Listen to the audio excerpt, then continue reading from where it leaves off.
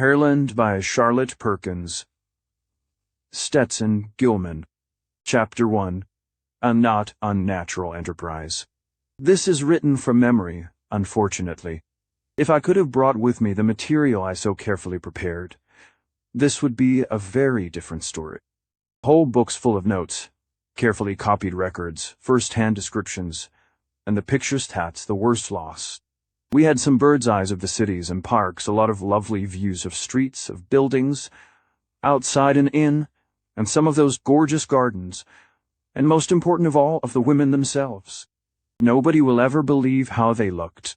Descriptions aren't any good when it comes to women, and I never was good at descriptions anyhow. But it's got to be done somehow. The rest of the world needs to know about that country. I haven't said where it was for fear some self-appointed missionaries, or traders, or land-greedy expansionists will take it upon themselves to push in. They will not be wanted, I can tell them that, and will fare worse than we did if they do find it. It began this way. There were 3 of us, classmates and Friendster O. Nicholson, we used to call him the Old Nick, with good reason, Jeff Margrave, and I, Vandyck Jennings. We had known each other years and years, and in spite of our differences, we had a good deal in common. All of us were interested in science. Terry was rich enough to do as he pleased. His great aim was exploration. He used to make all kinds of a row because there was nothing left to explore now, only patchwork and filling in, he said. He filled in well enough, had a lot of talents, great on mechanics and electricity, had all kinds of boats and motor cars, and was one of the best of our airmen. We never could have done the thing at all without Terry. Jeff Margrave was born to be a poet, a botanist or both, but his folks persuaded him to be a doctor instead. He was a good one, for his age, but his real interest was in what he loved to call the wonders of science. As for me, sociology's my major. You have to back that up with a lot of other sciences, of course. I'm interested in them all. Terry was strong on facts, geography, and meteorology, and those Jeff could beat him any time on biology, and I didn't care what it was they talked about, so long as it connected with human life, somehow. There are few things that don't. We 3 had a chance to join a big scientific expedition. They needed a doctor, and that gave Jeff an excuse for dropping his just opening practice. They needed Terra's experience, his machine, and his money, and as for me, I got in through Terra's influence. The expedition was up among the 1,000 tributaries, an enormous hinterland of a great river. Up where the maps had to be made, savage dialects studied, and all manner of strange flora and fauna expected. But this story is not about that expedition. That was only the merest starter for ours. My interest was first roused by talk among our guides. I'm quick at languages, know a good many, and pick them up readily. What with that and a really good interpreter we took with us, I made out quite a few legends and folk myths of these scattered tribes.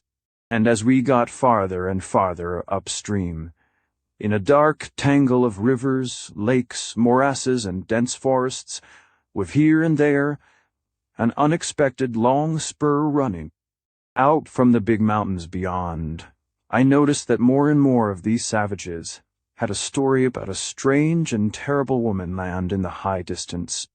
Up yonder, over there, way up was all the direction they could offer. But their legends all agreed on the main point that there was this strange country where no men lived, only women and girl children. None of them had ever seen it. It was dangerous, deadly, they said, for any man to go there. But there were tales of long ago, when some brave investigator had seen it, a big country, big houses, plenty people or women. Had no one else gone? Yes, a good many, but they never came back. It was no place for Minnoth that they seemed sure. I told the boys about these stories, and they laughed at them. Naturally, I did myself. I knew the stuff that savage dreams are made of. But when we had reached our farthest point, just the day before we all had to turn around and start for home again, as the best of expeditions must in time, we 3 made a discovery. The main encampment was on a spit of land running out into the main stream, or what we thought was the mainstream. It had the same muddy color we had been seeing for weeks past, the same taste. I happened to speak of that river to our last guide, a rather superior fellow with quick, bright eyes. He told me that there was another river over there. Short river, sweet water, red and blue. I was interested in this and anxious to see if I had understood, so I showed him a red and blue pencil I carried, and asked again. Yes, he pointed to the river, and then to the southwestward. River good watered and blue. Terry was close by and interested in the fellow's pointing. What does he say, Van? I told him. Terry blazed up at once. Ask him how far it is. The man indicated a short journey I judged about 2 hours. Maybe 3? Let's go, urged Terry. Just us 3. Maybe we can really find something. Maybe cinnabar in it. Maybe indigo, Jeff suggested, with his lazy smile. It was early yet we had just breakfasted, and leaving word that we'd be back before night, we got away quietly, not wishing to be thought too gullible if we failed, and secretly hoping to have some nice little discovery all to ourselves. It was a long 2 hours, nearer 3. I fancy the savage could have done it alone, much quicker. There was a desperate tangle of wood and water and a swampy patch we never should have found our way across alone. But there was one, and I could see Terry, with compass and notebook, marking directions and trying to place landmarks. We came after a while to a sort of marshy lake, very big, so that the circling forest looked quite low and dim across it. Our guide told us that boats could go from there to our camp at Long While Day. This water was somewhat clearer than that we had left, but we could not judge well from the margin. We skirted it for another half-hour or so, the ground growing firmer as we advanced, and presently we turned the corner of a wooded promontory and saw a quite different country, a sudden view of mountains steep and bare. One of those long easterly spurs, Terry said appraisingly, maybe hundreds of miles from the range. They crop out like that. Suddenly we left the lake and struck directly toward the cliffs. We heard running water before we reached it, and the guide pointed proudly to his river. It was short. We could see where it poured down a narrow vertical cataract from an opening in the face of the cliff. It was sweet water. The guide drank eagerly, and so did we. That's snow water, Terry announced. Must come from way back in the hills. But as to being red and blue, it was greenish in tint. The guide seemed not at all surprised. He hunted about a little, and showed us a quiet marginal pool where there were smears of red along the border. Yes, and of blue. Terry got out his magnifying glass and squatted down to investigate. Chemicals of some sort he can't tell on the spot. Look to me like dye-stuffs. Let's get nearer, he urged, up there by the fall. We scrambled along the steep banks and got close to the pool that foamed and boiled beneath the falling water. Here we searched the border and found traces of color beyond dispute. Morijev suddenly held up an unlooked-for trophy.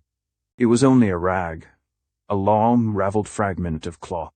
But it was a well-woven fabric, with a pattern, and of a clear scarlet that the water had not faded.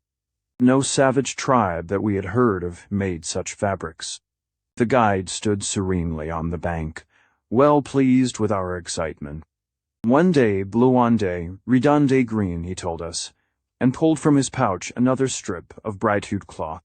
Come down, he said, pointing to the cataract. Woman country up there. Then we were interested.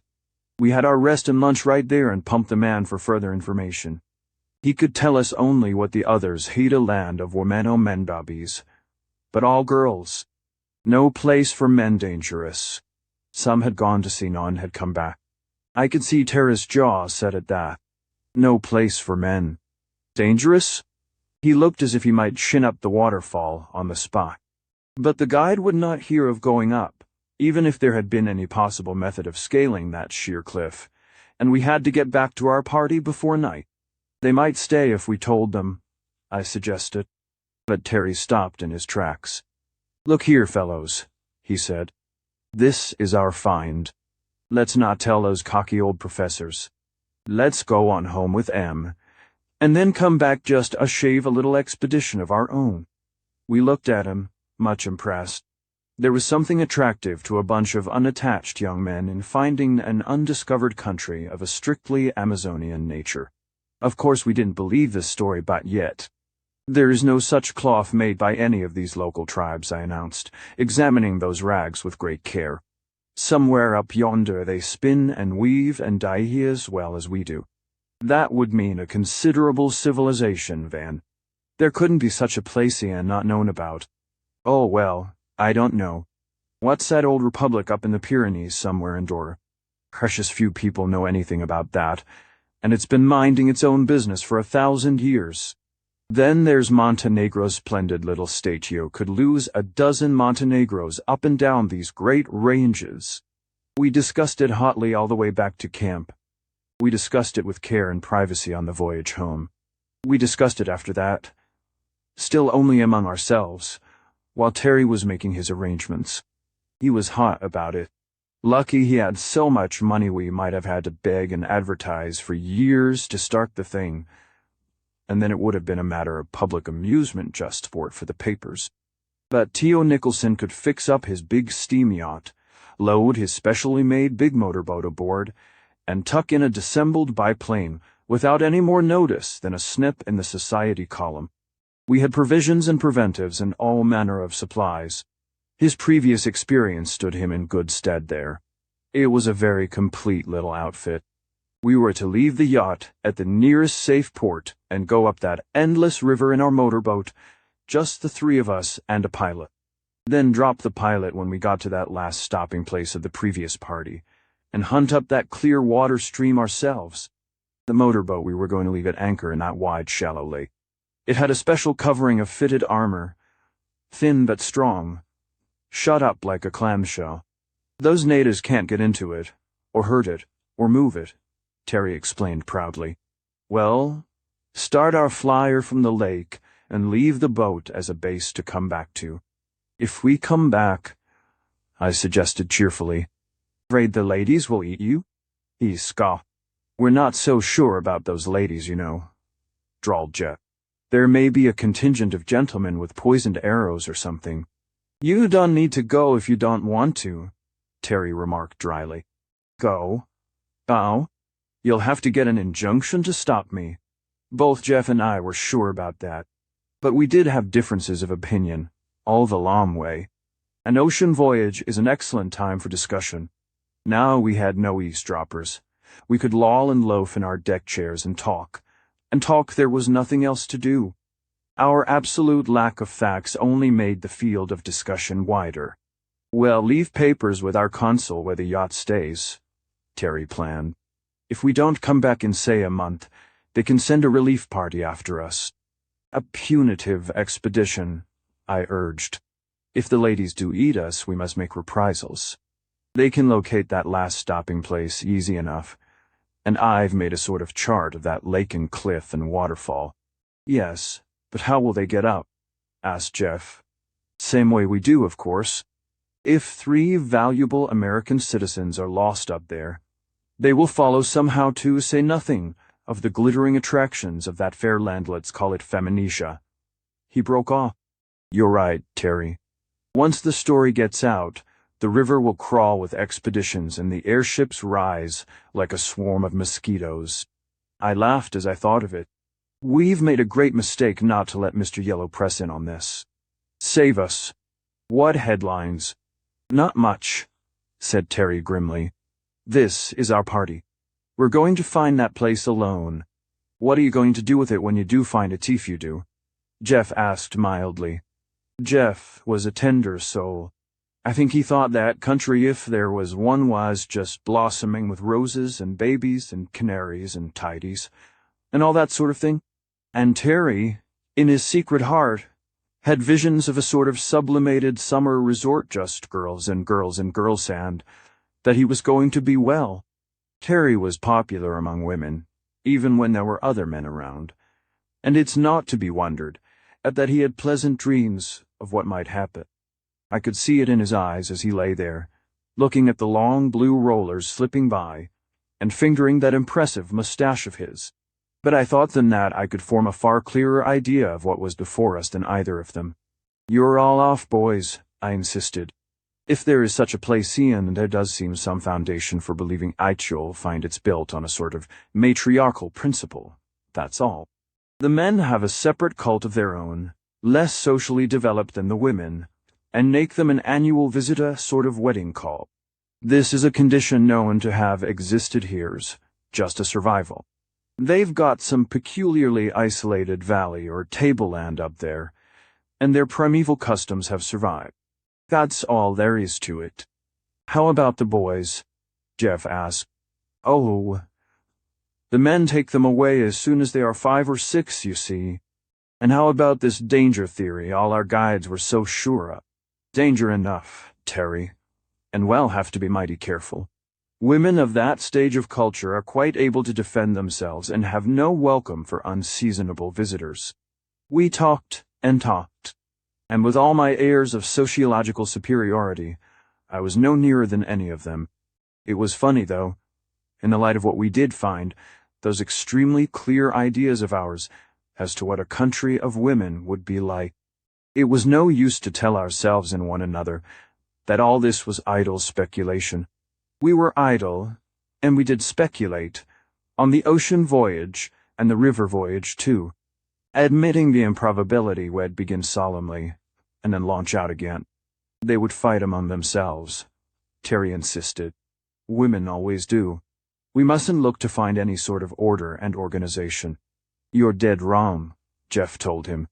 "It will be like a nunnery under an abbess, peaceful, harmonious sisterhood." I snorted derision at this idea. "Nuns, indeed. Your peaceful sisterhoods were all celibate, Jeff, and under vows of obedience. These are just women, and mothers, and where there's motherhood you don't find sisterhood not much." "No, cert I'll scrap," agreed Terry. "Also, we mustn't look for inventions and progress. It'll be awfully primitive." "How about that cloth mill?" Jeff suggested. "Oh, cloth. Women have always been spinsters. But there they stop, you'll see." We joked Terry about his modest impression that he would be warmly received. But he held his ground. "You'll see," he insisted. "I'll get solid with them Allen play one bunch against another.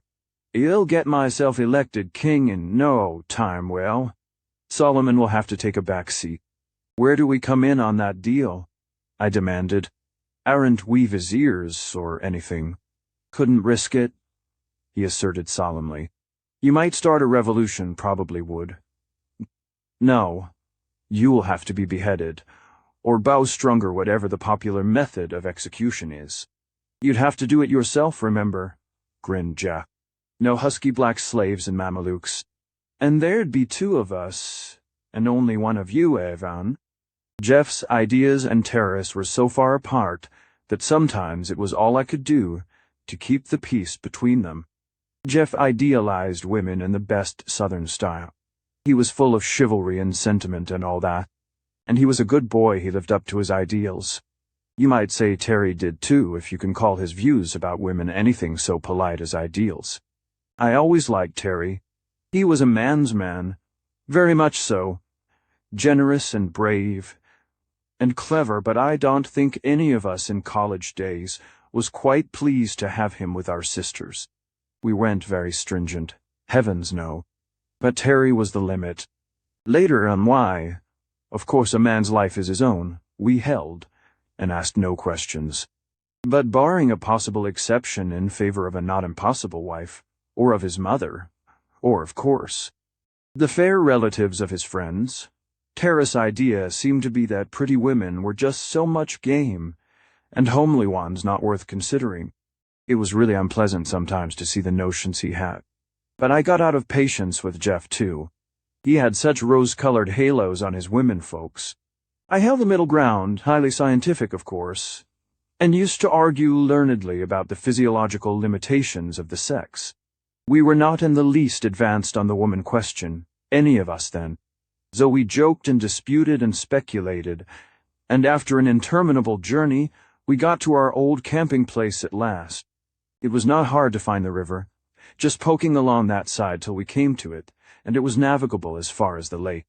When we reached that and slid out on its broad, glistening bosom, with that high gray promontory running out toward us, and the straight white fall clearly visible, it began to be really exciting. There was some talk, even then, of skirting the rock wall and seeking a possible footway up, but the marshy jungle made that method look not only difficult but dangerous. Terry dismissed the plan sharply. "Nonsense, fellows. We've decided that. It might take months. We haven't got the provisions. No. Sir, we've got to take our chances. If we get back safe, all right. If we don't, why? We're not the first explorers to get lost in the shuffle. There are plenty to come after us." So we got the big biplane together and loaded it with our scientifically compressed baggage. The camera, of course, the glasses, a supply of concentrated food. Our pockets were magazines of small necessities, and we had our guns. Of course, there was no knowing what might happen. Up and up and up we sailed, way up at first, to get the lay of the land and make note of it. Out of that dark green sea of crowding forest, this high-standing spur rose steeply.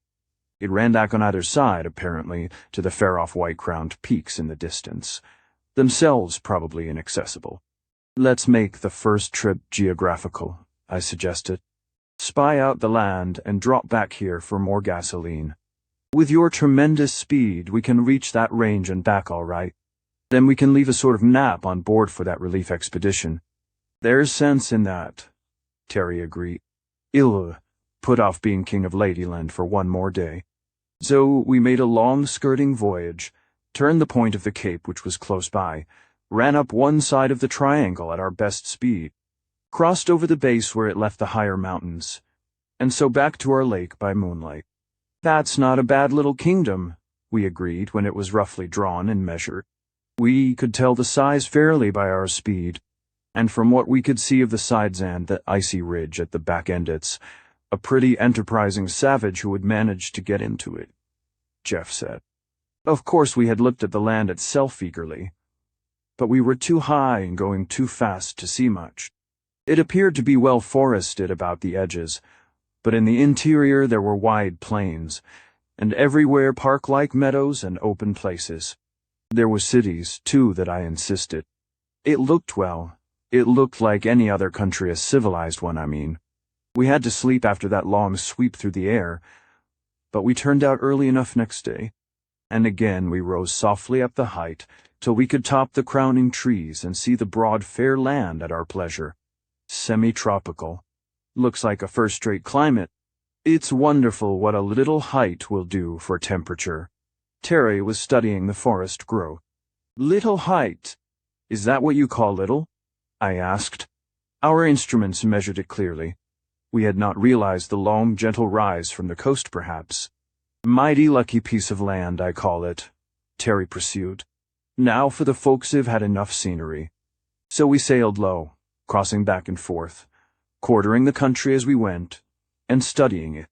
We saw I can't remember now how much of this we noted then, and how much was supplemented by our later knowledge. But we could not help seeing this much, even on that excited day of land, in a state of perfect cultivation, where even the forests looked as if they were cared for, a land that looked like an enormous park, only it was even more evidently an enormous garden. "I don't see any cattle," I suggested, but Terry was silent. We were approaching a village. I confess that we paid small attention to the clean, well-built roads, to the attractive architecture, to the ordered beauty of the little town.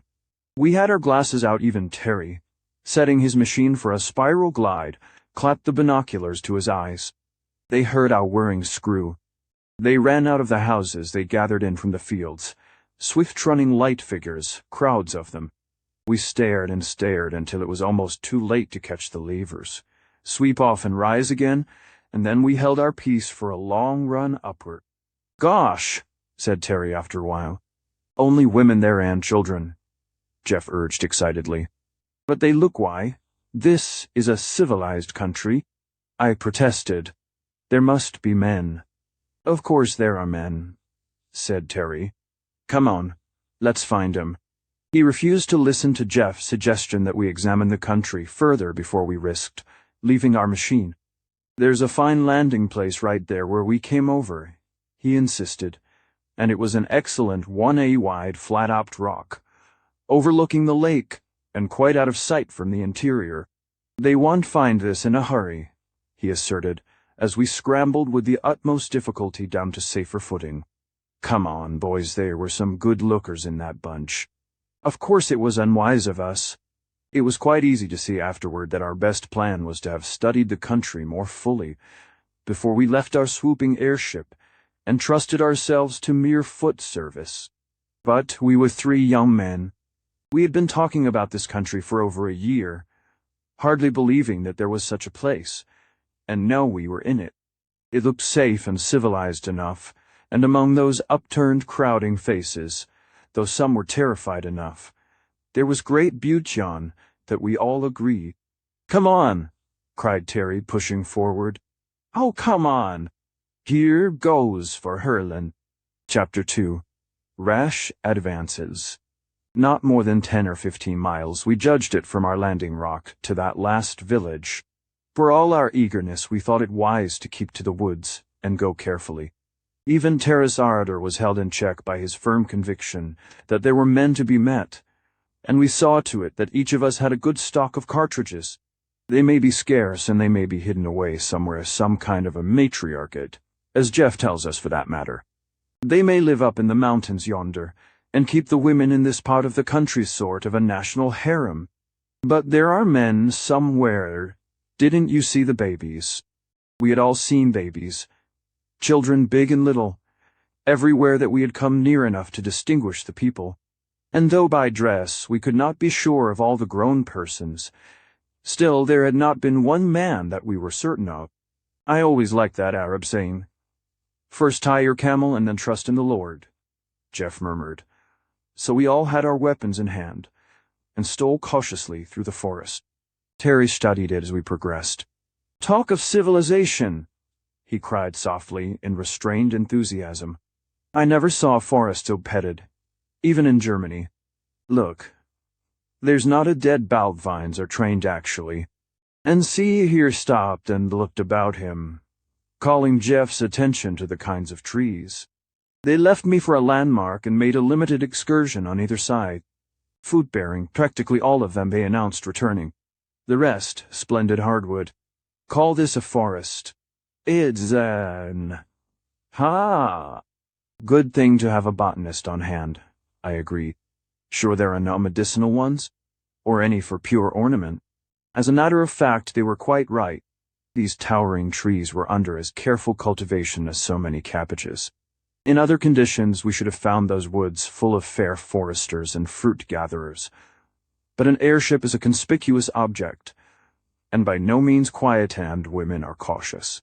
All we found moving in those woods, as we started through them, were birds, some gorgeous, some musical, all so tame that it seemed almost to contradict our theory of cultivation at least until we came upon occasional little glades, where carved stone seats and tables stood in the shade beside clear fountains, with shallow bird baths always at it.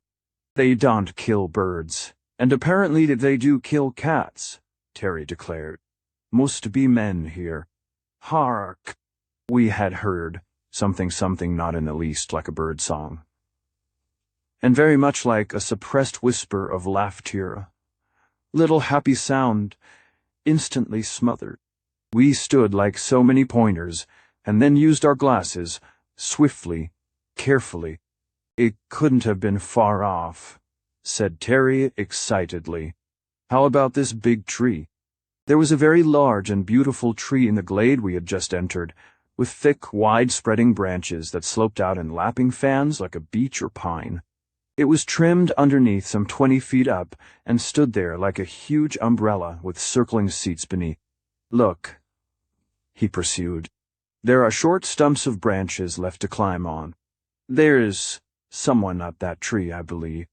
We stole near, cautiously. "Look out for a poisoned arrow in your eye," I suggested. But Terry pressed forward, sprang up on the seat back, and grasped the trunk. "In my heart, more likely," he answered. Gee! Look, boys. We rushed close in and looked up. There among the boughs overhead was something more than one something that clung motionless, close to the great trunk at first. And then, as one and all we started up the tree, separated into 3 swift-moving figures, and fled upward. As we climbed, we could catch glimpses of them scattering above us. By the time we had reached about as far as 3 men together dared push, they had left the main trunk and moved outward, each one balanced on a long branch that dipped and swayed beneath the weight. We paused, uncertain. If we pursued further, the boughs would break under the double burden. We might shake them off, perhaps, but none of us was so inclined. In the soft dappled light of these high regions, breathless with our rapid climb, we rested a while, eagerly studying our objects of pursuit, while they, in turn, with no more terror than a set of frolicsome children in a game of tag, sat as lightly as so many big bright birds on their precarious perches, and frankly, curiously, stared at us. "Girls," whispered Jeff, under his breath, as if they might fly if he spoke aloud. "Peaches," added Terry, scarcely louder. "Peacherinos apricot nectarines. Weu." They were girls, of course. No boys could ever have shown that sparkling beauty. And yet none of us was certain at first. We saw short hair, hatless, loose, and shining a suit of some light, firm stuff, the closest of tunics and knee breeches, met by trim gaiters. As bright and smooth as parrots and as unaware of danger, they swung there before us, wholly at ease, staring as we stared, till first one, and then all of them burst into peals of delighted laughter. Then there was a torrent of soft talk tossed back and forth, no savage sing-song, but clear musical fluent speech.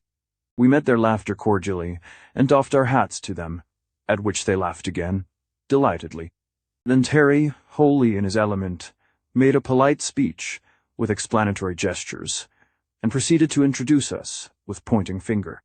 "Mr. Jeff Margrave," he said clearly. Jeff bowed as gracefully as a man could in the fork of a great limb. Mr. Van Dyck Jendingse also tried to make an effective salute, and nearly lost my balance.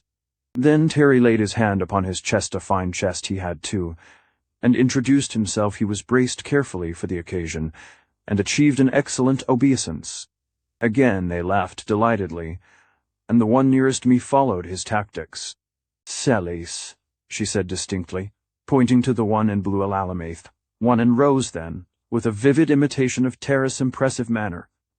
She laid a firm, delicate hand on her gold-green jerkinellador. This was pleasant, but we got no nearer. "We can't sit here and learn the language," Terry protested. He beckoned to them to come nearer, most winningly, but they gaily shook their heads. He suggested, by signs, that we all go down together, but again they shook their heads still merrily. Then Ellador clearly indicated that we should go down, pointing to each and all of us, with unmistakable firmness and further seeming, to imply by the sweep of a lithe arm that we not only go downward, but go away altogether, at which we shook our heads in turn. "Have to use bait," grinned Terry. "I don't know about you fellows, but I came prepared." He produced from an inner pocket a little box of purple velvet, that opened with a snap-end out of it. He drew a long, sparkling thing, a necklace of big, varicolored stones that would have been worth $1 million if real ones. He held it up, swung it, glittering in the sun, offered it first to one, then to another, holding it out as far as he could reach toward the girl nearest him.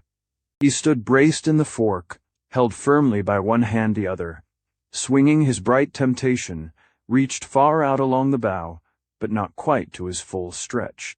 She was visibly moved, I noted, hesitated, spoke to her companions. They chattered softly together, one evidently warning her, the other encouraging. Then softly and slowly, she drew nearer. This was Alima, a tall, long-limbed lass, well-knit and evidently both strong and agile. Her eyes were splendid, wide, fearless, as free from suspicion as a child's who has never been rebuked. Her interest was more that of an intent boy playing a fascinating game than of a girl lured by an ornament. The others moved a bit farther out, holding firmly, watching. Tara's smile was irreproachable, but I did not like the look in his eyes. It was like a creature about to spring. I could already see it happen: the dropped necklace, the sudden clutching hand, the girl's sharp cry as he seized her and drew her in. But it didn't happen. She made a timid reach with her right hand for the swinging thing, held it a little nearer then. Swift as light, she seized it from him with her left, and dropped on the instant to the bough below. He made his snatch quite vainly, almost losing his position, as his hand clutched only air, and then with inconceivable rapidity, the three bright creatures were gone. They dropped from the ends of the big boughs to those below, fairly pouring themselves off the tree, while we climbed downward as swiftly as we could. We heard their vanishing gay laughter. We saw them fleeting away in the wide-open reaches of the forest. And Dave chased. But we might as well have chased wild antelopes, so we stopped at length, somewhat breathless. "No use," gasped Terry. "They got away with it. My word. The men of this country must be good sprinters. Inhabitants evidently arboreal," I grimly suggested. "Civilized and still arboreal, peculiar people." "You shouldn't have tried that way," Jeff protested. "They were perfectly friendly now. We've scared them." But it was no use grumbling, and Terry refused to admit any mistake. "Nonsense," he said. "They expected it. Women like to be run after. Come on, let's get to that town. Maybe we'll find them there." Let's see, it was in this direction, and not far from the woods, as I remember. When we reached the edge of the open country, we reconnoitered with our field glasses. There it was, about 4 miles off, the same town, we concluded, unless, as Jeff ventured, they all had pink houses.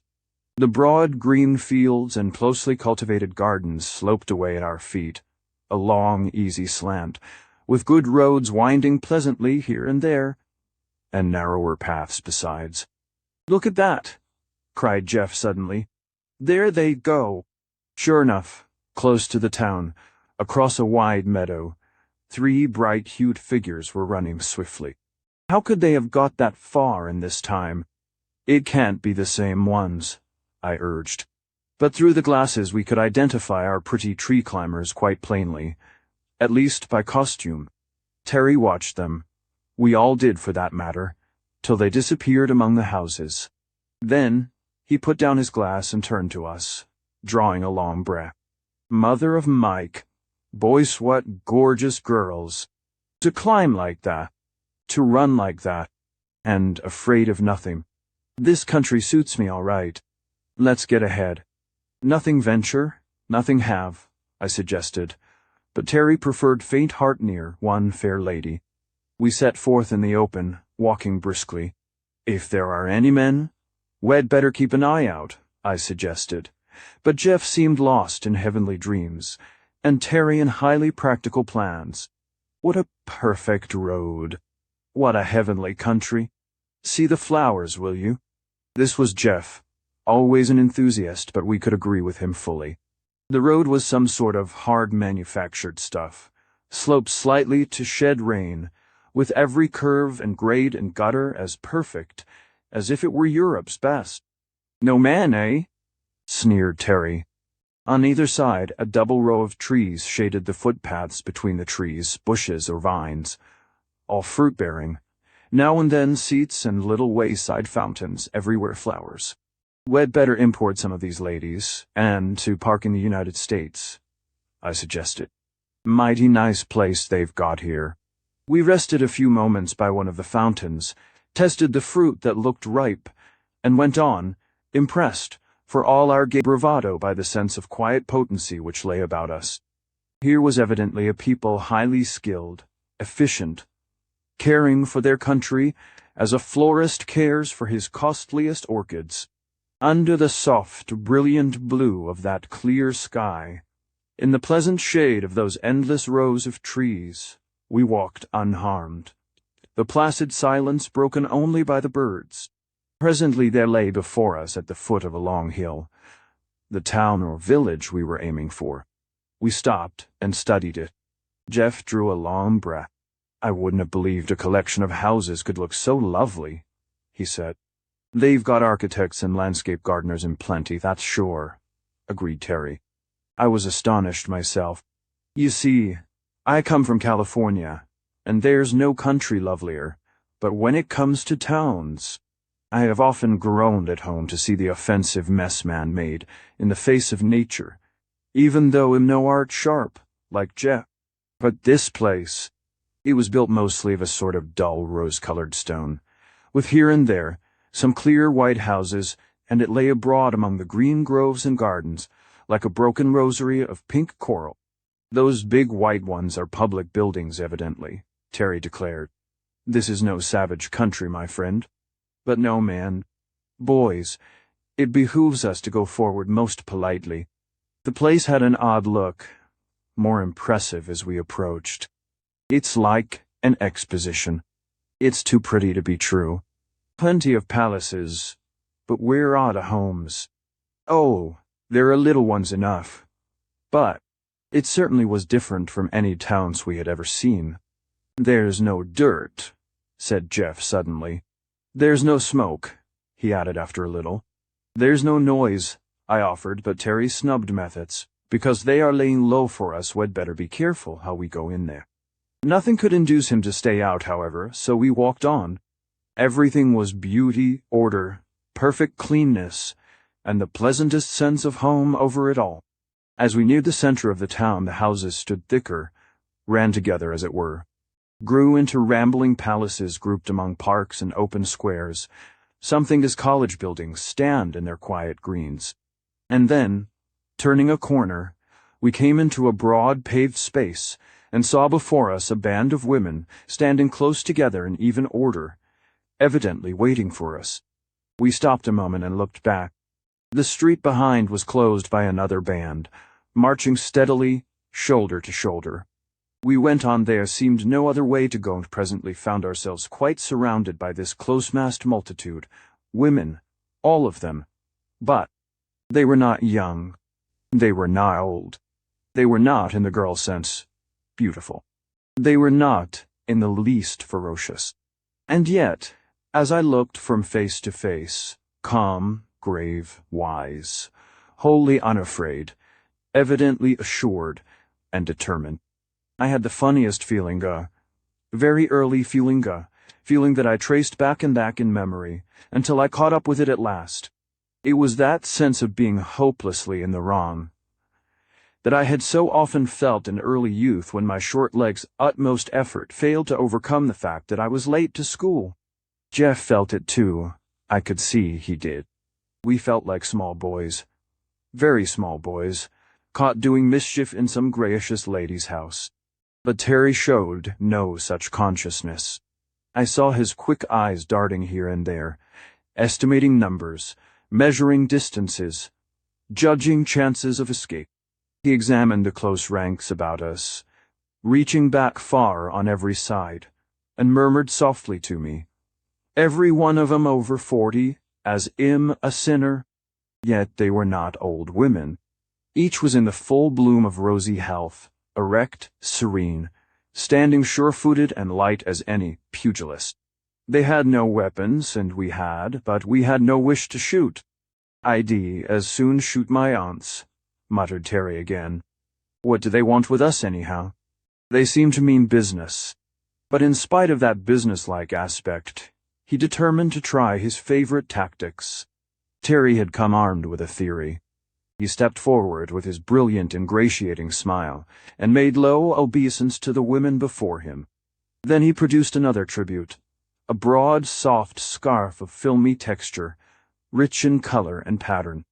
A lovely thing, even to my eye, and offered it with a deep bow to the tall, unsmiling woman, who seemed to head the ranks before him.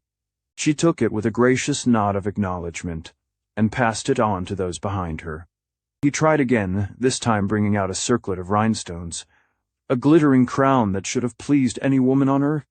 He made a brief address, including Jeff and me as partners in his enterprise, and with another bow presented this.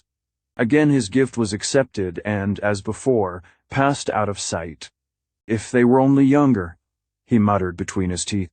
What on earth is a fellow to say to a regiment of old colonels like this? In all our discussions and speculations, we had always unconsciously assumed that the women, whatever else they might be, would be young.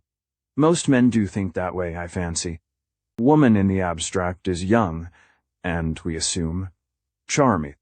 As they get older, they pass off the stage, somehow, into private ownership mostly, or out of it altogether. But these good ladies were very much on the stage, and yet any one of them might have been a grandmother. We looked for nervousness, there was none. For terror, perhaps there was none.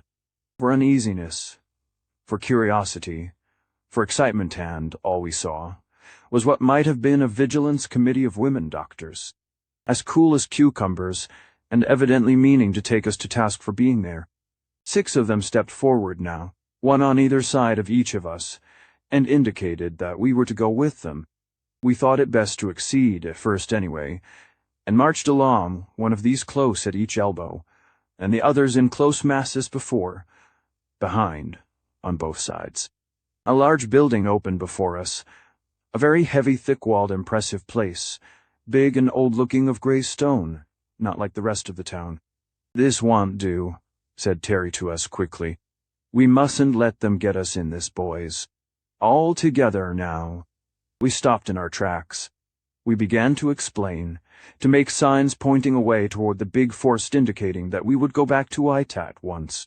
It makes me laugh, knowing all I do now, to think of us 3 boys, nothing else, 3 audacious, impertinent boys, butting into an unknown country, without any sort of a guard or defense. We seemed to think that if there were men we could fight them, and if there were only women, why, they would be no obstacles at all. Jeff, with his gentle, romantic, old-fashioned notions of women as clinging vines.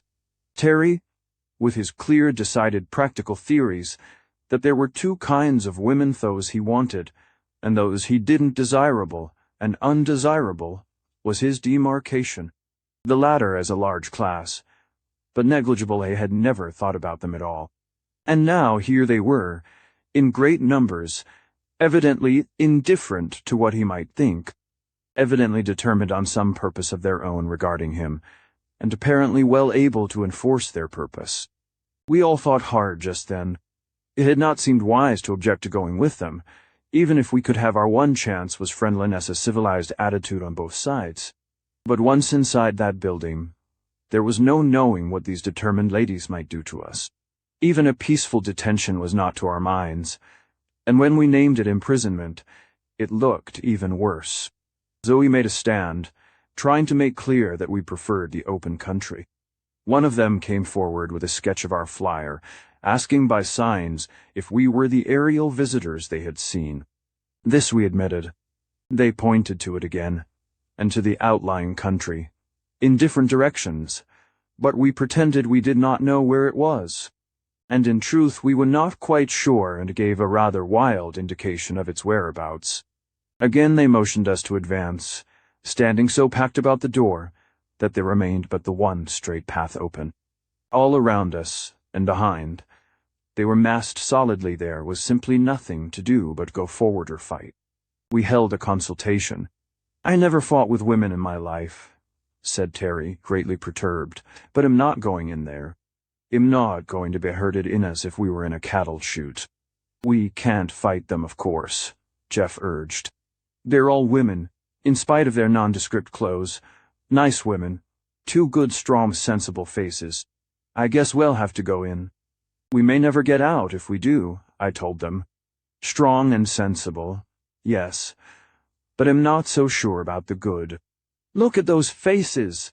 They had stood at ease, waiting while we conferred together, but never relaxing their close attention. Their attitude was not the rigid discipline of soldiers. There was no sense of compulsion about them. Terra's term of a vigilance committee was highly descriptive. They had just the aspect of sturdy burghers, gathered hastily to meet some common need or peril, all moved by precisely the same feelings, to the same end. Never, anywhere before, had I seen women of precisely this quality. Fishwives and market women might show similar strength, but it was coarse and heavy. These were merely athletic-light and powerful. College professors, teachers, writers' women showed similar intelligence, but often more a strained, nervous look, while these were as calm as cows, for all their evident intellect. We observed pretty closely, just then, for all of us felt that it was a crucial moment. The leader gave some word of command and beckoned us on, and the surrounding mass moved a step nearer. "We've got to decide quick," said Terry. "I vote to go in," Jeff urged. But we were 2-1 against him, and he loyally stood by us. We made one more effort to be let go, urgent, but not imploring. In vain. "Now for a rush, boys," Terry said. "And if we can't break him, he'll shoot in the air." Then we found ourselves much in the position of the suffragette, trying to get to the Parliament buildings through a triple cordon of London police. The solidity of those women was something amazing. Terry soon found that it was useless, tore himself loose for a moment, pulled his revolver, and fired upward. As they caught at it, he fired again. We heard a cry. Instantly each of us was seized by 5 women. Each holding arm or leg or head, we were lifted like children, straddling helpless children, and borne onward wriggling indeed, but most ineffectually. We were borne inside, struggling manfully, but held secure most womanfully, in spite of our best endeavors. So carried and so held, we came into a high inner hall, gray and bare, and were brought before a majestic gray-haired woman who seemed to hold a judicial position. There was some talk, not much among them, and then suddenly there fell upon each of us at once a firm hand holding a wetted cloth before mouth and nose in order of swimming sweetness aesthesia. Chapter 3. A peculiar imprisonment. From a slumber as deep as death, as refreshing as that of a healthy child, I slowly awakened. It was like rising up through a deep, warm ocean, nearer and nearer to full light and stirring air, or like the return to consciousness after concussion of the brain. I was once thrown from a horse while on a visit to a wild mountainous country, quite new to me, and I can clearly remember the mental experience of coming back to life, through lifting veils of dream. When I first dimly heard the voices of those about me, and saw the shining snow peaks of that mighty range, I assumed that this too would pass, and I should presently find myself in my own home.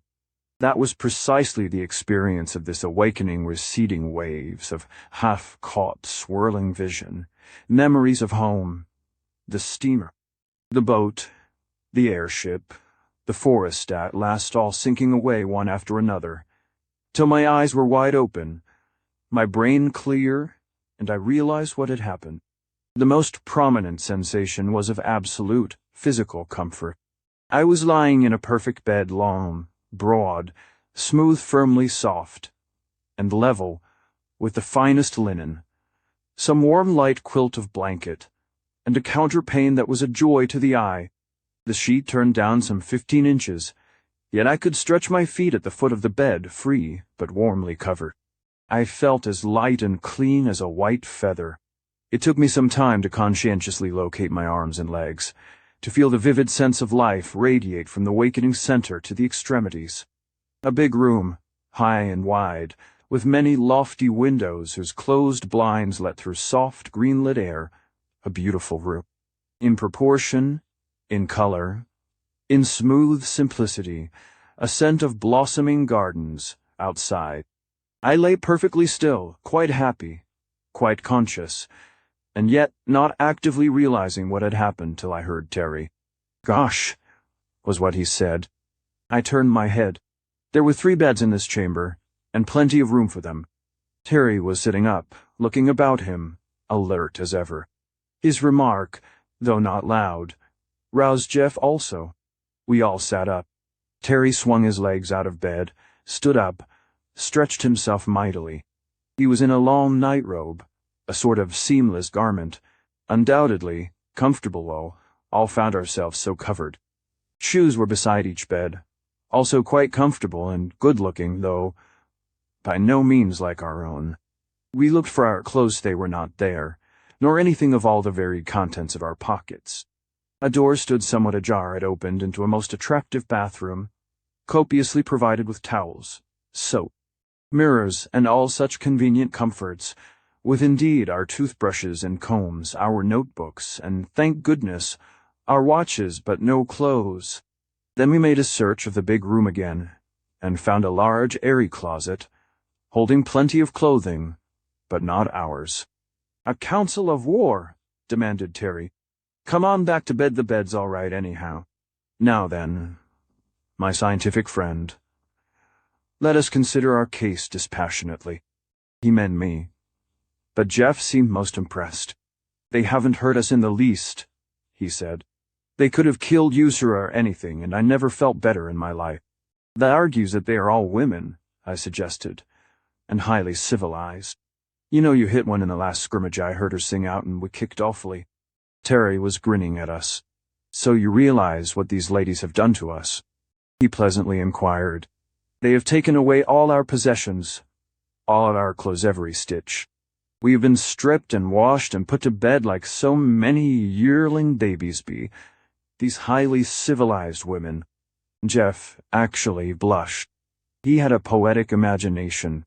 Terry had imagination enough, of a different kind. So had I, also different. I always flattered myself I had the scientific imagination, which, incidentally, I considered the highest sort. One has a right to a certain amount of egotism if founded on fact and kept to one's selfy thing. "No use kicking, boys," I said. "They've got us, and apparently they're perfectly harmless. It remains for us to cook up some plan of escape like any other bottled heroes. Meanwhile, we've got to put on these clothes Shopson's choice." The garments were simple in the extreme, and absolutely comfortable, physically, though of course we all felt like soups in the theater. There was a one-piece cotton undergarment, thin and soft, that reached over the knees and shoulders, something like the woe-piece pajamas some fellows wear, and a kind of half-hose that came up to just under the knee, and stayed there, had elastic tops of their own, and covered the edges of the first. Then there was a thicker variety of union suit, a lot of them in the closet, of varying weights and somewhat sturdier material. Evidently they would do at a pinch with nothing further. Then there were tunics, knee-length, and some long robes. Needless to say, we took tunics. We bathed and dressed quite cheerfully. "Not half bad," said Terry, surveying himself in a long mirror. His hair was somewhat longer than when we left the last barber, and the hats provided were much like those seen on the prince in the fairy tale, lacking the plume. The costume was similar to that which we had seen on all the women, though some of them, those working in the fields, glimpsed by our glasses when we first flew over, wore only the first two. I settled my shoulders and stretched my arms, remarking, "They have worked out a mighty sensible dress, I'll say that for them," with which we all agreed. "Now then," Terry proclaimed, "we've had a fine long sleep, we've had a good bath, we're clothed, and in our right minds, though feeling like a lot of neuters. Do you think these highly civilized ladies are going to give us any breakfast?" "Of course they will," Jeff asserted confidently. "If they had meant to kill us, they would have done it before. I believe we are going to be treated as guests. Hailed as deliverers, I think," said Terry. "Studied as curiosities," I told them. "But anyhow, we want food. So now for a sortie." A sortie was not so easy. The bathroom only opened into our chamber, and that had but one outlet, a big, heavy door, which was fastened. We listened. "There's someone outside," Jeff suggested. "Let's knock." So we knocked, whereupon the door opened. Outside was another large room, furnished with a great table at one end, long benches or couches against the wall, some smaller tables and chairs. All these were solid, strong, simple in structure, and comfortable in use also, incidentally, beautiful. This room was occupied by a number of women, 18 to be exact, some of whom we distinctly recall. Terry heaved a disappointed sigh. "The colonels," I heard him whisper to Jeff. Jeff, however, advanced and bowed in his best manner, so did we all, and we were saluted civilly by the tall standing women. We had no need to make pathetic pantomime of hunger. The smaller tables were already laid with food, and we were gravely invited to be seated. The tables were set for two. Each of us found ourselves placed vis-a-vis with one of our hosts, and each table had 5 other stalwarts nearby, unobtrusively watching. We had plenty of time to get tired of those women. The breakfast was not profuse, but sufficient in amount and excellent in quality. We were all too good travelers to object to novelty, and this repast, with its new but delicious fruit, its dish of large, rich-flavored nuts, and its highly satisfactory little cakes, was most agreeable. There was water to drink, and a hot beverage of a most pleasing quality, some preparation like cocoa, and then and there, willy-nilly, before we had satisfied our appetites, our education began. By each of our plates lay a little book, a real, printed book, though different from ours both in paper and binding, as well, of course, as in type. We examined them curiously. "Shades of Sauveur," muttered Terry. "We're to learn the language." We were indeed to learn the language, and not only that, but to teach our own. There were blank books with parallel columns, neatly ruled, evidently prepared for the occasion, and in these, as fast as we learned and wrote down the name of anything, we were urged to write our own name for it by its side. The book we had to study was evidently a school book, one in which children learned to read, and we judged from this, and from their frequent consultation as to methods, that they had had no previous experience in the art of teaching foreigners their language, or of learning any other. On the other hand, what they lacked in experience, they made up for in genius. Such subtle understanding, such instant recognition of our difficulties and readiness to meet them, were a constant surprise to us. Of course, we were willing to meet them halfway. It was wholly to our advantage to be able to understand and speak with them. And as to refusing to teach them, why should we? Later on we did try open rebellion, but only once. That first meal was pleasant enough, each of us quietly studying his companion. Jeff with sincere admiration, Terry with that highly technical look of his, as of a past master like a lion tamer, a serpent charmer, or some such professional. I myself was intensely interested. It was evident that those sets of 5 were there to check any outbreak on our part. We had no weapons, and if we did try to do any damage, with a chair, say, why 5 to 1 was too many for us, even if they were women that we had found out to our sorrow. It was not pleasant having them always around, but we soon got used to it. It's better than being physically restrained ourselves. Jeff philosophically suggested when we were alone. They've given us a room with no great possibility of escaping personal liberty, caperon. It's better than we'd have been likely to get in a man country. Man country? Do you really believe there are no men here, you innocent? Don't you know there must be? Demanded Terry. Yes, Jeff agreed. Oh, of course, and yet what? Come, you obdurate sentimentalist, what are you thinking about? They may have some peculiar division of labor we've never heard of, I suggested. The men may live in separate towns, or they may have subdued them somehow and keep them shut up. But there must be some. That last suggestion of yours is a nice one, Van, Terry protested. Same as they've got us subdued and shut up. You make me shiver. Well, figure it out for yourself any way you please. We saw plenty of kids the first day, and we've seen those girls. Real girls. Terry agreed in immense relief. Glad you mentioned Emma. I declare, if I thought there was nothing in the country but those grenadiers, I'd jump out the window. Speaking of windows, I suggested, let's examine ours. We looked out of all the windows. The blinds opened easily enough, and there were no bars, but the prospect was not reassuring. This was not the pink-walled town we had so rashly entered the day before. Our chamber was high up, in a projecting wing of a sort of castle, built out on a steep spur of rock. Immediately below us were gardens, fruitful and fragrant, but their high walls followed the edge of the cliff, which dropped sheer down. We could not see how far. The distant sound of water suggested a river at the foot. We could look out east, west, and south. To the southeastward stretched the open country, lying bright and fair in the morning light. But on either side, and evidently behind, rose great mountains. "This thing is a regular fortress, and no women built it, I can tell you that," said Terry. We nodded agreeingly. "It's right up among the hills. They must have brought us a long way. We saw some kind of swift-moving vehicles the first day," Jeff reminded us. "If they've got motors, they are civilized. Civilized or not, we've got our work cut out for us to get away from here. I don't propose to make a rope of bedclothes and try those walls till ensure there is no better way." We all concurred on this point, and returned to our discussion as to the women. Jeff continued thoughtful. "All the same, there's something funny about it," he urged. "It isn't just that we don't see any men, but we don't see any signs of them. The interaction of these women is different from any that I've ever met." "There is something in what you say, Jeff," I agreed. "There is a different atmosphere. They don't seem to notice our being men," he went on.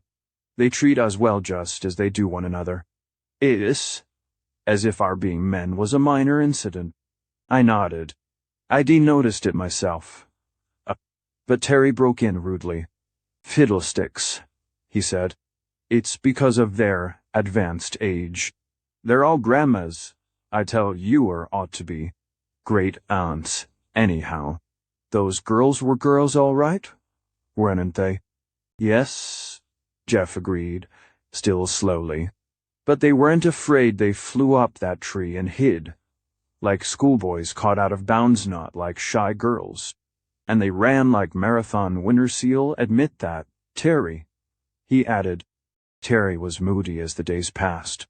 He seemed to mind our confinement more than Jeff or I did, and he harped on Allemand, and how near had come to catching her.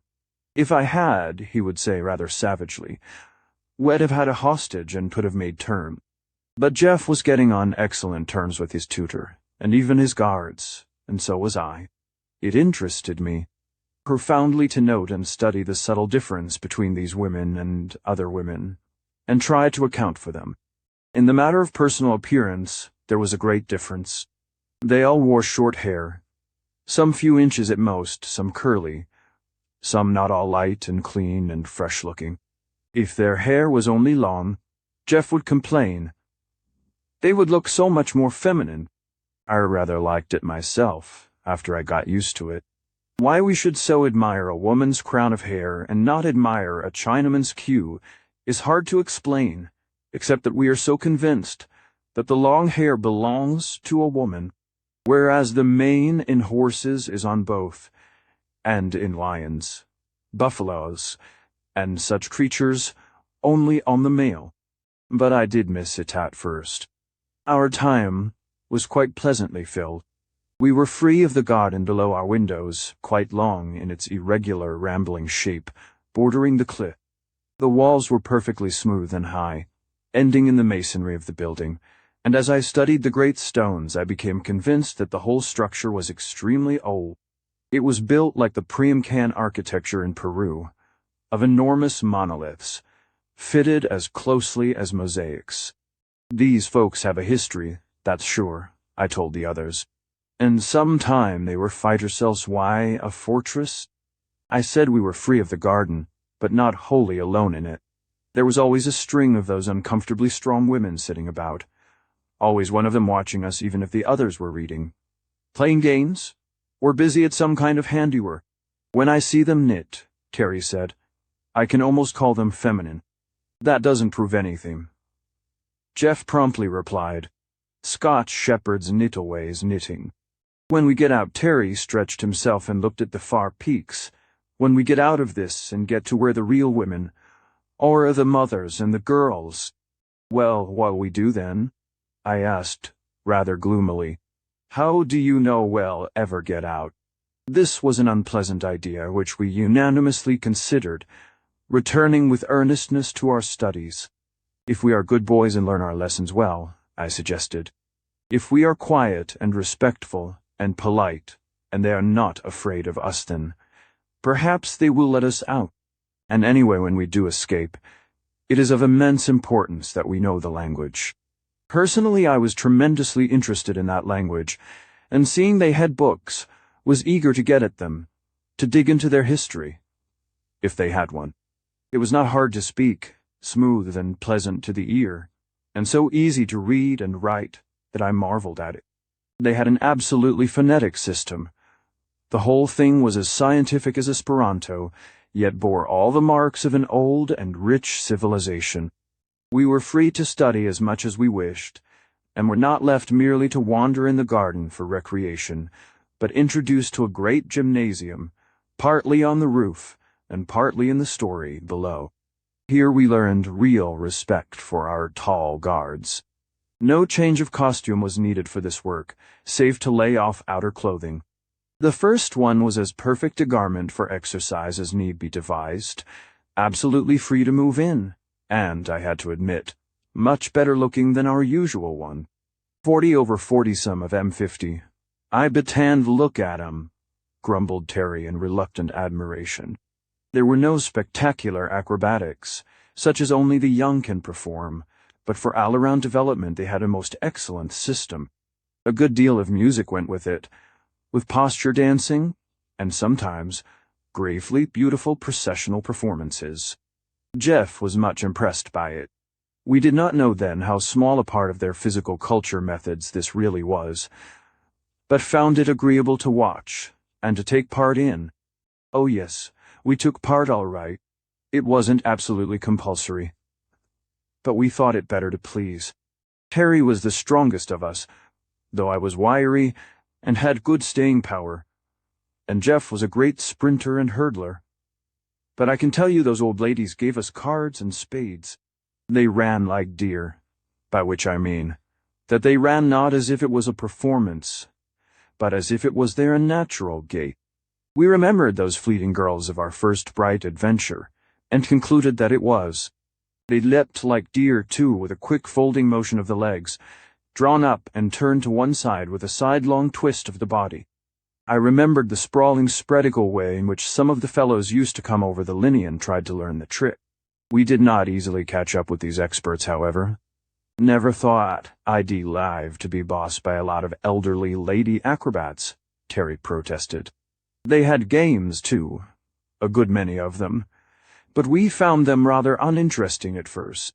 It was like two people playing solitaire to see who would get it first, more like a race or AA competitive examination than a real game with some fight in it. I philosophized a bit over this and told Terry it argued against their having any men about. There isn't a man-size game in the lot, I said. But they are intra-stingy like them, Jeff objected. And I'm sure they are educational.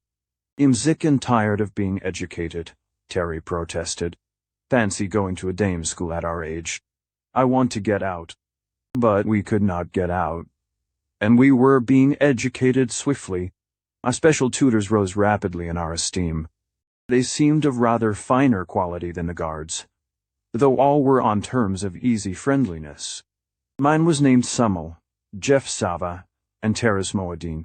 We tried to generalize from the names, those of the guards, and of our 3 girls, but got nowhere. They sound well enough, and they're mostly short, but there's no similarity of termination and no to alike. However, our acquaintance is limited as yet. There were many things we meant to ask as soon as we could talk well enough. Better teaching I never saw. From morning to night, there was Summel, always on call, except between 2 and 4, always pleasant with a steady friendly kindness that I grew to enjoy very much.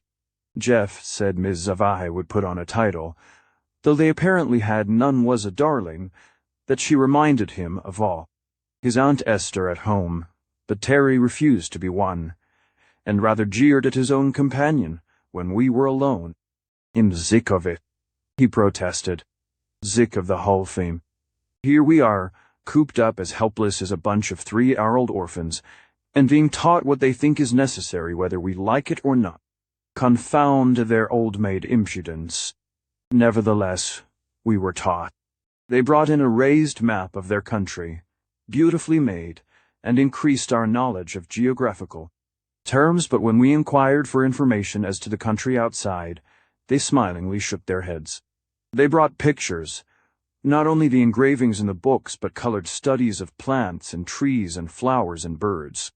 They brought tools and various small objects. We had plenty of material in our school. If it had not been for Terry, we would have been much more contented. But as the weeks ran into months, he grew more and more irritable.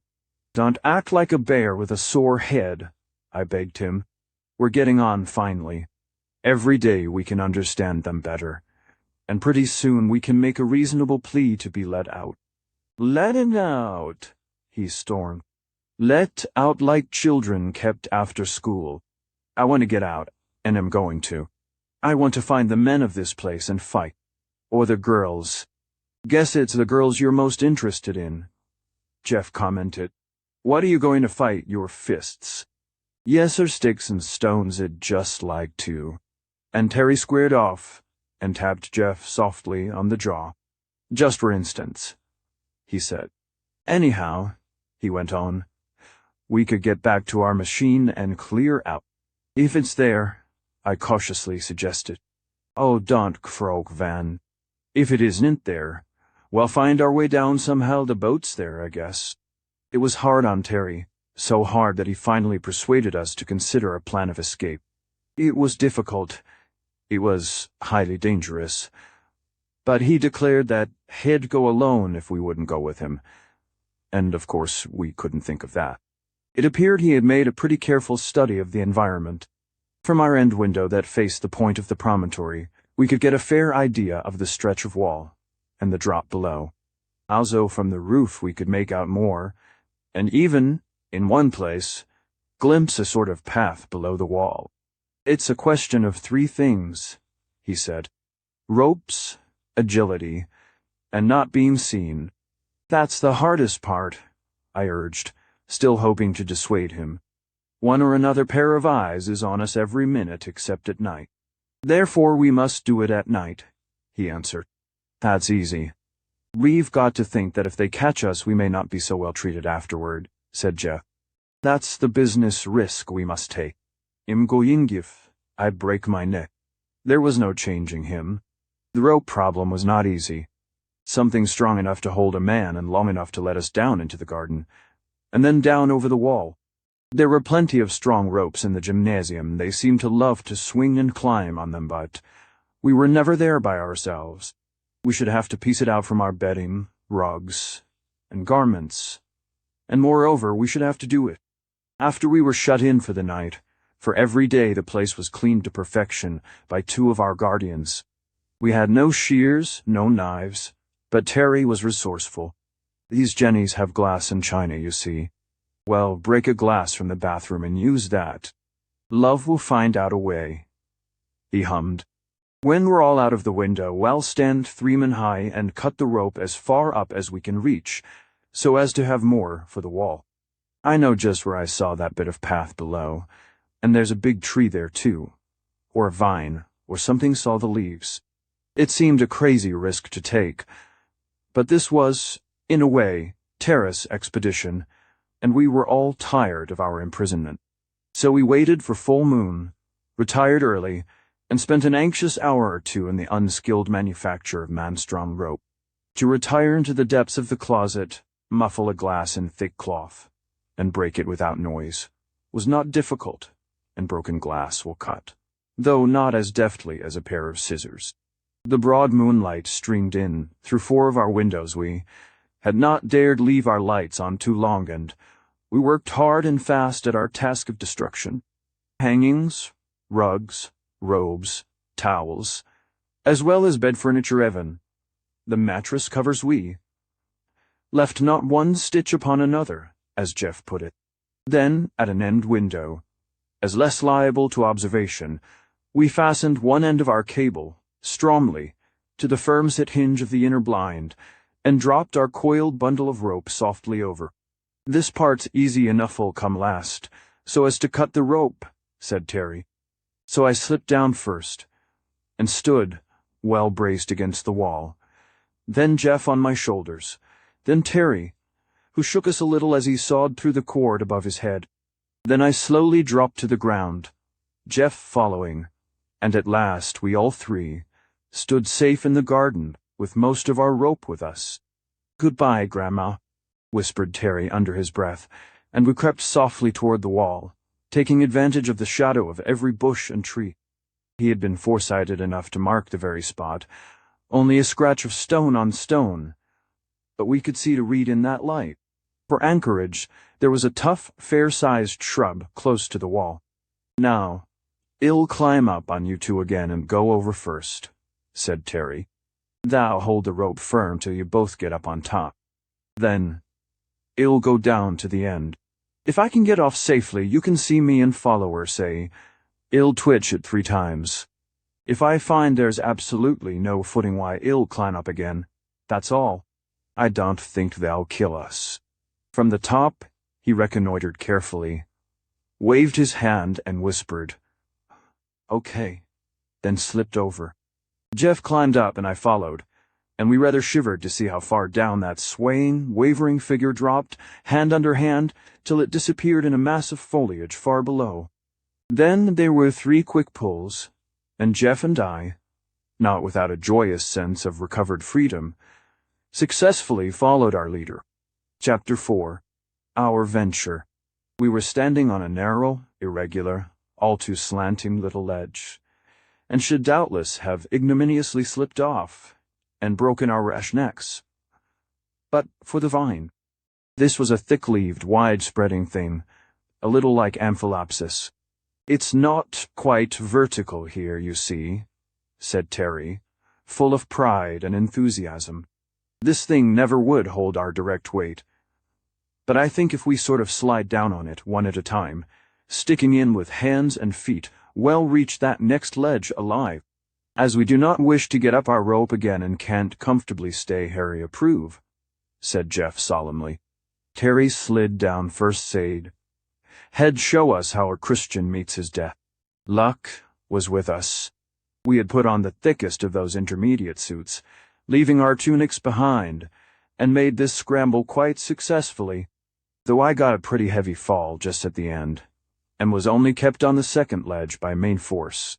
The next stage was down a sort of chimney-long irregular fissure, and so, with scratches many and painful and bruises not a few, we finally reached the stream. It was darker there, but we felt it highly necessary to put as much distance as possible behind us, so we waited, jumped and clambered down that rocky riverbed, in the flickering black and white moonlight and leaf shadow, till growing daylight forced a halt. We found a friendly nut tree, those large, satisfying, soft-shelled nuts we already knew so well, and filled our pockets. I see that I have not remarked that these women had pockets in surprising number and variety. They were in all their garments, and the middle one in particular was shingled with them. So we stopped up with nuts till we bulged like Prussian privates in marching order, drank all we could hold, and retired for the day. It was not a very comfortable place, not at all easy to get at, just a sort of crevice high up along the steep bank, but it was well veiled with foliage and dry. After our exhaustive 3 or 4 hours scramble and the good breakfast food, we all lay down along that crackheads and tails, as it were, and slept till the afternoon sun almost toasted our faces. Terry poked a tentative foot against my head. "How are you, Ven? Alive yet?" "Very much so," I told him. And Jeff was equally cheerful. We had room to stretch, if not to turn around, but we could very carefully roll over, one at a time, behind the sheltering foliage. It was no use to leave there by daylight. We could not see much of the country, but enough to know that we were now at the beginning of the cultivated area, and no doubt there would be an alarm sent out far and wide. Terry chuckled softly to himself, lying there on that hot, narrow little rim of rock. He dilated on the discomfiture of our guards and tutors, making many discourteous remarks. I reminded him that we had still a long way to go before getting to the place where Wed left our machine, and no probability of finding it there, but he only kicked me, mildly, for a croaker. "If you can't boost, don't knock," he protested. "I never said 'twould be a picnic." But I'd run away in the Antarctic ice fields rather than be a prisoner. We soon dozed off again. The long rest and penetrating dry heat were good for us, and that night we covered a considerable distance, keeping always in the rough forested belt of land which we knew bordered the whole country. Sometimes we were near the outer edge and caught sudden glimpses of the tremendous depths beyond. "This piece of geography stands up like a basalt column," Jeff said. "Nice time well of getting down if they have confiscated our machine." For which suggestion he received summary chastisement. What we could see inland was peaceable enough, but only moonlit glimpses by daylight. We lay very close. As Terry said, we did not wish to kill the old lady seven if we could, and short of that they were perfectly competent to pick us up bodily and carry us back, if discovered. There was nothing for it but to lie low and sneak out unseen if we could do it. There wasn't much talking done. At night we had our marathon obstacle race. We stayed not for break and we stopped not for stone, and swam whatever water was too deep to wade, and could not be got around, but that was only necessary twice. By day, sleep, sound, and sweet. Mighty lucky it was that we could live off the country as we did. Even that margin of forest seemed rich in foodstuffs. But Jeff thoughtfully suggested that that very thing showed how careful we should have to be, as we might run into some stalwart group of gardeners or foresters or nut-gatherers at any minute. Careful we were, feeling pretty sure that if we did not make good this time, we were not likely to have another opportunity, and a towel. Last we reached a point from which we could see, far below, the broad stretch of that still lake from which we had made our ascent. "That looks pretty good to me," said Terry, gazing down at it. "Now, if we can't find the plane, we know where to aim, if we have to drop over this wall some other way." The wall at that point was singularly uninviting. It rose so straight that we had to put our heads over to see the base, and the country below seemed to be a far-off marshy tangle of rank vegetation. We did not have to risk our necks to that extent, however, for at last, stealing along among the rocks and trees, like so many creeping savages, we came to that flat space where we had landed, and there, in unbelievable good fortune, we found our machine. Covered, too, by Jingo. "Would you think they had that much sense?" cried Terry. "If they had that much, they're likely to have more," I warned him, softly. "Bet you the things watched." We reconnoitered as widely as we could, and the failing moonlight moons are of a painfully unreliable nature, but the growing. Dawn showed us the familiar shape, shrouded in some heavy cloth like canvas, and no slightest sign of any watchman near. We decided to make a quick dash as soon as the light was strong enough for accurate work. "I don't care if the old thing will go or not," Terry declared. "We can run her to the edge, get aboard, and just plain, damn plop, beside our boat there. Look, there's the boat." Sure enough, there was our motor, lying like a gray cocoon on the flat, pale sheet of water. Quietly but swiftly, we rushed forward and began to tug at the fastenings of that cover. "Confound the thing," Terry cried in desperate impatience. "They've got it sewed up in a bag, and we've not a knife among us." Then, as we tugged and pulled at that tough cloth, we heard a sound that made Terry lift his head like a war horse, the sound of an unmistakable giggle. Yes, 3 giggles. There they were, Isolais, Alima, Ellador, looking just as they had when we first saw them, standing a little way off from us, as interested, as mischievous as 3 schoolboys. "Hold on, Terry, hold on," I warned. "That's too easy. Look out for a trap." "Let us appeal to their kind hearts," Jeff urged. "I think they will help us. Perhaps they've got knives. It's no use rushing them anyhow." I was absolutely holding on to Terry. "We know they can outrun and outclimb us." He reluctantly admitted this, and after a brief parley among ourselves, we all advanced slowly toward them, holding out our hands in token of friendliness. They stood their ground till we had come fairly near, and then indicated that we should stop. To make sure, we advanced a step or two, and they promptly and swiftly withdrew. So we stopped at the distance specified. Then we used their language as far as we were able to explain our plight, telling how we were imprisoned, how we had escaped a good deal of deal. Pantomime here, and vivid interest on their part, though we had traveled by night and hidden by day, living on nut sand. Here Terry pretended great hunger. I know he could not have been hungry. We had found plenty to eat, and had not been sparing in helping ourselves. But they seemed somewhat impressed, and after a murmured consultation, they produced from their pockets certain little packages, and with the utmost ease and accuracy tossed them into our hands.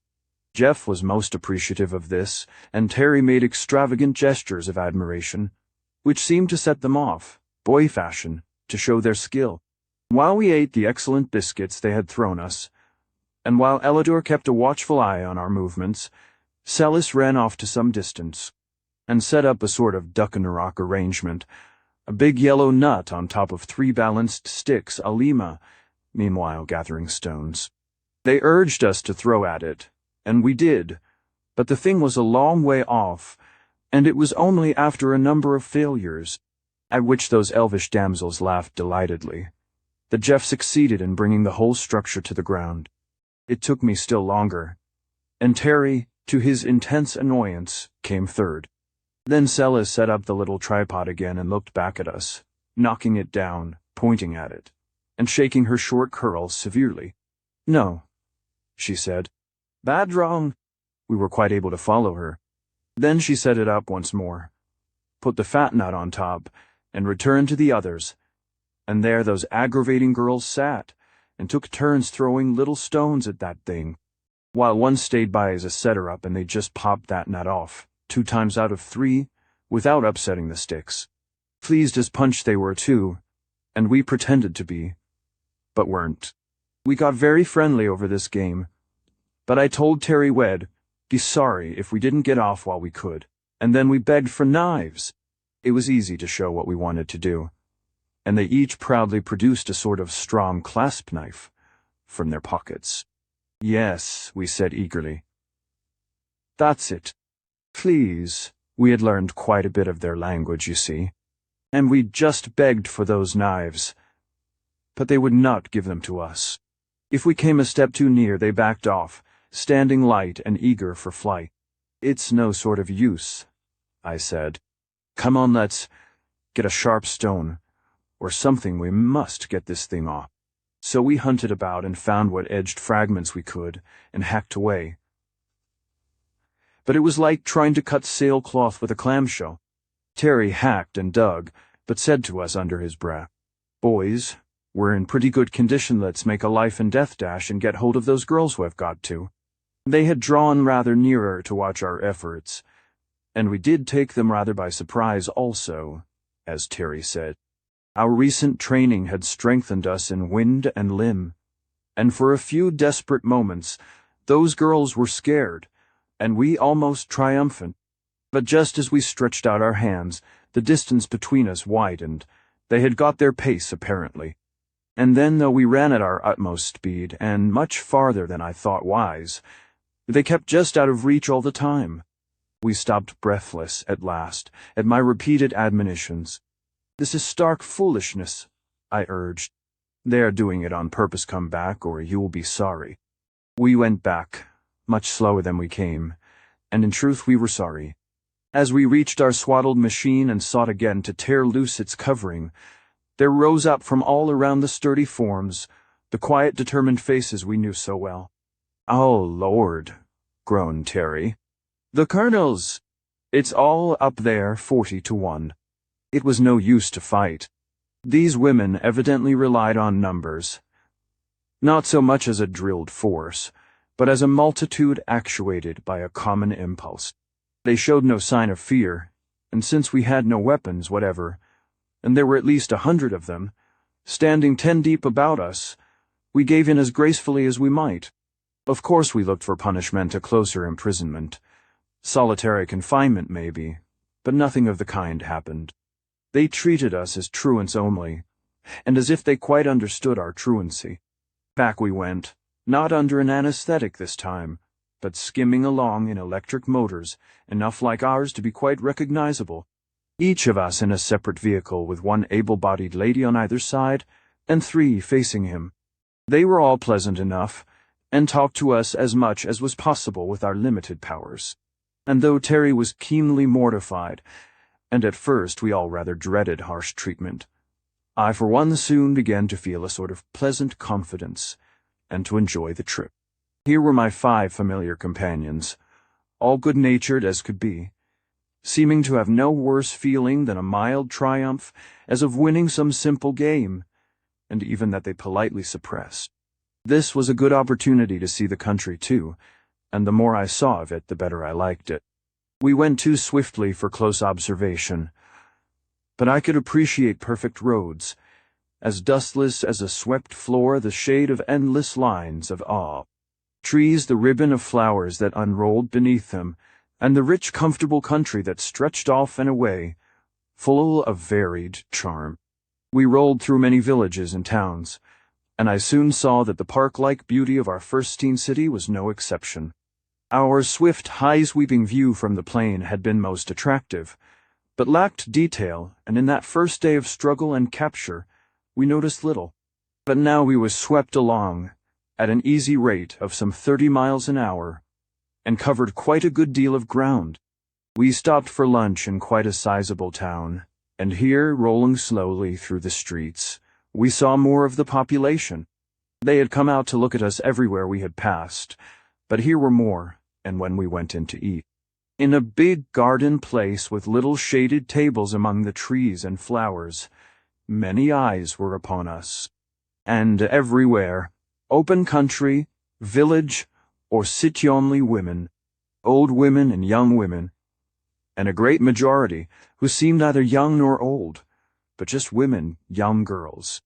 Also, though these, and the children, seeming to be in groups by themselves generally, were less in evidence.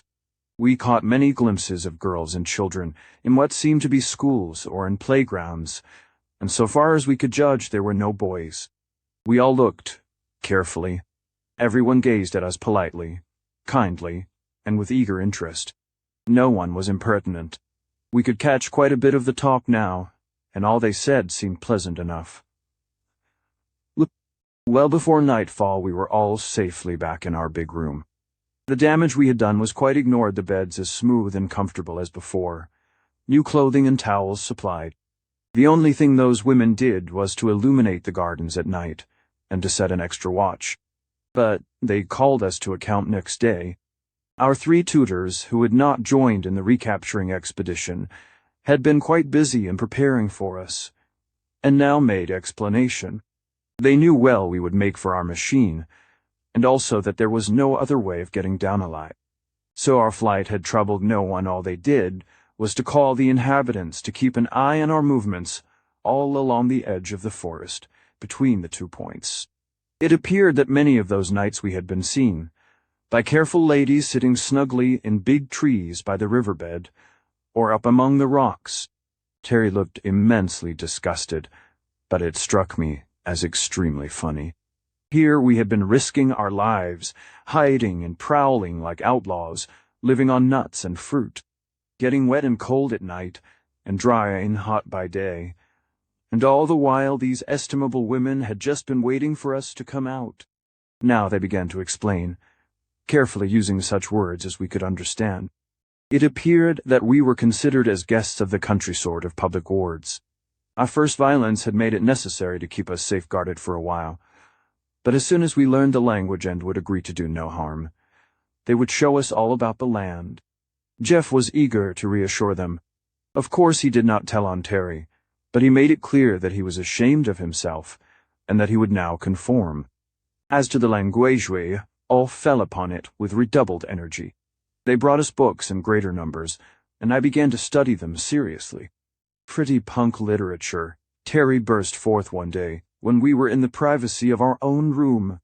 Of course one expects to begin on child stories, but I would like something more interesting now. Can't expect stirring romance and wild adventure without men, can you? I asked. Nothing irritated Terry more than to have us assume that there were no men, but there were no signs of them in the books they gave us, or the pictures. Shut up. he growled. What infernal nonsense you talk. I'm going to ask outright we know enough now. In truth, we've been using our best efforts to master the language, and were able to read fluently and to discuss what we read with considerable ease. That afternoon we were all sitting together on the roof, we three, and the tutors gathered about a table. No guards about. We had been made to understand some time earlier that if we would agree to do no violence, they would withdraw their constant attendance, and we promised most willingly. So there we sat, at ease, all in similar dress, our hair by now as long as theirs, only our beards to distinguish us. We did not want those beards, but had so far been unable to induce them to give us any cutting instruments. Ladies, Terry began, out of a clear sky, as it were, are there no men in this country? Men? Summel answered. Like you? Yes, men. Terry indicated his beard, and threw back his broad shoulders. Men. Real men. No, she answered quietly. There are no men in this country. There has not been a man among us for 2,000 years. Her look was clear and truthful, and she did not advance this astonishing statement, as if it was astonishing, but quite as a matter of fact. But the people, the children, he protested, not believing her in the least, but not wishing to say so. Oh yes, she smiled. I do not wonder you are puzzled. We are mothers, all of us, but there are no fathers. We thought you would ask about that long ago, high, have you not? Her look was as frankly kind as always, her tone quite simple. Terry explained that we had not felt sufficiently used to the language, making rather a mess of it, I thought. But Jeff was franker. Will you excuse us all, he said, if we admit that we find it hard to believe. There is no such possibility in the rest of the world. Have you no kind of life where it is possible? Asked Zava. Why, yes, some low forms, of course. How lower, how high, rather? Well, there are some rather high forms of insect life in which it occurs. Parthenogenesis. We call it that, means virgin birth. She could not follow him. Birth. We know, of course. But what is virgin? Mine. Terry looked uncomfortable, but Jeff met the question quite calmly. Among mating animals, the term virgin is applied to the female who has not mated, he answered. Oh, I see. And does it apply to the male also? Or is there a different term for him? He passed this over rather hurriedly, saying that the same term would apply, but was seldom used. No, she said, but one cannot mate without the other, surely. Is not each then virgin before mating? And tell me, have you any forms of life in which there is birth from a father only? I know of none, he answered, and I inquired seriously. You ask us to believe that for 2,000 years there have been only women here, and only girl babies born? Exactly, answered Summel, nodding gravely. Of course we know that among other animals it is not so, that there are fathers as well as mothers, and we see that you are fathers, that you come from a people who are of both kinds. We have been waiting, you see, for you to be able to speak freely with us, and teach us about your country, and the rest of the world. You know so much, you see, and we know only our own land. In the course of our previous studies, we had been at some pains to tell them about the big world outside, to draw sketches, maps, to make a globe, even, out of a spherical fruit, and show the size and relation of the countries, and to tell of the numbers of their people. All this had been scant and in outline, but they quite understood. I find I succeed very poorly in conveying the impression I would like to of these women. So far from being ignorant, they were deeply wise that we realized more and more, and for clear reasoning. For real brain scope and power, they were one, but there were a lot of things they did not know. They had the evanest tempers, the most perfect patience, and good naturon of the things most impressive about them all was the absence of irritability. So far we had only this group to study, but afterward I found it a common trait. We had gradually come to feel that we were in the hands of friends, and very capable ones at that. But we couldn't form any opinion yet of the general level of these women. We want you to teach us all you can, Summel went on, her firm, shapely hands clasped on the table before her, her clear, quiet eyes meeting ours frankly. And we want to teach you what we have, that is novel and useful. You can well imagine that it is a wonderful event to us to have men among use after 2,000 years. And we want to know about your women.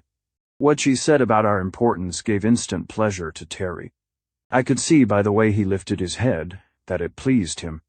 But when she spoke of our women some way, I had a queer little indescribable feeling, not like any feeling I ever had before when women were mentioned. Will you tell us how it came about? Jeff pursued. You said for 2,000 years. Did you have men here before that? Yes, answered Zava. They were all quiet for a little. You should have our full history to read and not be alarmed. It has been made clear and short. It took us a long time to learn how to write history. Oh, how I should love to read yours. She turned with flashing, eager eyes, looking from one to the other of us. It would be so wonderful, would it not? To compare the history of 2,000 years, to see what the differences are between us, who are only mothers, and you, who are mothers and fathers too. Of course we see with our birds that the father is as useful as the mother, almost. But among insects we find him of less importance, sometimes very little. Is it not so with you? Oh yes, birds and bugs, Terry said, but not among animal shave. You know, animals? We have cats, she said. The father is not very useful. Have you no cattle, sheep, horses? I drew some rough outlines of these beasts and showed them to her. We had, in the very old days, these, said Summel, and sketched with swift, sure touches a sort of sheep or a llama, and these dogs of 2 or 3 kinds, that pointing to my absurd but recognizable horse. What became of them? Asked Jeff. We do not want them any more. They took up too much room. We need all our land to feed our people. It is such a little country, you know. Whatever do you do without milk? Terry demanded incredulously. Milk? We have milk in abundance our own. What do you mean for cooking for grown people? Terry blundered, while they looked amazed and a shade displeased. Jeff came to the rescue. We keep cattle for their milk, as well as for their meat, he explained. Cow's milk is a staple article of diet. There is a great milk industry to collect and distribute it. Still, they looked puzzled. I pointed to my outline of a cow. The farmer milks the cow, I said, and sketched a milk pail, the stool, and in pantomime showed the man milking. Then it is carried to the city and distributed by milkmen. Everybody has it at the door in the morning. Has the cow no child? Asked Summel earnestly. Oh yes, of course, a calf, that is. Is there milk for the calf? And you too? It took some time to make clear to those 3 sweet-faced women the process which robs the cow of her calf, and the calf of its true food, and the talk led us into a further discussion of the meat business. They heard it out, looking very white, and presently begged to be excused. Chapter 5. A Unique History. It is no use for me to try to piece out this account with adventures. If the people who read it are not interested in these amazing women and their history, they will not be interested at all. As for you 3 young men to a whole landful of women, what could we do? We did get away, as described, and were peacefully brought back again without, as Terry complained, even the satisfaction of hitting anybody. There were no adventures because there was nothing to fight. There were no wild beasts in the country and very few tame ones. Of these I might as well stop to describe the one common pet of the country. Cats, of course. But such cats! What do you suppose these Lady Burbanks had done with their cats? By the most prolonged and careful selection and exclusion, they had developed a race of cats that did not sing. That's a fact. The most those poor dumb brutes could do was to make a kind of squeak when they were hungry or wanted the door open, and of course to purr, and make the various mother noises to their kittens. Moreover, they had ceased to kill birds. They were rigorously bred to destroy mice and moles, and all such enemies of the food supply, but the birds were numerous and safe. While we were discussing birds, Terry asked them if they used feathers for their hats, and they seemed amused at the idea. He made a few sketches of our women's hats, with plumes and quills and those various tickling things that stick out so far, and they were eagerly interested, as at everything about our women. As for them, they said they only wore hats for shade when working in the sun, and those were big light straw hats, something like those used in China and Japan. In cold weather they wore caps or hoods, but for decorative purposes don't you think they would be becoming? Pursued Terry, making as pretty a picture as he could of a lady with a plumed hat. They by no means agreed to that, asking quite simply if the men wore the same kind. We hastened to assure her that they did not drew for them our kind of headgear. And do no men wear feathers in their hats? Only Indians, Jeff explained. Savages, you know. And he sketched a war bonnet to show them. And soldiers, I added, drawing a military hat with plumes. They never expressed horror or disapproval, nor indeed much surprise, just a keen interest. And the notes they made, miles of them. But to return to our pussycats. We were a good deal impressed by this achievement in breeding, and when they questioned us, I can tell you we were well pumped for information way, told of what had been done for dogs and horses and cattle, but that there was no effort applied to cats, except for show purposes. I wish I could represent the kind, quiet, steady, ingenious way they questioned us. It was not just curiosity, they weren't a bit more curious about us than we were about them, if as much.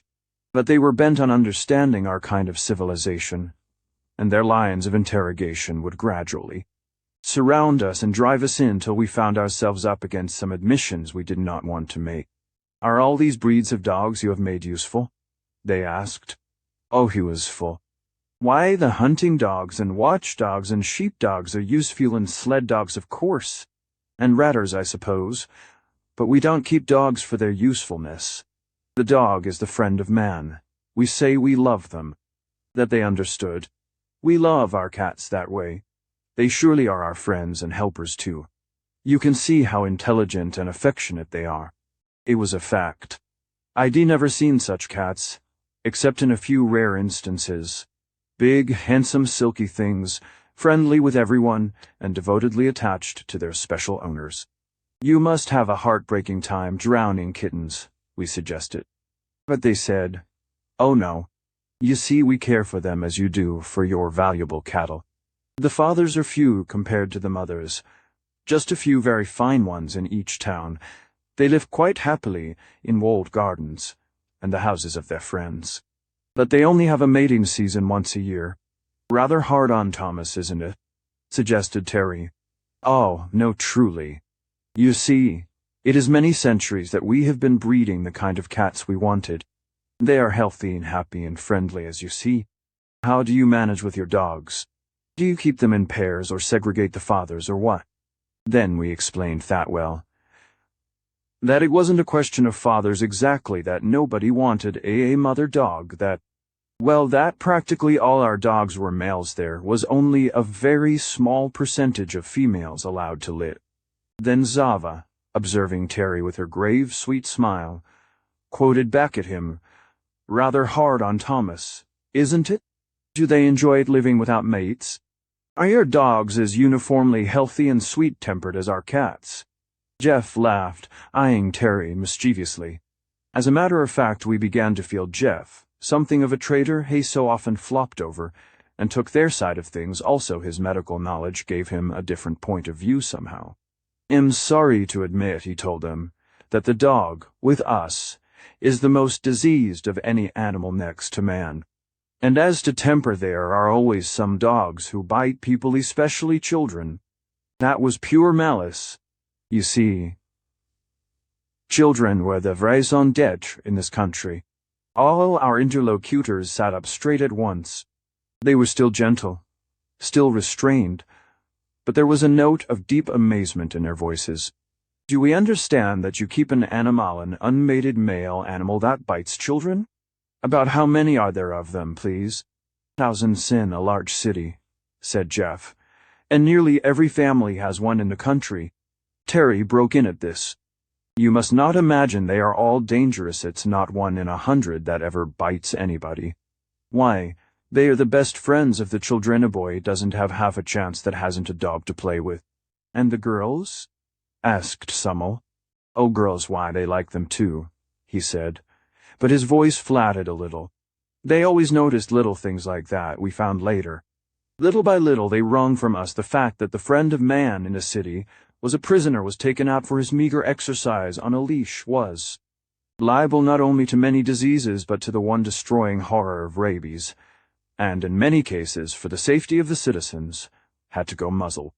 Jeff maliciously added vivid instances he had known or read of injury and death from mad dogs. They did not scold or fuss about it. Calm as judges, those women were. But they made notes. Moadine read them to us. Please tell me if I have the facts correct, she said. In your country and in others too? Yes, we admitted, in most civilized countries. In most civilized countries, a kind of animal is kept which is no longer useful. They are protection, Terry insisted. They bark if burglars try to get in. Then she made notes of burglars and went on because of the love which people bear to this animal. Sava interrupted here. Is it the men or the women who love this animal so much? Both, insisted Terry. Equally? She inquired. And Jeff said, Nonsense. Terry, you know men like dogs better than women do as a whole. Because they love it so much, especially men. This animal is kept shut up, or chained. Why? Suddenly asked Summel. We keep our father cats shut up because we do not want too much fathering, but they are not chained. They have large grounds to run in.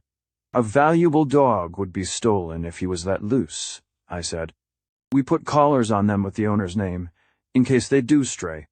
Besides, they get into fights. A valuable dog might easily be killed by a bigger one. I see, she said. They fight when they meet. Is that common? We admitted that it was.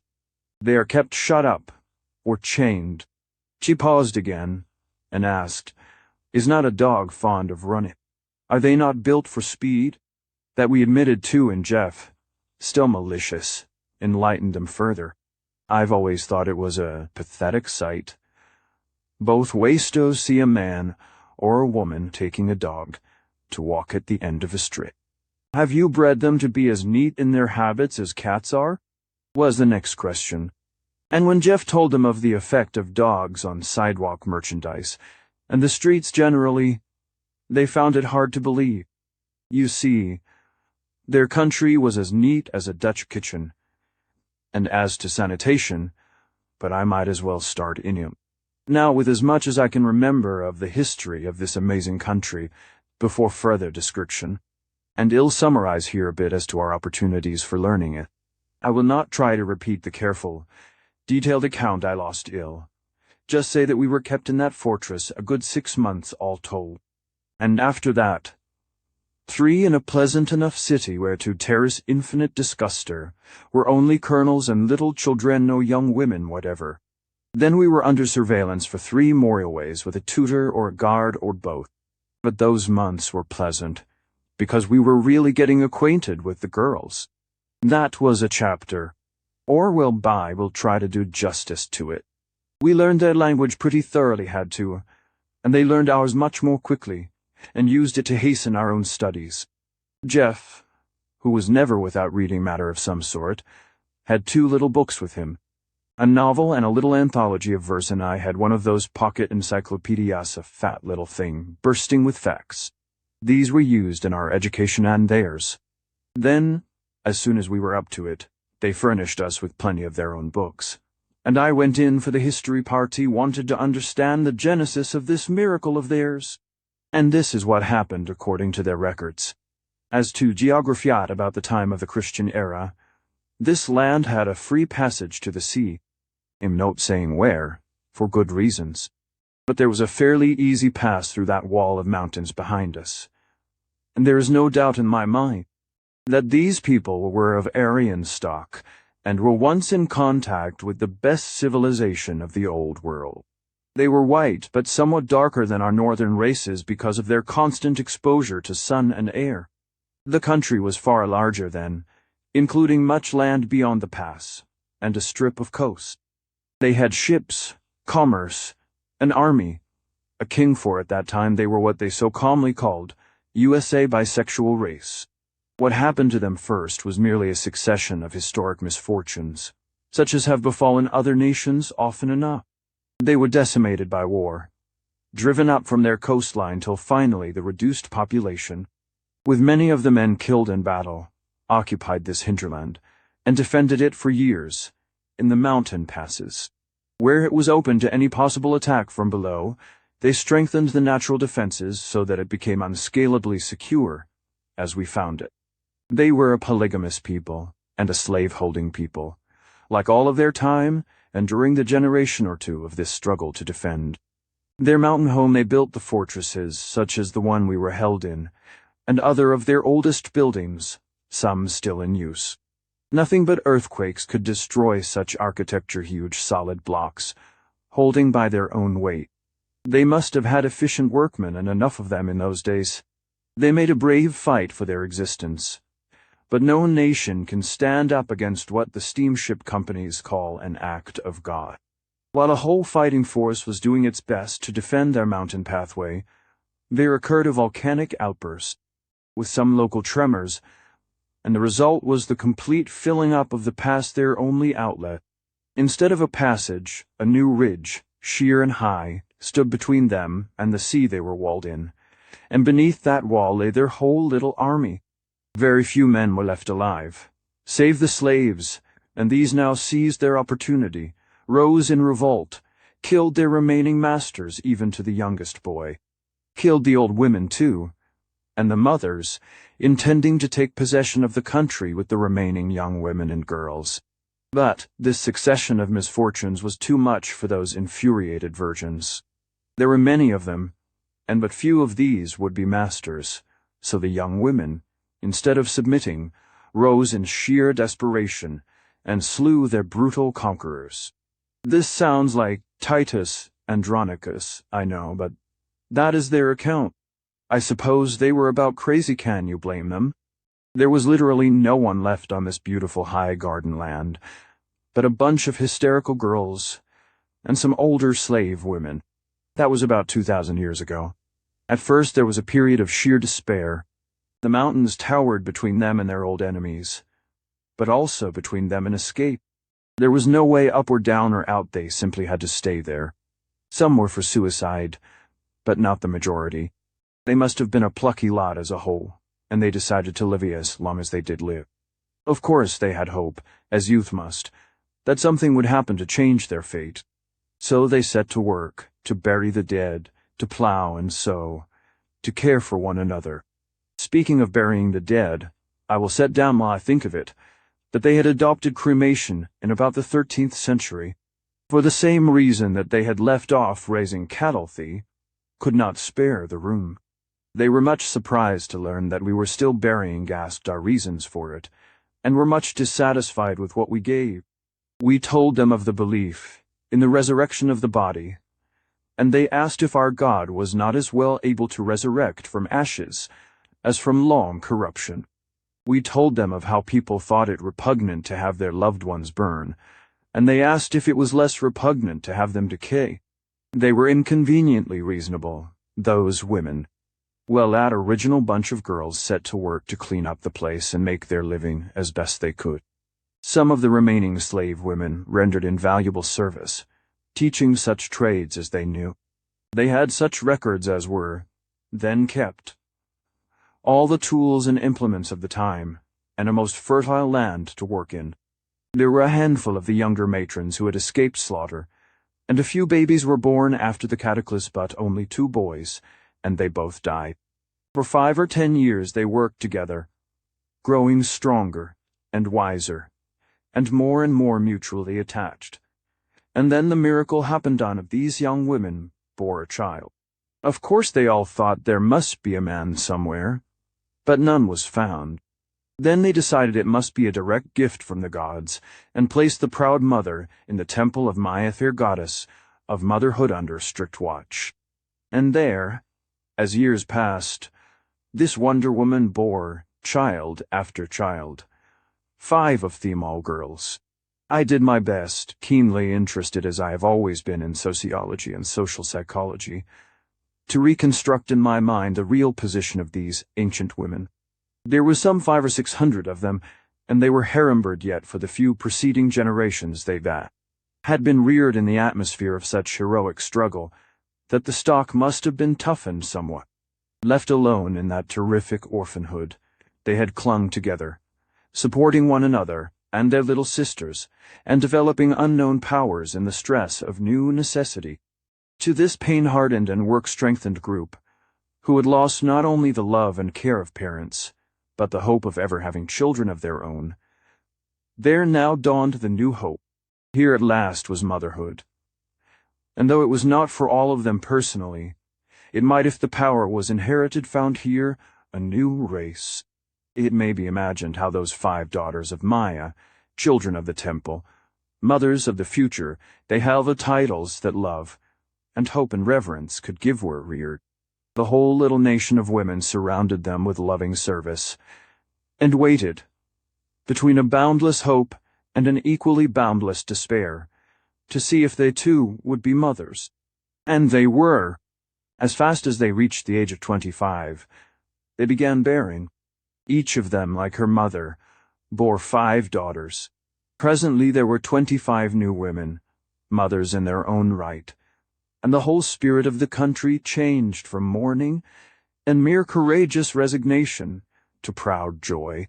The older women, those who remembered men, died off. The youngest of all the first lot, of course, died too. After a while, and by that time, there were left 155 parthenogenetic women, founding a new race. They inherited all that the devoted care of that declining band of original ones could leave them. Their little country was quite safe. Their farms and gardens were all in full production.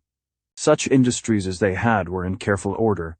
The records of their past were all preserved, and for years the older women had spent their time in the best teaching they were capable of, that they might leave to the little group of sisters and mothers all they possessed of skill and knowledge.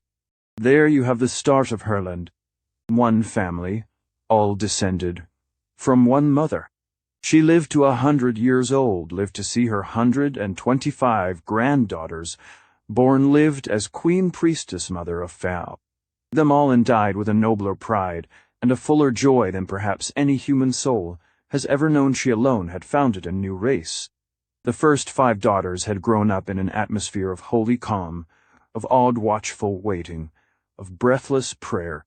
To them the longed-for motherhood was not only a personal joy, but a nation's hope. Their 25 daughters in turn, with a stronger hope, a richer, wider outlook, with the devoted love and care of all the surviving population, grew up as a holy sisterhood, their whole ardent youth looking forward to their great office. And at last they were left alone. The white-haired first mother was gone. And this one family? 5 sisters, 25 first cousins, and 125 second cousins, began a new race. Here you have human beings, unquestionably, but what we were slow in understanding was how these ultra-women, inheriting only from women, had eliminated not only certain masculine characteristics, which of course we did not look for, but so much of what we had always thought essentially feminine. The tradition of men as guardians and protectors had quite died out. These stalwart virgins had no men to fear, and therefore no need of protection. As to wild beasts, there were none in their sheltered land.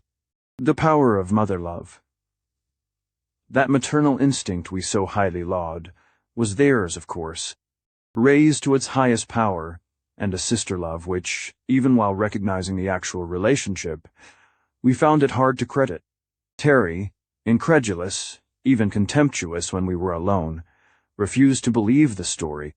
A lot of traditions as old as Herodotus and about as trustworthy, he said. It's likely women just, a pack of women would have hung together like that. We all know women can't organize it, they scrap like anything they're frightfully jealous. But these new ladies didn't have anyone to be jealous of, remember? Drawled Jet. That's a likely story, Terry sneered. Why don't you invent a likelier one? I asked him. Here. Array the women, nothing but women.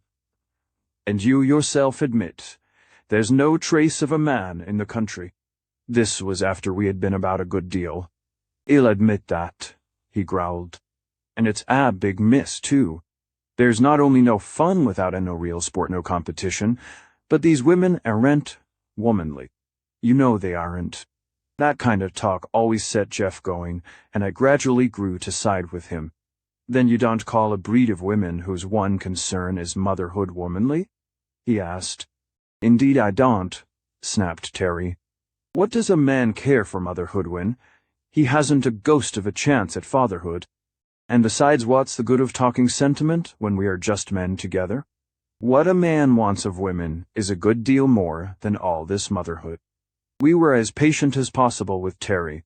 He had lived about 9 months among the colonels when he made that outburst, and with no chance at any more strenuous excitement than our gymnastics gave us save for our escape. Fiasco. I don't suppose Terry had ever lived so long with neither love, combat, nor danger to employ his superabundant energies. And he was irritable. Neither Jeff nor I found it so wary. I was so much interested intellectually that our confinement did not wear on me. And as for Jeff, bless his heart, he enjoyed the society of that tutor of his almost as much as if she had been a girlie, don't know but more. As to Terra's criticism, it was true. These women, whose essential distinction of motherhood was the dominant note of their whole culture, were strikingly deficient in what we call femininity. This led me very promptly to the conviction that those feminine charms we are so fond of are not feminine at all, but mere reflected masculinity developed to please us, because they had to please us, and in no way essential to the real fulfillment of their great process. But Terry came to no such conclusion. Just you wait till I get out, he muttered. Then we both cautioned him. Look here, Terry, my boy. You be careful. They've been mighty good to us. But do you remember the anesthesia? If you do any mischief in this virgin land, beware of the vengeance of the maiden aunts. Come, be a man. It won't be forever. To return to the history. They began at once to plan and build for their children. All the strength and intelligence of the whole of them devoted to that one thing. Each girl, of course, was reared in full knowledge of her crowning office. And they had, even then, very high ideas of the molding powers of the mother, as well as those of education. Such high ideals as they had: beauty, health, strength, intellect, goodness for those they prayed and worked. They had no enemies, they themselves were all sisters and friends. The land was fair before them, and a great future began to form itself in their minds.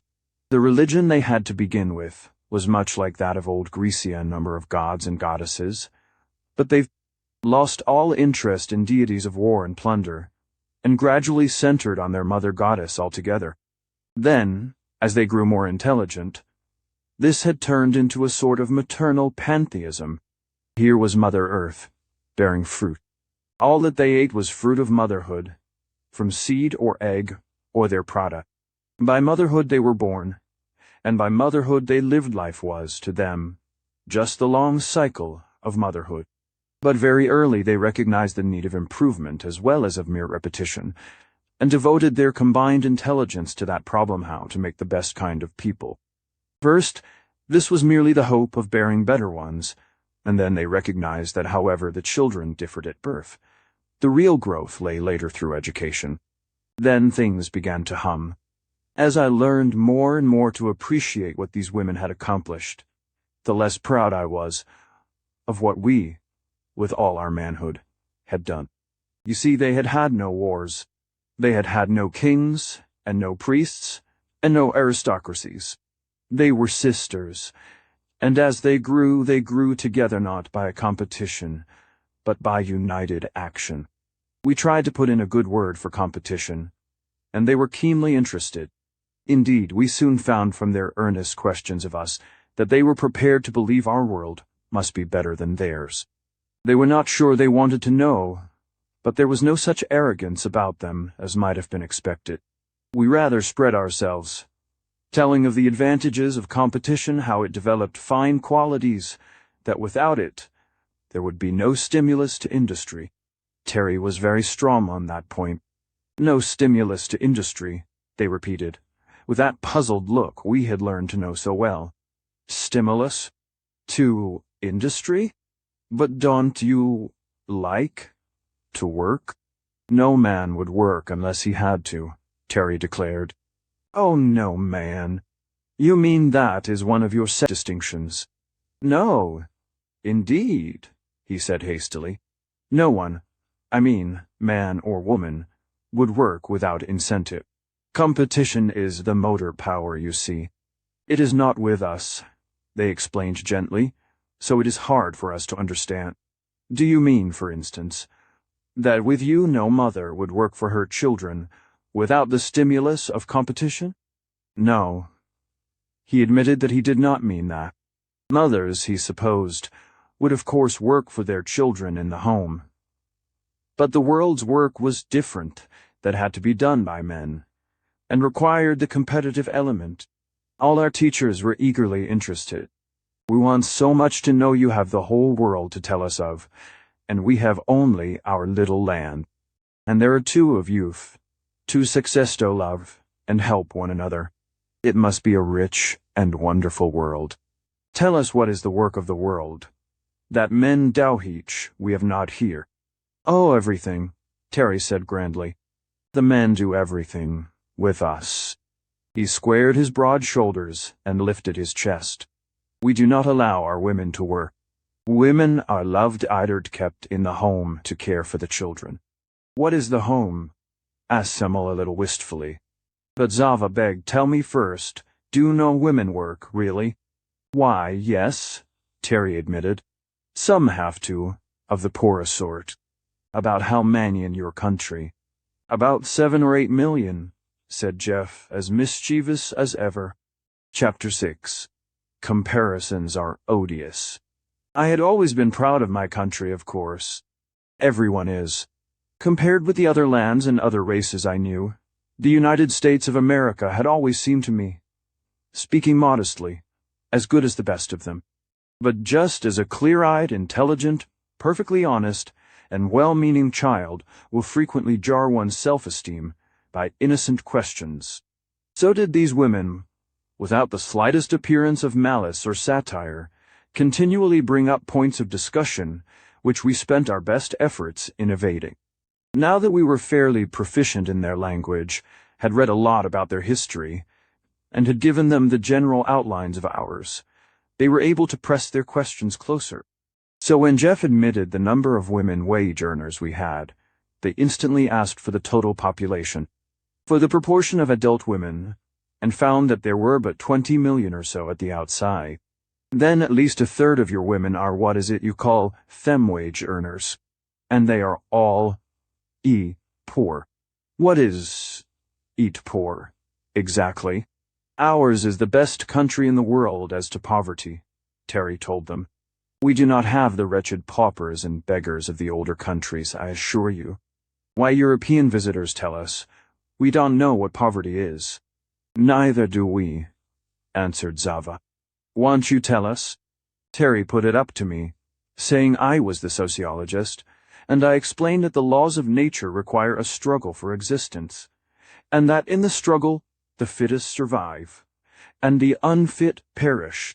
In our economic struggle, I continued, there was always plenty of opportunity for the fittest to reach the top, which they did, in great numbers, particularly in our country, that, where there was severe economic pressure, the lowest classes, of course, felt it the worst, and that among the poorest of all the women were driven into the labor market by necessity. They listened closely, with the usual note-taking. About 1/3, then, belong to the poorest class, observed Moeddin gravely. And 2/3 are the ones who Ereho was it you so beautifully put it. Loved, honored, kept in the home to care for the children. This inferior 1/3 have no children, I suppose? Jeffy was getting as bad as they were solemnly replied that, on the contrary, the poorer they were, the more children they had. That too, he explained, was a law of nature. Reproduction is in inverse proportion to individuation. These laws of nature, Zava gently asked, are they all the laws you have? I should say not, protested Terry. We have systems of law that go back thousands and thousands of years, just as you do, no doubt, he finished politely. Oh no, Moeddin told him. We have no laws over 100 years old, and most of them are under 20. In a few weeks more, she continued, we are going to have the pleasure of showing you over our little land and explaining everything you care to know about. We want you to see our people. And I assure you, Summel added, that our people want to see you. Terry brightened up immensely at this news and reconciled himself to the renewed demands upon our capacity as teachers. It was lucky that we knew so little, really, and had no books to refer to, else I fancy we might all be there yet, teaching those eager-minded women about the rest of the world. As to geography, they had the tradition of the Great Sea, beyond the mountains, and they could see for themselves the endless thick-forested plains below. That was all. But from the few records of their ancient condition before the flood with them, but before that mighty quake which had cut them off so completely, they were aware that there were other peoples and other countries. In geology they were quite ignorant.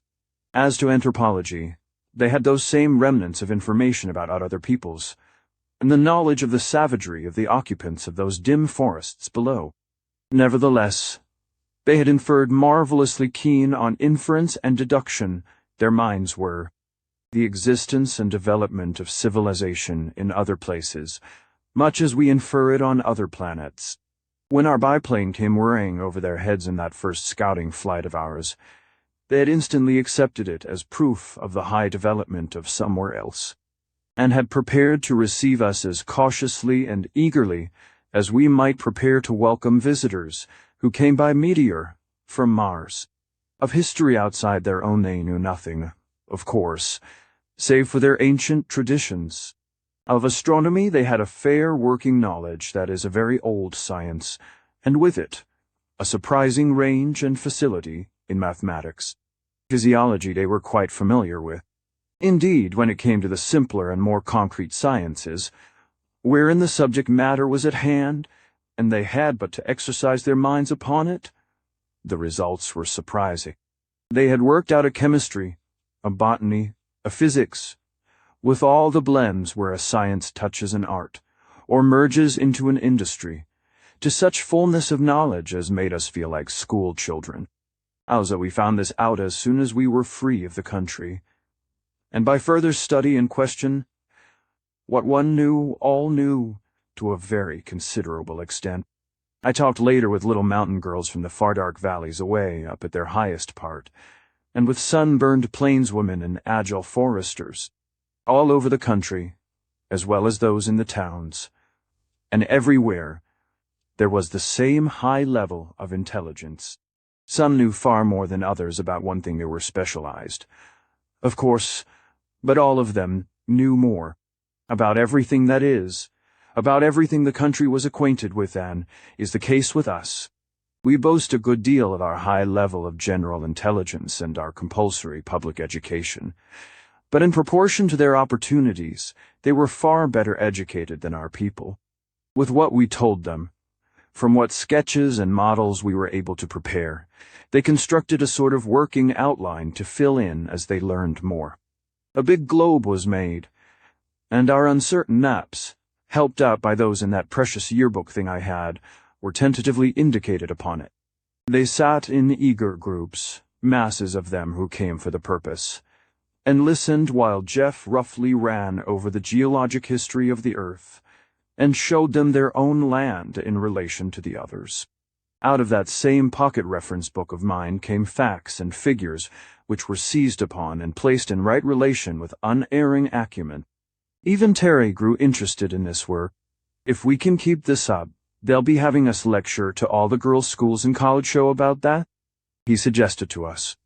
Don't know as I'd object to being an authority to such audiences. They did, in fact, urge us to give public lectures later, but not to the hearers, or with the purpose we expected.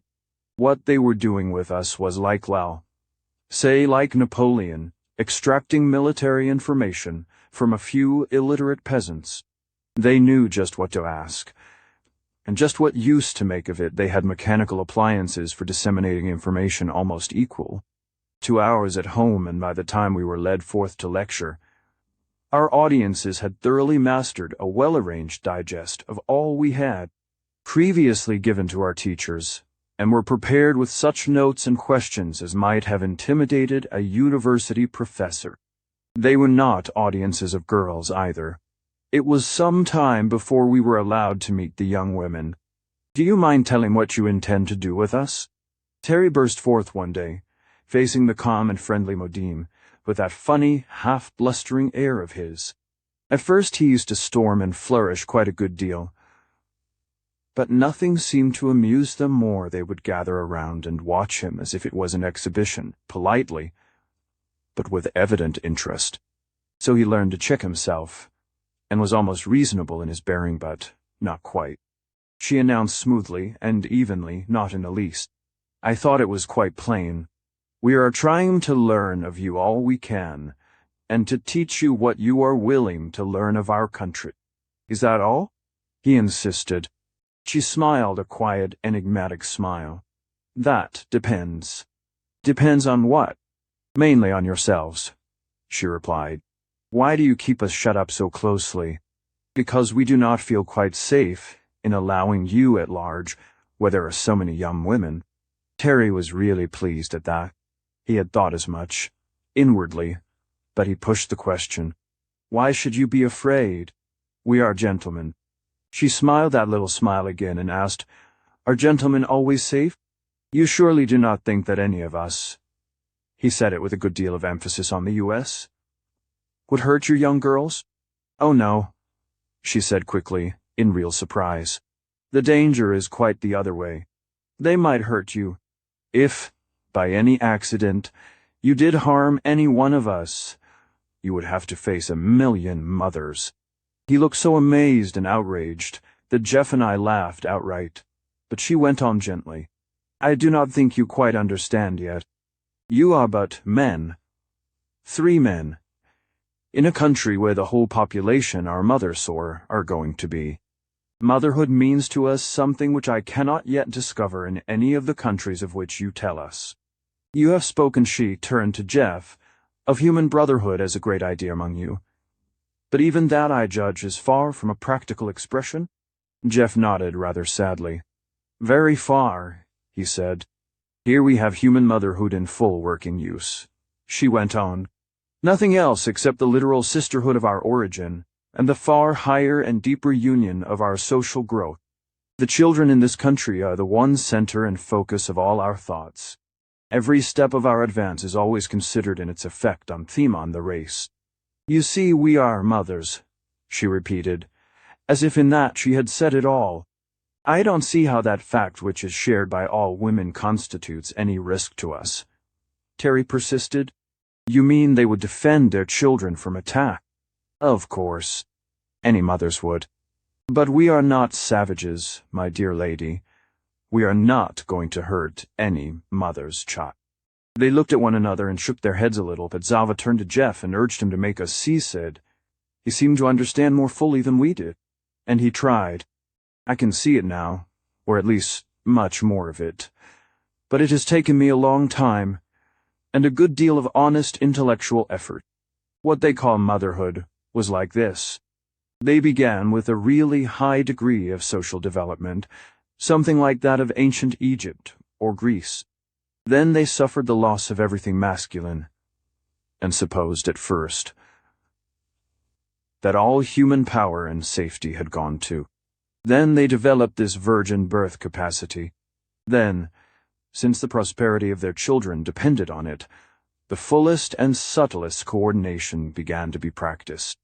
I remember how long Terry balked at the evident unanimity of these women, most conspicuous feature of their whole culture. "It's impossible," he would insist. "Women cannot cooperate, it's against nature." When we urged the obvious facts, he would say, "Fiddlesticks, or hang your faxi tell you it can't be done."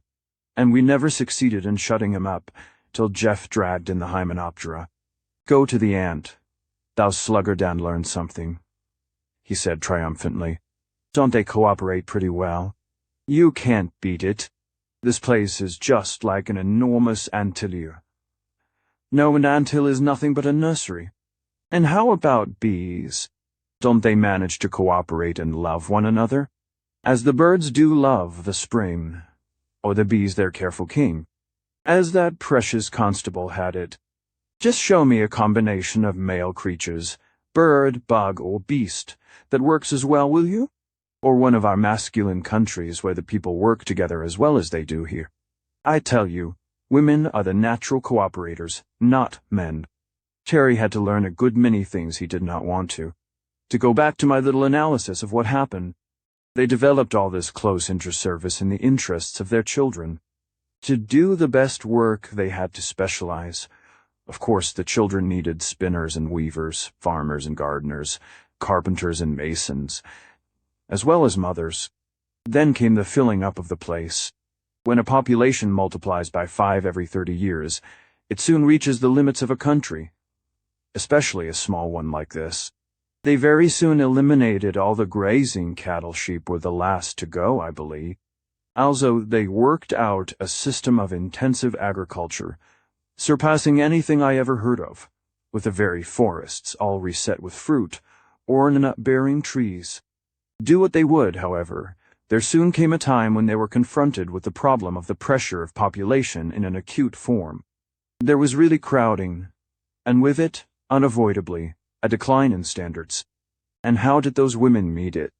Not by a struggle for existence which would result in an everlasting writhing mass of underbred people, trying to get ahead of one another, some few on top, temporarily, many constantly crushed out underneath, a hopeless substratum of paupers and degenerates, and no serenity or peace for anyone, no possibility for really noble qualities among the people at large.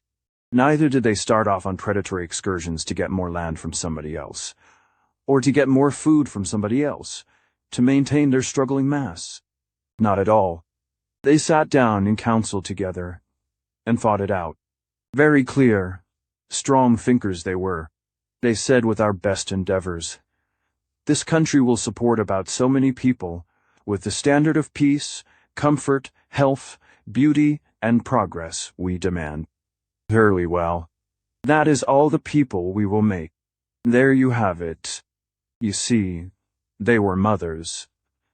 Not in our sense of helpless involuntary fecundity, forced to fill and overfill the land, every land, and then see their children suffer, sin and die, fighting horribly with one another, but in the sense of conscious makers of people.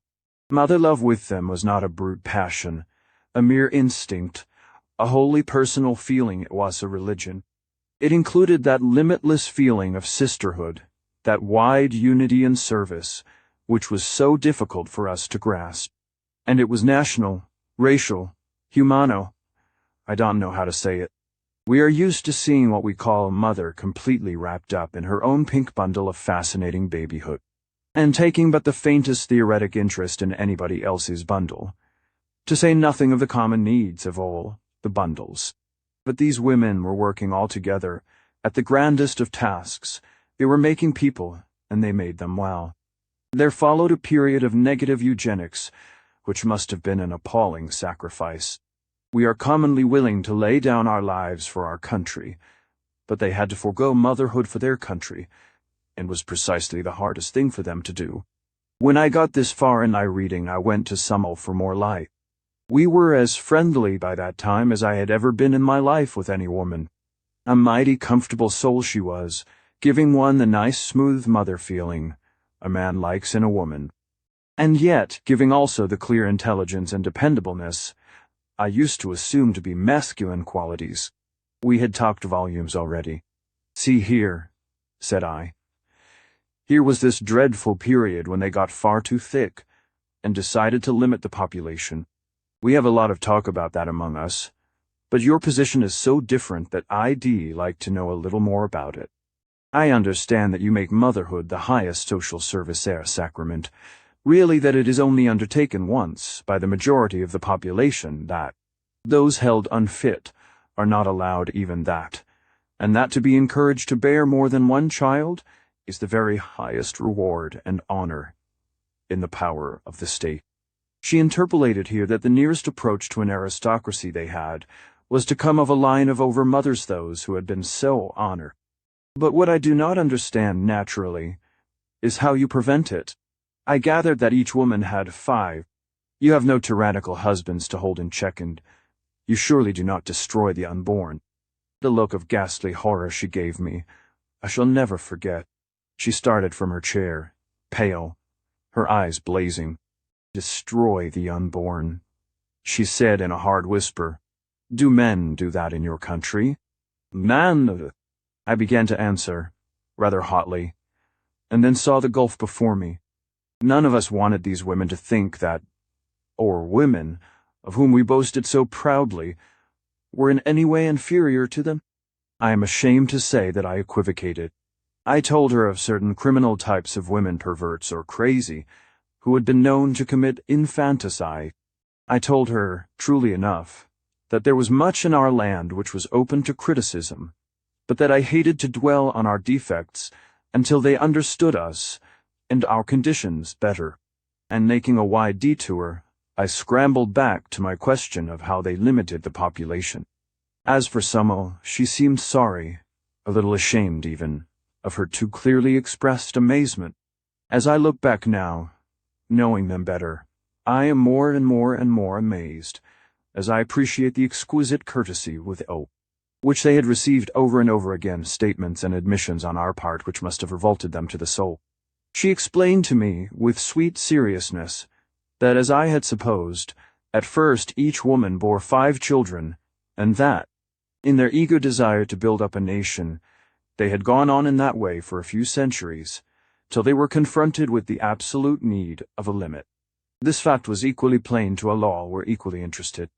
They were now as anxious to check their wonderful power as they had been to develop it, and for some generations gave the matter their most earnest thought and study. "We were living on rations before we worked it out," she said. "I did work it out. You see, before a child comes to one of us, there is a period of utter exaltation. The whole being is uplifted and filled with a concentrated desire for that child. We learn to look forward to that period with the greatest caution. Often our young women, those to whom motherhood had not yet come, would voluntarily defer it. When that deep inner demand for a child began to be felt, she would deliberately engage in the most active work, physical and mental, and even more important, would solace her longing by the direct care and service of the babies we already had." She paused. Her wise, sweet face grew deeply, reverently tender. We soon grew to see that mother love has more than one channel of expression. I think the reason our children are so fully loved, by all of us, is that we never any of us shave enough of our own. This seemed to me infinitely pathetic, and I said so. "We have much that is bitter and hard in our life at home," I told her, "but this seems to me piteous beyond words, a whole nation of starving mothers." But she smiled her deep, contented smile, and said I quite misunderstood. "We each go without a certain range of personal joy," she said. "But remember, we each have 1,000,000 children to love and serve, or children." It was beyond me to hear a lot of women talk about our children, but I suppose that is the way the ants and bees would talk, maybe. That was what they did, anyhow. When a woman chose to be a mother, she allowed the child longing to grow within her till it worked its natural miracle. When she did not so choose, she put the whole thing out of her mind and fed her heart with the other babies. Let me see with us children manners that is constitute about 3/5 of the population, with them only about 1/3 or less. and precious. No sole heir to an empire's throne. No solitary millionaire baby. No only child of middle-aged parents could compare as an idol with these Herland children. But before I start on that subject, I must finish up that little analysis I was trying to make. They did effectually and permanently limit the population in numbers, so that the country furnished plenty for the fullest. Richest life for all of them, plenty of everything, including room, air, solitude even. And then, they set to work to improve that population in quality since they were restricted in quantity. This they had been at work on, uninterruptedly, for some 1,500 years. Do you wonder they were nice people? Physiology, hygiene, sanitation, physical culture, all that line of work had been perfected long since. Sickness was almost wholly unknown among them, so much so that a previously high development in what we call the science of medicine had become practically a lost art. They were a clean-bred, vigorous lot, having the best of care, the most perfect living conditions always. When it came to psychology, there was no one thing which left us so dumbfounded, so really awed, as the everyday working knowledge and practice they had in this line. As we learn more and more of it, we learn to appreciate the exquisite mastery with which we ourselves, strangers of alien race, of unknown opposite sex, had been understood and provided for from the first. With this wide, deep, thorough knowledge, they had met and solved the problems of education in ways some of which I hope to make clear later. Those nation-loved children of theirs compared with the average in our country as the most perfectly cultivated, richly developed roses compare with tumbleweeds. Yet they did not seem cultivated at it had all become a natural condition. And this people, steadily developing in mental capacity, in willpower, in social devotion, had been playing with the arts and sannyasas, far as they knew them for a good many centuries now, with inevitable success.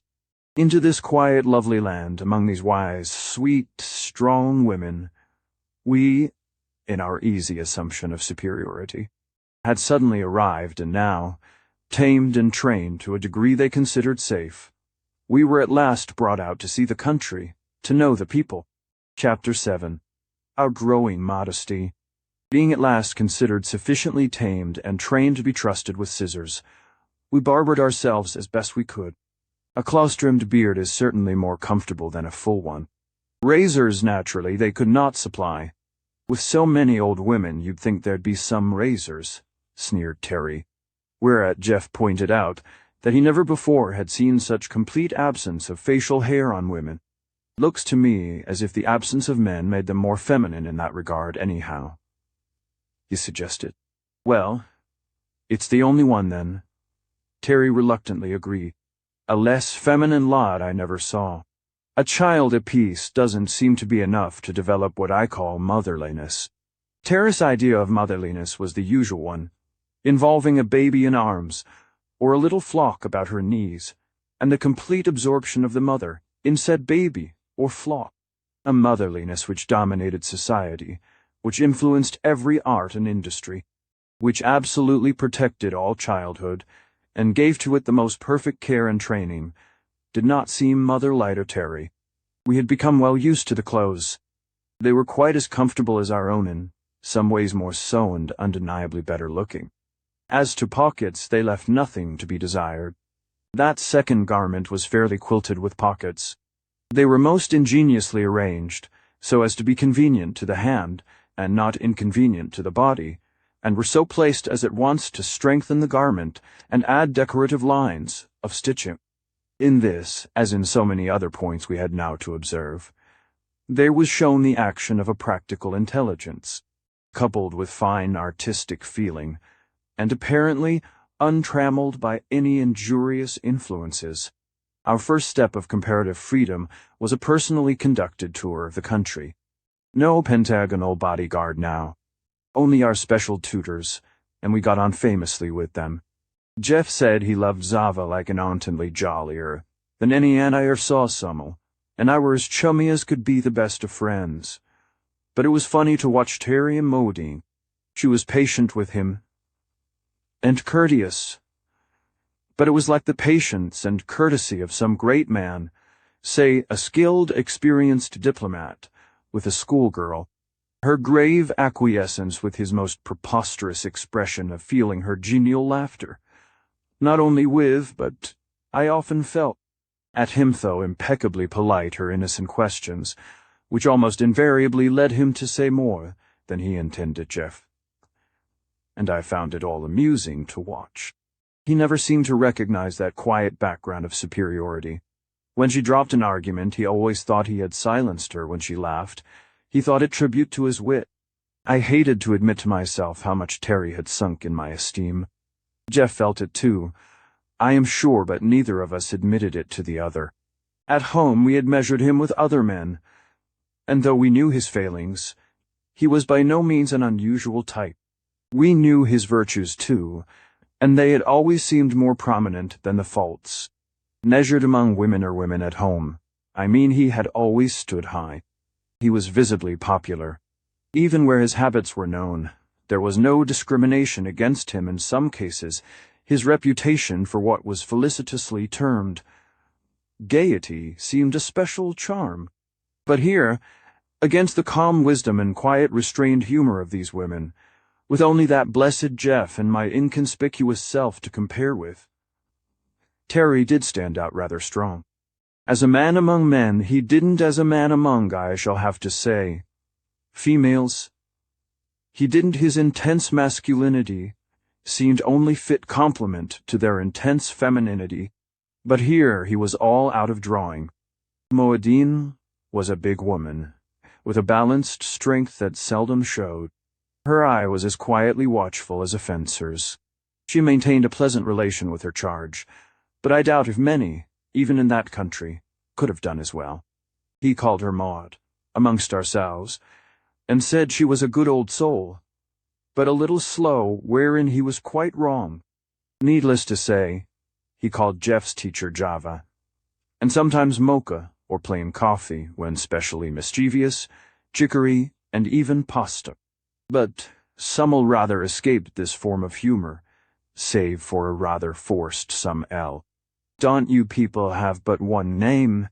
he asked one day after we had been introduced to a whole group of them, all with pleasant, few-syllabled, strange names, like the ones we knew. "Oh yes," Moadine told him. "A good many of us have another, as we get on in life, a descriptive one. That is the name we earn. Sometimes even that is changed or added to, in an unusually rich life. Such as our present land, mother, what you call president or king, I believe. She was called Mira. Even as a child, that means thinker. Later there was added Dudomarathi, wise thinker, and now we all know her as a Jumer great and wise thinker. You shall meet her." "No surnames at all, then?" pursued Terry with his somewhat patronizing air. "No family name." "Why no?" she said. "Why should we? We are all descended from a common source, one family in reality. You see, our comparatively brief and limited history gives us that advantage at least. But does not each mother want her own child to bear her name?"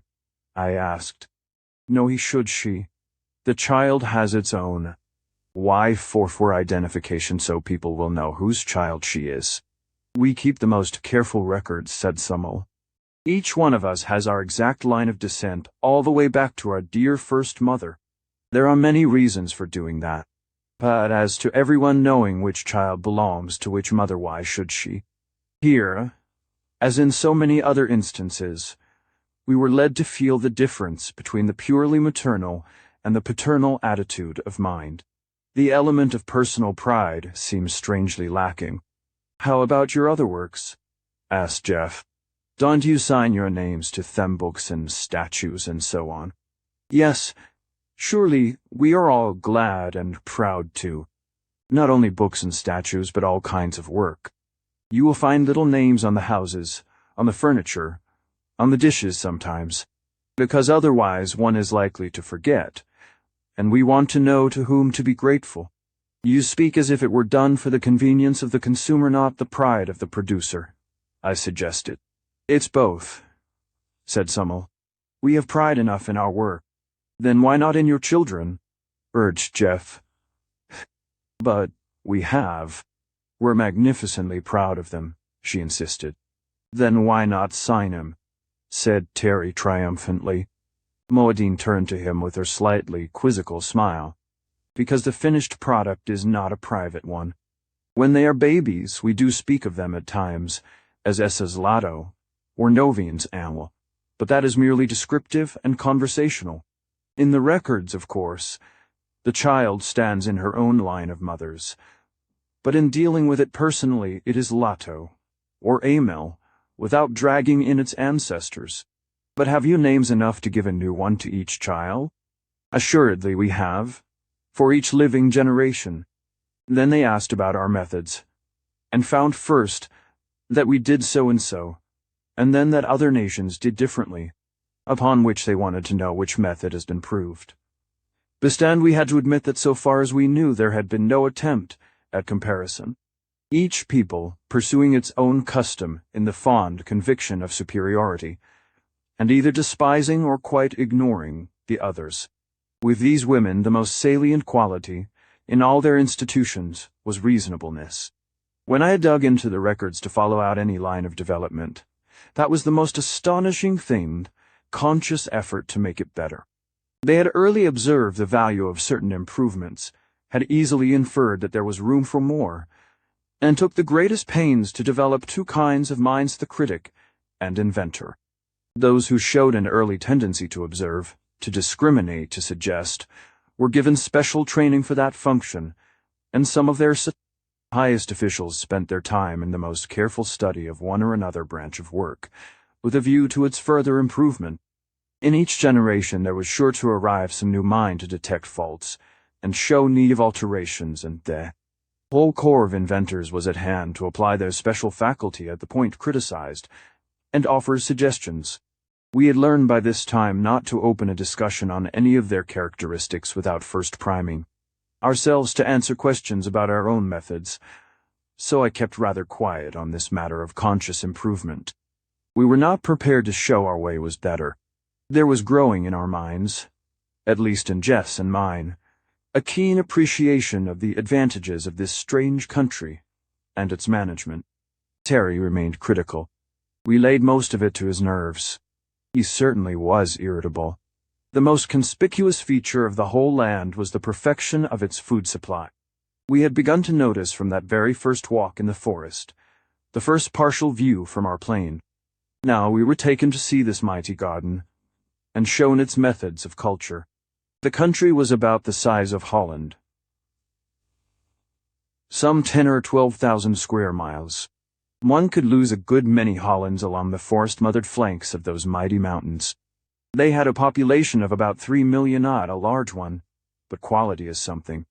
3 million is quite enough to allow for considerable variation, and these people varied more widely than we could at first account for. Terry had insisted that if they were parthenogenetic, they'd be as alike as so many ants or aphids. He urged their visible differences as proof that there must be men somewhere. But when we asked them, in our later, more intimate conversations, how they accounted for so much divergence without cross-fertilization, they attributed it partly to the careful education which followed each slight tendency to differ, and partly to the law of mutation.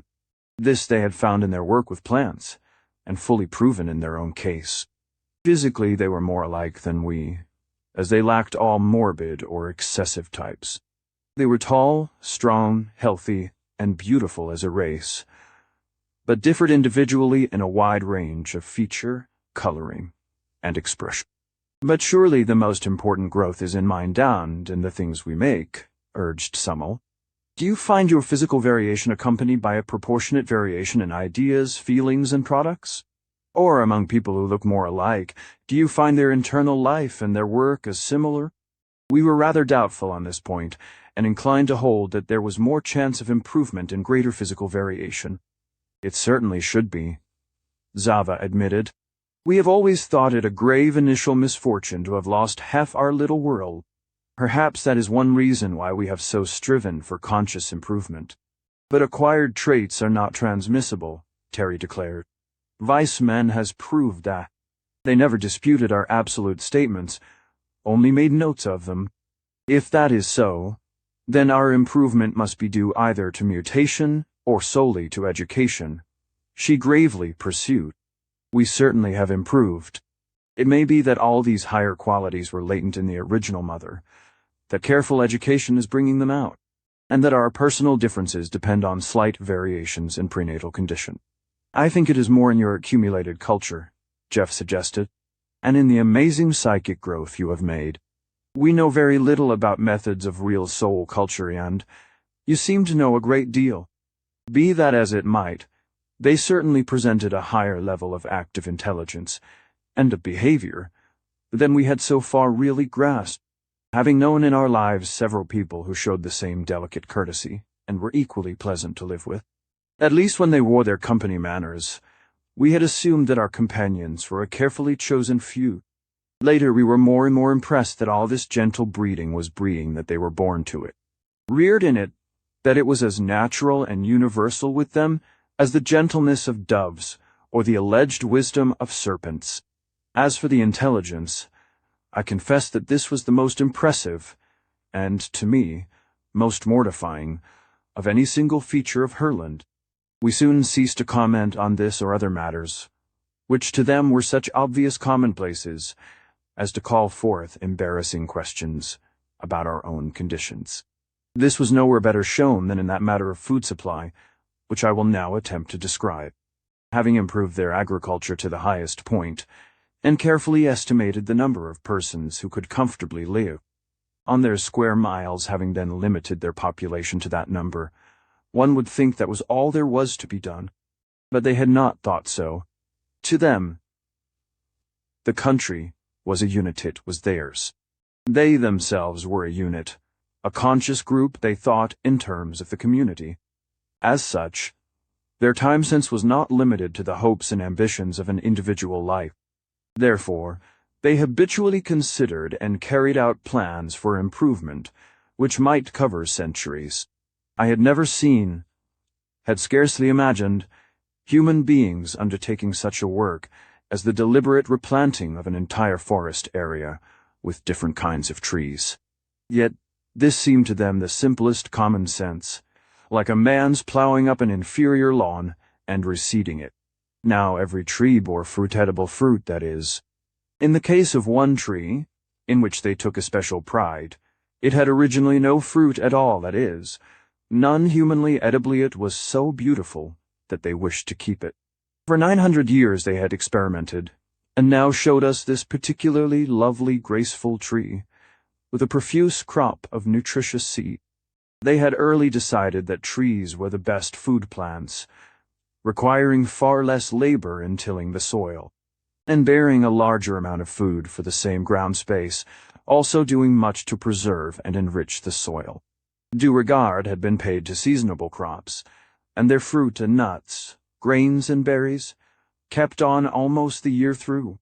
On the higher part of the country, near the backing wall of mountains, they had a real winter with snow. Toward the southeastern point, where there was a large valley with a lake whose outlet was subterranean, the climate was like that of California, and citrus fruits, figs, and olives grew abundantly. What impressed me particularly was their scheme of fertilization. Here was this little shootin' piece of land where one would have thought an ordinary people would have been starved out long ago, or reduced to an annual struggle for life. These careful culturists had worked out a perfect scheme of refeeding the soil with all that came out of it. All the scraps and leavings of their food, plant waste from lumber work or textile industry, all the solid matter from the sewage, properly treated and combined, everything which came from the earth went back to it. The practical result was like that in any healthy forest, an increasingly valuable soil was being built, instead of the progressive impoverishment so often seen in the rest of the world. When this first burst upon us, we made such approving comments that they were surprised that such obvious common sense should be praised, asked what our methods were, and we had some difficulty in diverting them, by referring to the extent of our own land, and admitted carelessness with which we had skimmed the cream of it. At least we thought we had diverted them. Later I found that besides keeping a careful and accurate account of all we told them, they had a sort of skeleton chart, on which the things we said, and the things we palpably avoided saying, were all set down and studied.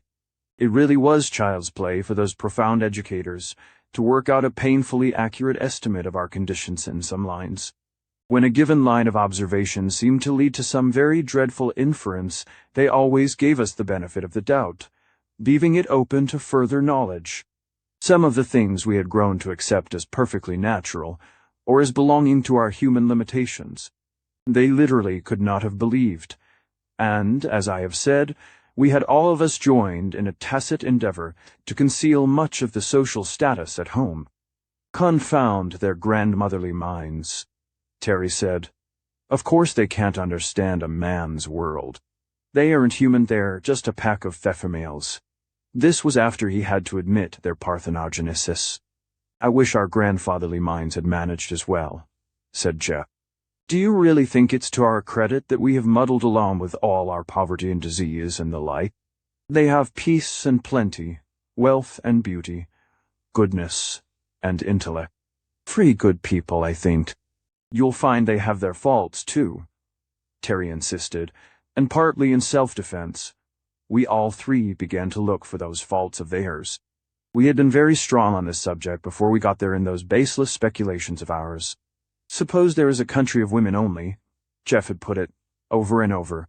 What'll they be like? And we had been cocksure as to the inevitable limitations, the faults and vices, of a lot of women. We had expected them to be given over to what we called feminine vanitrills and furbelows, and we found they had evolved a costume more perfect than the Chinese dress, richly beautiful when so desired, always useful, of unfailing dignity and good taste. We had expected a dull submissive monotony, and found a daring social inventiveness far beyond our own, and a mechanical and scientific development fully equal to ours. We had expected pettiness, and found a social consciousness besides which our nations looked like quarreling children, feeble-minded ones at that. We had expected jealousy, and found a broad sisterly affection, a fair-minded intelligence, to which we could produce no parallel. We had expected hysteria, and found a standard of health and vigor, a calmness of temper, to which the habit of profanity, for instance, was impossible to explain. We tried it. All these things even Terry had to admit, but he still insisted that we should find out the other side pretty soon. It stands to reason, doesn't it? He argued. The whole thing's deuced unnatural, I'd say impossible if we weren't in it, and in unnatural conditions, sure to have unnatural results. You'll find some awful characteristics if you don't. For instance, we don't know yet what they do with their criminals, their defectives, their aged. You notice we haven't seen any. There's got to be something. I was inclined to believe that there had to be something, so I took the bull by the horns, the cow, I should say, and asked Summel. I want to find some flaw in all this perfection, I told her flatly. It simply isn't possible that 3 million people have no faults. We are trying our best to understand and learn. Would you mind helping us by saying what, to your minds, are the worst qualities of this unique civilization of yours? We were sitting together in a shaded arbor, in one of those Eden gardens of theirs. The delicious food had been eaten, a plate of fruit still before us. We could look out on one side over a stretch of open country, quietly rich and lovely on the other, the garden, with tables here and there, far apart enough for privacy. Let me say right here that with all their careful balance of population, there was no crowding in this country. There was room, space, a sunny, breezy freedom everywhere. Summel set her chin upon her hand, her elbow on the low wall beside her, and looked off over the fair land. Of course we have faults, all of us, she said. In one way you might say that we have more than we used to, that is, our standard of perfection seems to get farther and farther away. But we are not discouraged, because our records do show considerable gain. When we began even with the start of one particularly noble mother, we inherited the characteristics of a long race record behind her, and they cropped out from time to time ailingly. But it is ease. Quite 600 years since we have had what you call a criminal. We have, of course, made it our first business to train out, to breed out, when possible, the lowest types. Breed out? I asked. How could Yahweh parthenogenesis? If the girl showing the bad qualities had still the power to appreciate social duty, we appealed to her, by that, to renounce motherhood. Some of the few worst types were, fortunately, unable to reproduce. But if the fault was in a disproportionate egotism, then the girl was sure she had the right to have children, even that hers would be better than others. I can see that, I said, and then she would be likely to rear them in the same spirit. That we never allowed, answered Summel quietly. Allowed? I queried. Allowed a mother to rear her own children? Certainly not, said Summel, unless she was fit for that supreme task. This was rather a blow to my previous convictions. But I thought motherhood was for each of you. Motherhoodies. That is maternity, to bear a child. But education is our highest art, only allowed to our highest artists. Education? I was puzzled again. I don't mean education. I mean by motherhood not only childbearing, but the care of babies. The care of babies involves education, and is entrusted only to the most fit, she repeated. Then you separate mother and child. I cried in cold horror, something of terrorist feeling creeping over me, that there must be something wrong among these many virtues. Not usually, she patiently explained. You see, almost every woman values her maternity above everything else. Each girl holds it close and dear. An exquisite joy, a crowning honor, the most intimate, most personal, most precious thing. That is, the child-rearing has come to be with us a culture so profoundly studied, practiced with such subtlety and skill, that the more we love our children, the less we are willing to trust that process to unskilled hands seven our own. But a mother's love, I ventured. She studied my face, trying to work out a means of clear explanation. You told us about your dentists, she said at length. Those quaintly specialized persons who spend their lives filling little holes in other persons' teeth, even in children's teeth sometimes. Yes, I said, not getting her drift. Does mother love urge mothers with Uto fill their own children's teeth? Or to wish to? Why, no, of course not, I protested. But that is a highly specialized craft. Surely the care of babies is open to any woman, any mother. We do not think so, she gently replied. Those of us who are the most highly competent fulfill that office, and a majority of our girls eagerly try for it. To assure you, we have the very best. But the poor mother bereaved of her baby. Oh no, she earnestly assured me. Not in the least bereaved. It is her baby still. It is with her. She has not lost it. But she is not the only one to care for it. There are others whom she knows to be wiser. She knows it because she has studied as they did, practiced as they did, and honors their real superiority. For the child's sake, she is glad to have for it this highest care. I was unconvinced. Besides, this was only hearsay. I had yet to see the motherhood of Herland. Chapter 8. The Girls of Herland. At last, Tara's ambition was realized. We were invited, always courteously, and with free choice on our part, to address general audiences and classes of girls. I remember the first time and how careful we were about our clothes, and our amateur barbering. Terry in particular was fussy to a degree about the cut of his beard, and so critical of our combined efforts, that we handed him the shears and told him to please himself. We began to rather prize those beards of ours. They were almost our sole distinction among those tall and sturdy women, with their cropped hair and sexless costume. Being offered a wide selection of garments, we had chosen according to our personal taste, and were surprised to find, on meeting large audiences, that we were the most highly decorated, especially Terry. He was a very impressive figure. His strong features softened by the somewhat longer hair, though he made me trim it as closely as I knew how, and he wore his richly embroidered tunic with its broad, loose girdle with quite a Henry Veuf air. Jeff looked more like a Huguenot lover, and I don't know what I looked like, only that I felt very comfortable. When I got back to our own padded armor and its starched borders, I realized with acute regret how comfortable were those Herland clothes. We scanned that audience, looking for the 3 bright faces we knew, but they were not to be seen. Just a multitude of girls, quiet, eager, watchful, all eyes and ears to listen and learn.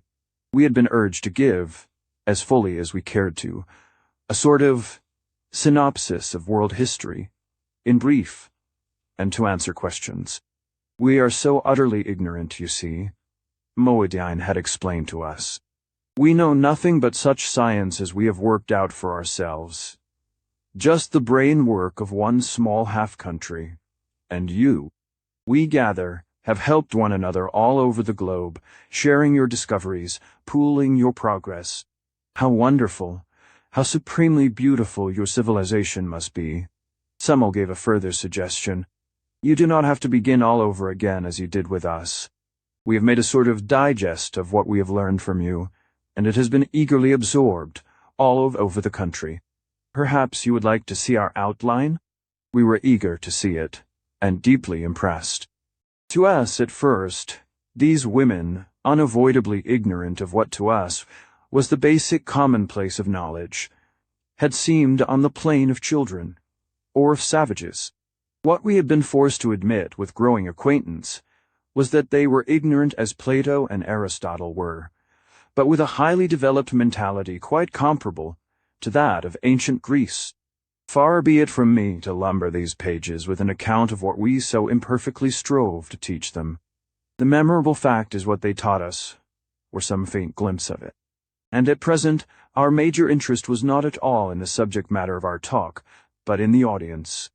Girls, hundreds of theme-eager, bright-eyed, attentive young faces crowding questions, and, I regret to say, an increasing inability on our part to answer them effectively. Our special guides, who were on the platform with us, and sometimes aided in clarifying a question or, oftener, an answer, noticed this effect, and closed the formal lecture part of the evening rather shortly. Our young women will be glad to meet you, Semmel suggested, to talk with you more personally, if you are willing. Willing. We were impatient and said as much, at which I saw a flickering little smile cross Modine's face. Even then, with all those eager young things waiting to talk to us, a sudden question crossed my mind. What was their point of view? What did they think of us? We learned that later. Terry plunged in among those young creatures with a sort of rapture, somewhat as a glad swimmer takes to the sea. Jeff, with a rapt look on his hybrid face, approached as to a sacrament. But I was a little chilled by that last thought of mine, and kept my eyes open.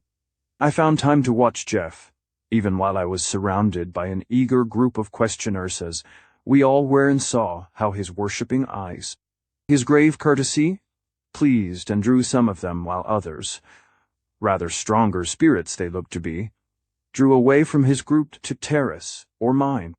I watched Terry with special interest, knowing how he had longed for this time, and how irresistible he had always been at home. And I could see, just in snatches, of course, how his suave and masterful approach seemed to irritate them. His too intimate glances were vaguely resented, his compliments puzzled and annoyed. Sometimes a girl would flush, not with drooped eyelids and inviting timidity, but with anger and a quick lift of the head. Girl after girl turned on her heel and left him, till he had but a small ring of questioners. And they, visibly, were the least girlish of the lot. I saw him looking pleased at first, as if he thought he was making a strong impression, but, finally, casting a look at Jeff, or me, he seemed less pleased and less. As for me, I was most agreeably surprised. At home I never was popular. I had my girl friends, good ones, but they were friends, nothing else. Also, they were of somewhat the same clan. Not popular, in the sense of swarming admirers. But here, To my astonishment, I found my crowd was the largest. I have to generalize, of course, rather telescoping many impressions. But the first evening was a good sample of the impression we made. Jeff had a following, if I may call it that, of the more sentimental, though that's not the word I want. The less practical, perhaps the girls who were artists of some sort, ethicists, teachers, that kind. Terry was reduced to a rather combative group, keen, logical, inquiring minds, not overly sensitive, the very kind he liked least, while, as for May, became quite cocky over my general popularity.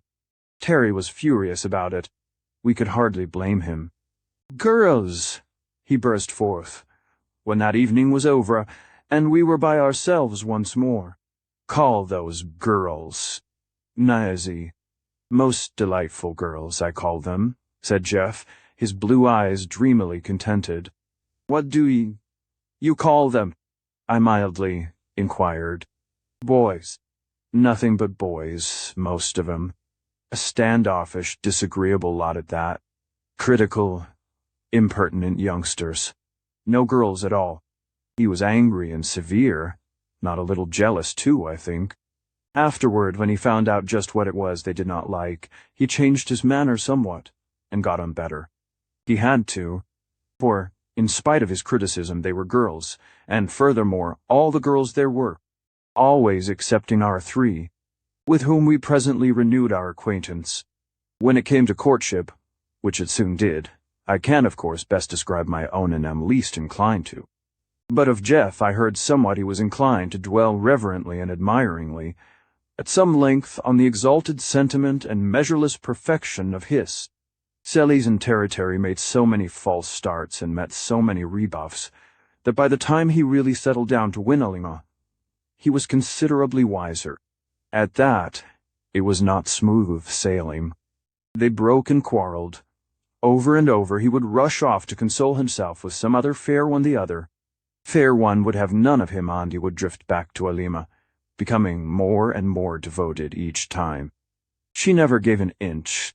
A big, handsome preacher, rather exceptionally strong, even in that race of strong women, with a proud head and sweeping level brows that lined across above her dark, eager eyes, like the wide wings of a soaring hawk. I was good friends with all three of them, but best of all with Elidor, long before that feeling changed, for both of us.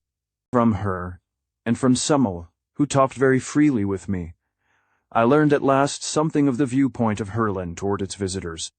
Here they were, isolated, happy, contented, when the booming buzz of our biplane tore the air above them. Everybody heard it, saw it for miles and miles. Word flashed all over the country, and a council was held in every town and village.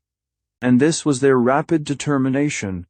From another country, probably men, evidently highly civilized, doubtless possessed of much valuable knowledge, may be dangerous. Catch them if possible, tame and train them if necessary. This may be a chance to re-establish a bisexual state for our people. They were not afraid of us 3 million highly intelligent women, or 2 million. Counting only grown-ups were not likely to be afraid of 3 young men. We thought of them as women, and therefore timid, but it was 2,000 years since they had had anything to be afraid of, and certainly more than 1,000 since they had outgrown the feeling. We thought, at least Terry did it, we could have our pick of them. They thought very cautiously and far-sighted, life picking us if it seemed wise. All that time we were in training, they studied us, analyzed us, prepared reports about us, and this information was widely disseminated all about the land. Not a girl in that country had not been learning for months as much as could be gathered about our country, our culture, our personal characters. No wonder their questions were hard to answer. But I am sorry to say, when we were at last brought out and exhibited, I hate to call it that, but that's what it was. There was no rush of takers. Here was poor old Terry, fondly imagining that at last he was free to stray in a rosebud garden of girls, and behold, the rosebuds were all with keen appraising eye, studying us. They were interested, profoundly interested, but it was not the kind of interest we were looking for. To get an idea of their attitude, you have to hold in mind their extremely high sense of solidarity. They were not each choosing a lover. They hadn't the faintest idea of love, that is. These girls, each of whom motherhood was a lodestar, and that motherhood exalted above a mere personal function, looked forward to as the highest social service, as the sacrament of a lifetime, were now confronted with an opportunity to make the great step of changing their whole status, of reverting to their earlier bisexual order of nature. Beside this underlying consideration, there was the limitless interest and curiosity in our civilization, purely impersonal, and held by an order of mind beside which we were like schoolboys. It was small wonder that our lectures were not a success, and none at all that our, or at least Terrace, advances were so ill received. The reason for my own comparative success was at first far from pleasing to my pride. "We like you the best," someone told me, "because you seem more like us, more like a lot of women." I thought to myself disgustedly, and then remembered how little like women, in our derogatory sense, they were. She was smiling at me, reading my thought. "We can quite see that we do not seem like women to you. Of course, in a bisexual race, the distinctive feature of each sex must be intensified. But surely there are characteristics enough which belong to people, aren't there? That's what I mean about you being more like use, more like people. We feel at ease with you." Jeff's difficulty was his exalted gallantry. He idealized women, and was always looking for a chance to protect, or to serve them. These needed neither protection nor service. They were living in peace and power and plenty. We were their guests, their prisoners, absolutely dependent. Of course we could promise whatsoever we might of advantages, if they would come to our country, but the more we knew of theirs, the less we boasted. Terrace jewels and trinkets they prized as curious handed them about, asking questions as to workmanship, not in the least as to value, and discussed not ownership, but which museum to put them in. When a man has nothing to give a woman, is dependent wholly on his personal attraction, his courtship is under limitations. They were considering these two things, the advisability of making the great change, and the degree of personal adaptability which would best serve that end. Here we had the advantage of our small personal experience with those 3 Fleet Forest girls, and that served to draw us together. As for Ellador, suppose you come to a strange land, and find it pleasant enough, just a little more than ordinarily pleasant, and then you find rich farmland, and then gardens, gorgeous gardens, and then palaces full of rare and curious treasures incalculable, inexhaustible, and then mountains like the Himalayas, and then the sea. I liked her that day she balanced on the branch before me and named the trio. I thought of her most. Afterward I turned to her like a friend when we met for the 3rd time, and continued the acquaintance. While Jeff's old trade votion rather puzzled Celis, really put off their day of happiness. While Terry and Alima quarreled and parted, met and reparted, Ellador and I grew to be close friends. We talked and talked. We took long walks together. She showed me things, explained them, interpreted much that I had not understood. Through her sympathetic intelligence I became more and more comprehending of the spirit of the people of Herland, more and more appreciative of its marvelous inner growth, as well as outer perfection. I ceased to feel a stranger, a prisoner. There was a sense of understanding, of identity, of purpose. We discussed of everything, and, as I traveled farther and farther, exploring the rich, sweet soul of her, my sense of pleasant friendship became but a broad foundation for such height, such breadth, such interlocked combination of feeling, has left me fairly blinded with the wonder of it. As I've said, I had never cared very much for women, nor they for minute Terry fashion. But this one, at first I never even thought of her in that way, as the girls have it. I had not come to the country with any Turkish harem intentions, and I was no woman worshipper like Jeff. I just liked that girl as a friend, as we say. That friendship grew like a tree. She was such a good sport. We did all kinds of things together. She taught me games and I taught her games, and we raced and rode and had all manner of fun, as well as higher comradeship. Then, as I got on farther, the palace and treasures and snowy mountain ranges opened up. I had never known there could be such a human being. So great. I don't mean talented. She was a forester one of the best. But it was not that gift I mean. When I say great, I mean great big, all through. If I had known more of those women, as intimately, I should not have found her so unique, but even among them, she was noble. Her mother was an over-mother, and her grandmother too, I heard later. So she told me more and more of her beautiful land, and I told her as much, yes, more than I wanted to, about mine, and we became inseparable. Then this deeper recognition came and grew. I felt my own soul rise and lift its wings, as it were. Life got bigger.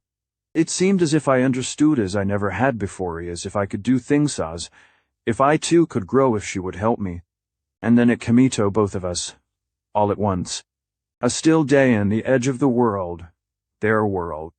The two of us, gazing out over the far dim forest land below, talking of heaven and earth and human life, and of my land and other lands, and what they needed, and what I hoped to do for them.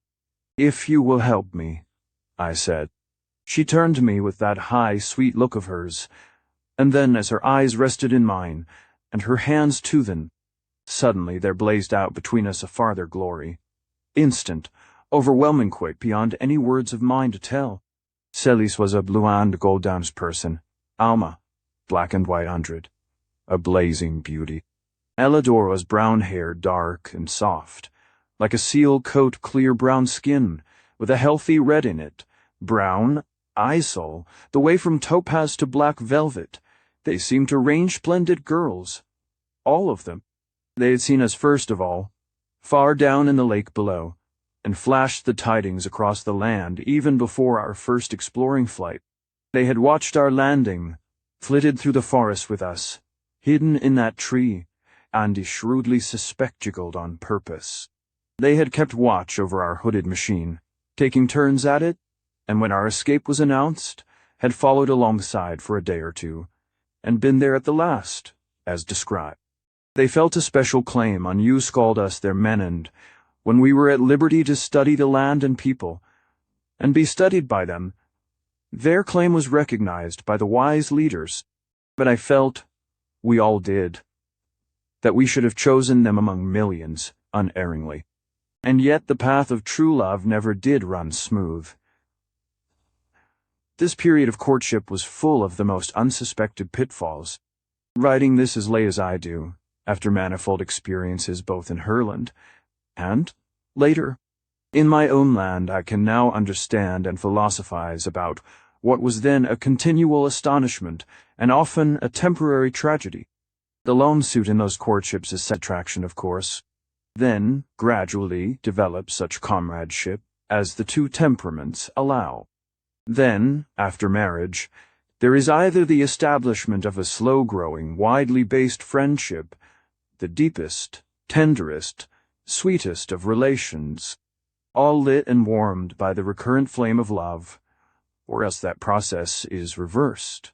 Love cools and fades. No friendship grows. The whole relation turns from beauty to ashes.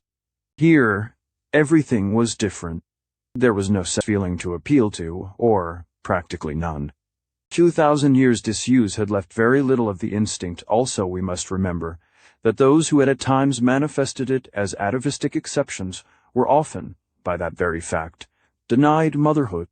Yet while the mother process remains, the inherent ground for distinction remains also, and who shall say? What long-forgotten feeling, vague and nameless, was stirred in some of these mother hearts by our arrival? What left us even more at sea in our approach was the lack of any such tradition. There was no accepted standard of what was manly and what was womanly. When Jeff said, taking a fruit basket from his adored one, A woman should not carry anything, Salis said. Why? With the frankest amazement. He could not look that fleet-footed, deep-chested young forester in the face and say, because she is weaker. She wasn't. One does not call a racehorse weak, because it is visibly not a cart horse. He said rather lamely that women were not built for heavy work. She looked out across the fields to where some women were working, building a new bit of wall out of large stones, looked back at the nearest town with its woman-built houses down at the smooth, hard road we were walking on, and then at the little basket he had taken from her. I don't understand, she said quite sweetly. Are the women in your country so weak that they could not carry such a thing as that? It is a convention, he said. We assume that motherhood is a sufficient burden, then should carry all the others. What a beautiful feeling, she said, her blue eyes shining. Does it work? Asked Alima, in her keen, swift way. Do all men in all countries carry everything? Or is it only in yours? Don't be so literal, Terry begged lazily. Why aren't you willing to be worshipped and waited on? We like to do it. You don't like to have us do it to you, she answered. That's different, he said, annoyed. And when she said, why is it? He quite sulked, referring her to me, saying, Vams, the philosopher. Alidor and I talked it all out together, so that we had an easier experience of it when the real miracle time came. Also, between us, we made things clearer to Jeff and Celis. But Terry would not listen to reason. He was madly in love with Alima. He wanted to take her by storm, and nearly lost her forever. You see, if a man loves a girl who is in the first place young and inexperienced, who in the second place is educated with a background of caveman tradition, a middle ground of poetry and romance, and a foreground of unspoken hope and interest, all centering upon the one event, and who has, furthermore, absolutely no other hope or interest worthy of the name, why, it is a comparatively easy matter to sweep her off her feet with a dashing attack. Terry was a past master in this process. He tried it here, and Alima was so affronted, so repelled, that it was weeks before he got near enough to try again. More coldly she denied him. The hotter his determination, he was not used to real refusal. The approach of flattery she dismissed with laughter, gifts, and such attentions we could not bring to bear. Pathos and complaint of cruelty stirred only a reasoning inquiry. It took Terry a long time. I doubt if she ever accepted her strange lover as fully as did Celis and Elidor theirs. He had hurt and offended her too often, there were reservations. But I think Alima retained some faint vestige of long-descended feeling, which made Terry more possible, to her than to others, and that she had made up her mind to the experiment, and hated to renounce it. However it came about, we all three at length achieved full understanding, and solemnly faced what was to them a step of measureless importance, a grave question as well as a great happiness to us, a strange new joy. Of marriage as a ceremony, they knew nothing. Jeff was for bringing them to our country for the religious and the civil ceremony, but neither Celis nor the others would consent. We can't expect them to want to go with Uziad, said Terry sagely. Wait a bit, boys. We've got to take Em on their own terms if at all. This, in rueful reminiscence of his repeated failures. But our time's coming, he added cheerfully. These women have never been mastered. You see this, as one who had made a discovery. You better not try to do any mastering if you value your chances, I told him seriously. But he only laughed and said, every man to his trade. We couldn't do anything with him. He had to take his own medicine. If the lack of tradition of courtship left us much at sea in our wooing, we found ourselves still more bewildered by lack of tradition of matrimony. And here again I have to draw on later experience, and as deep an acquaintance with their culture as I could achieve, to explain the gulfs of difference between us. 2,000 years of one continuous culture with no men. Back of that, only traditions of the harem. They had no exact analog for our word home, any more than they had for our Roman-based family. They loved one another with a practically universal affection, rising to exquisite and unbroken friendships, and broadening to a devotion to their country and people, for which our word patriotism is no definition at all. Patriotism, red hot, is compatible with the existence of a neglect of national interests, a dishonesty, a cold indifference to the suffering of millions. Patriotism is largely pride, and very largely combativeness. Patriotism generally has a chip on its shoulder. This country had no other country to measure itself by save the few poor savages far below, with whom they had no contact. They loved their country because it was their nursery, playground, and workshop, theirs and their children's. They were proud of it as a workshop, proud of their record of ever-increasing efficiency. They had made a pleasant garden of it. A very practical little heaven, but most of all they valued Itan here. It is hard for us to understand themas, a cultural environment for their children. That, of course, is the keynote of the whole distinction, their children. From those first breathlessly guarded, half-adored race mothers, all up the ascending line, they had this dominant thought of building up a great race through the children. All the surrendering devotion our women have put into their private families, these women put into their country and race. All the loyalty and service men expect of wives they gave, not singly to men, but collectively to one another. And the mother instinct, with us so painfully intense, so thwarted by conditions, so concentrated in personal devotion to a few, so bitterly hurt by death, disease, or barrenness, and even by the mere growth of the children, leaving the mother alone in her empty nestle, this feeling with them flowed out in a strong, wide current, unbroken through the generations, deepening and widening through the years, including every child in all the land. With their united power and wisdom, they had studied and overcome the diseases of childhood or children had none. They had faced the problems of education and so solved them that their children grew up as naturally as young. Trees learning through every sense, taught continuously but unconsciously, never knowing they were being educated. In fact, they did not use the word as we do. Their idea of education was the special training they took when half grown up under experts. Then the eager young minds fairly flung themselves on their chosen subjects, and acquired with an ease, a breadth, a grasp, at which I never ceased to wonder. But the babies and little children never felt the pressure of that forcible feeding of the mind that we call education. Of this, more later. Chapter 9. Our Relations and Theirs. What I'm trying to show here is that with these women the whole relationship of life counted in a glad, eager growing up to join the ranks of workers in the line, best loved a deep, tender reverence for one's own mother, too deep for them to speak of freely, and beyond that, the whole, free, wide range of sisterhood, the splendid service of the country, and friendship. To these women we came, filled with the ideas, convictions, traditions of our culture, and undertook to rouse in them the emotions which to us seemed proper. However much or little of true sex feeling there was between us, it phrased itself in their minds in terms of friendship, the one purely personal love they knew, and of ultimate parentage. Visibly we were not mothers, nor children, nor compatriots, so, if they loved us, we must be friends. That we should pair off together in our courting days was natural to them, that we three should remain much together, as they did themselves, was also natural.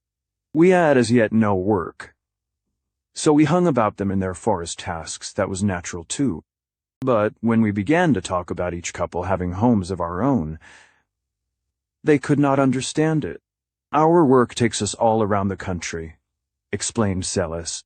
We cannot live in one place all the time. We are together now, urged Alima, looking proudly at Tara's stalwart nearness. This was one of the times when they were on, though presently off again. It's not the same thing at all, he insisted.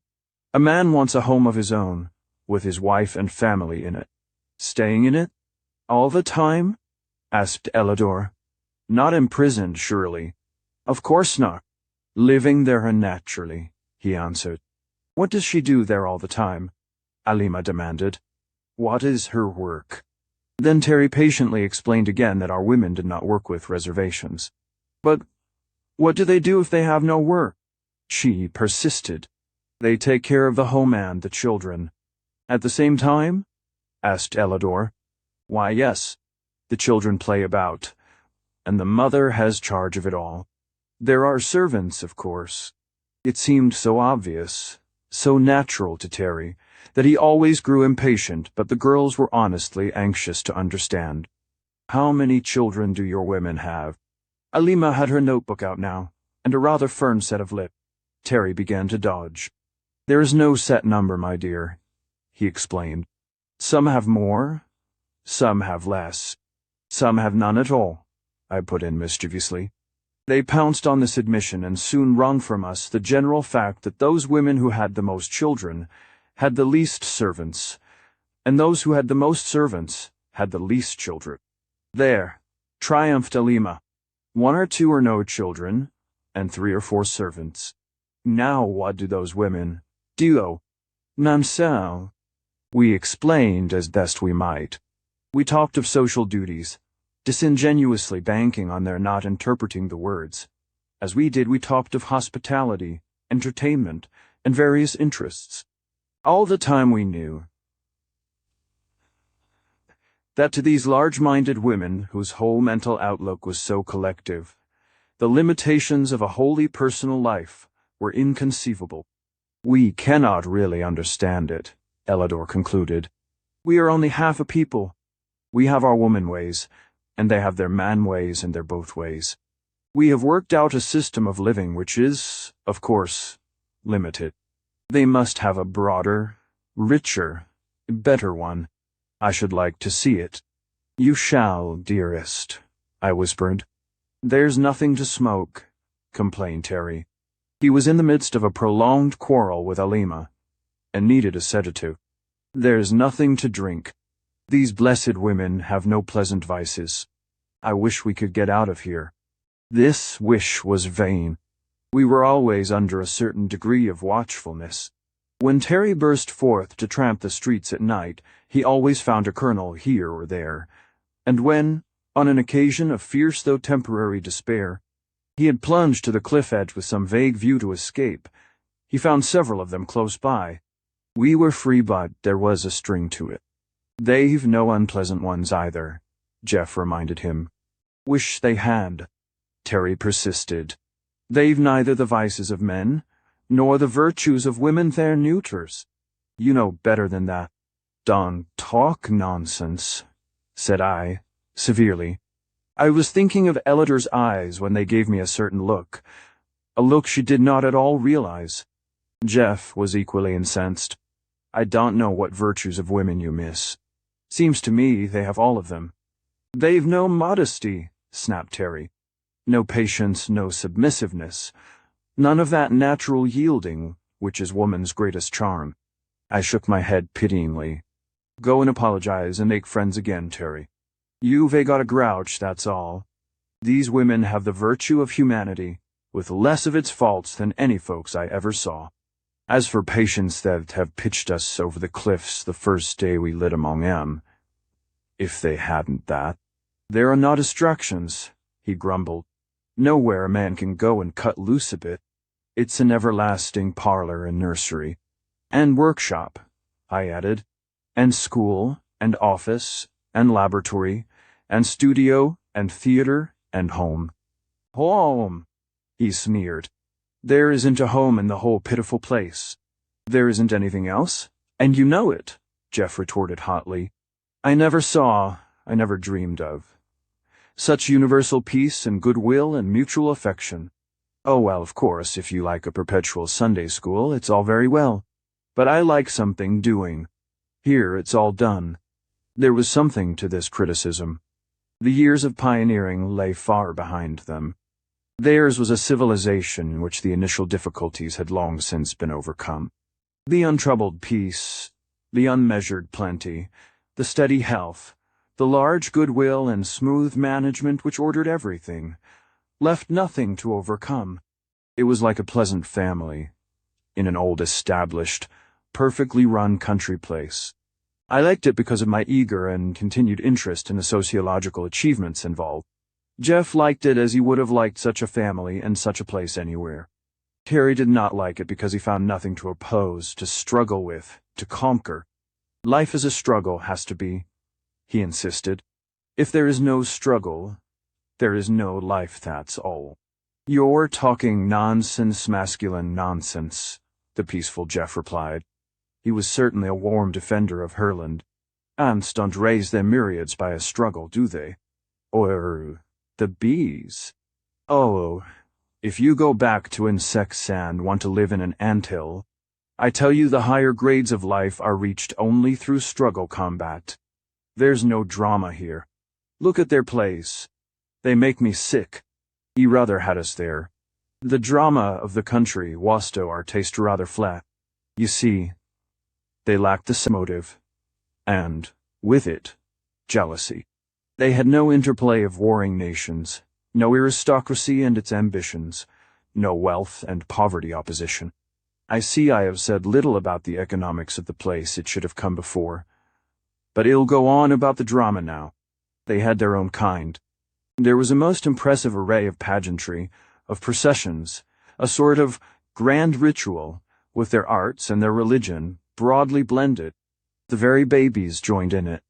To see one of their great annual festivals, with the massed and marching stateliness of those great mothers, the young women brave and noble, beautiful and strong.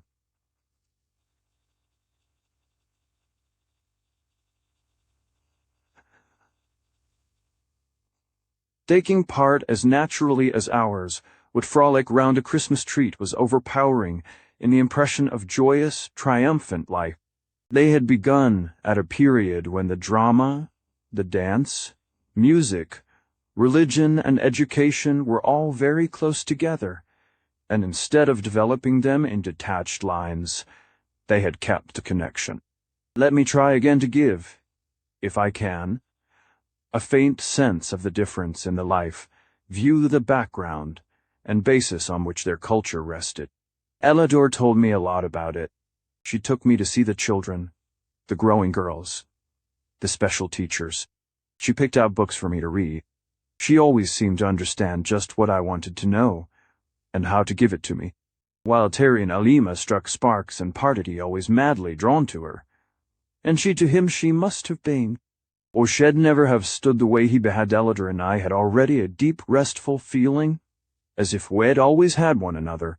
Jeff and Celis were happy, there was no question of that, but it didn't seem to me as if they had the good times we did. Well, here's the Herland child facing life as Ellador tried to show it to me.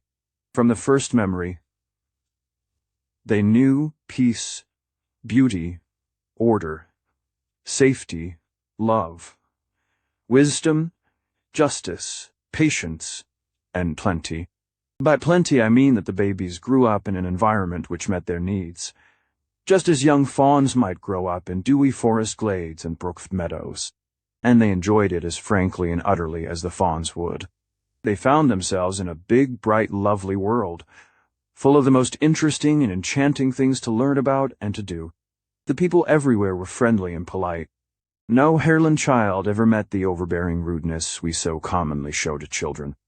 They were people, too, from the first the most precious part of the nation.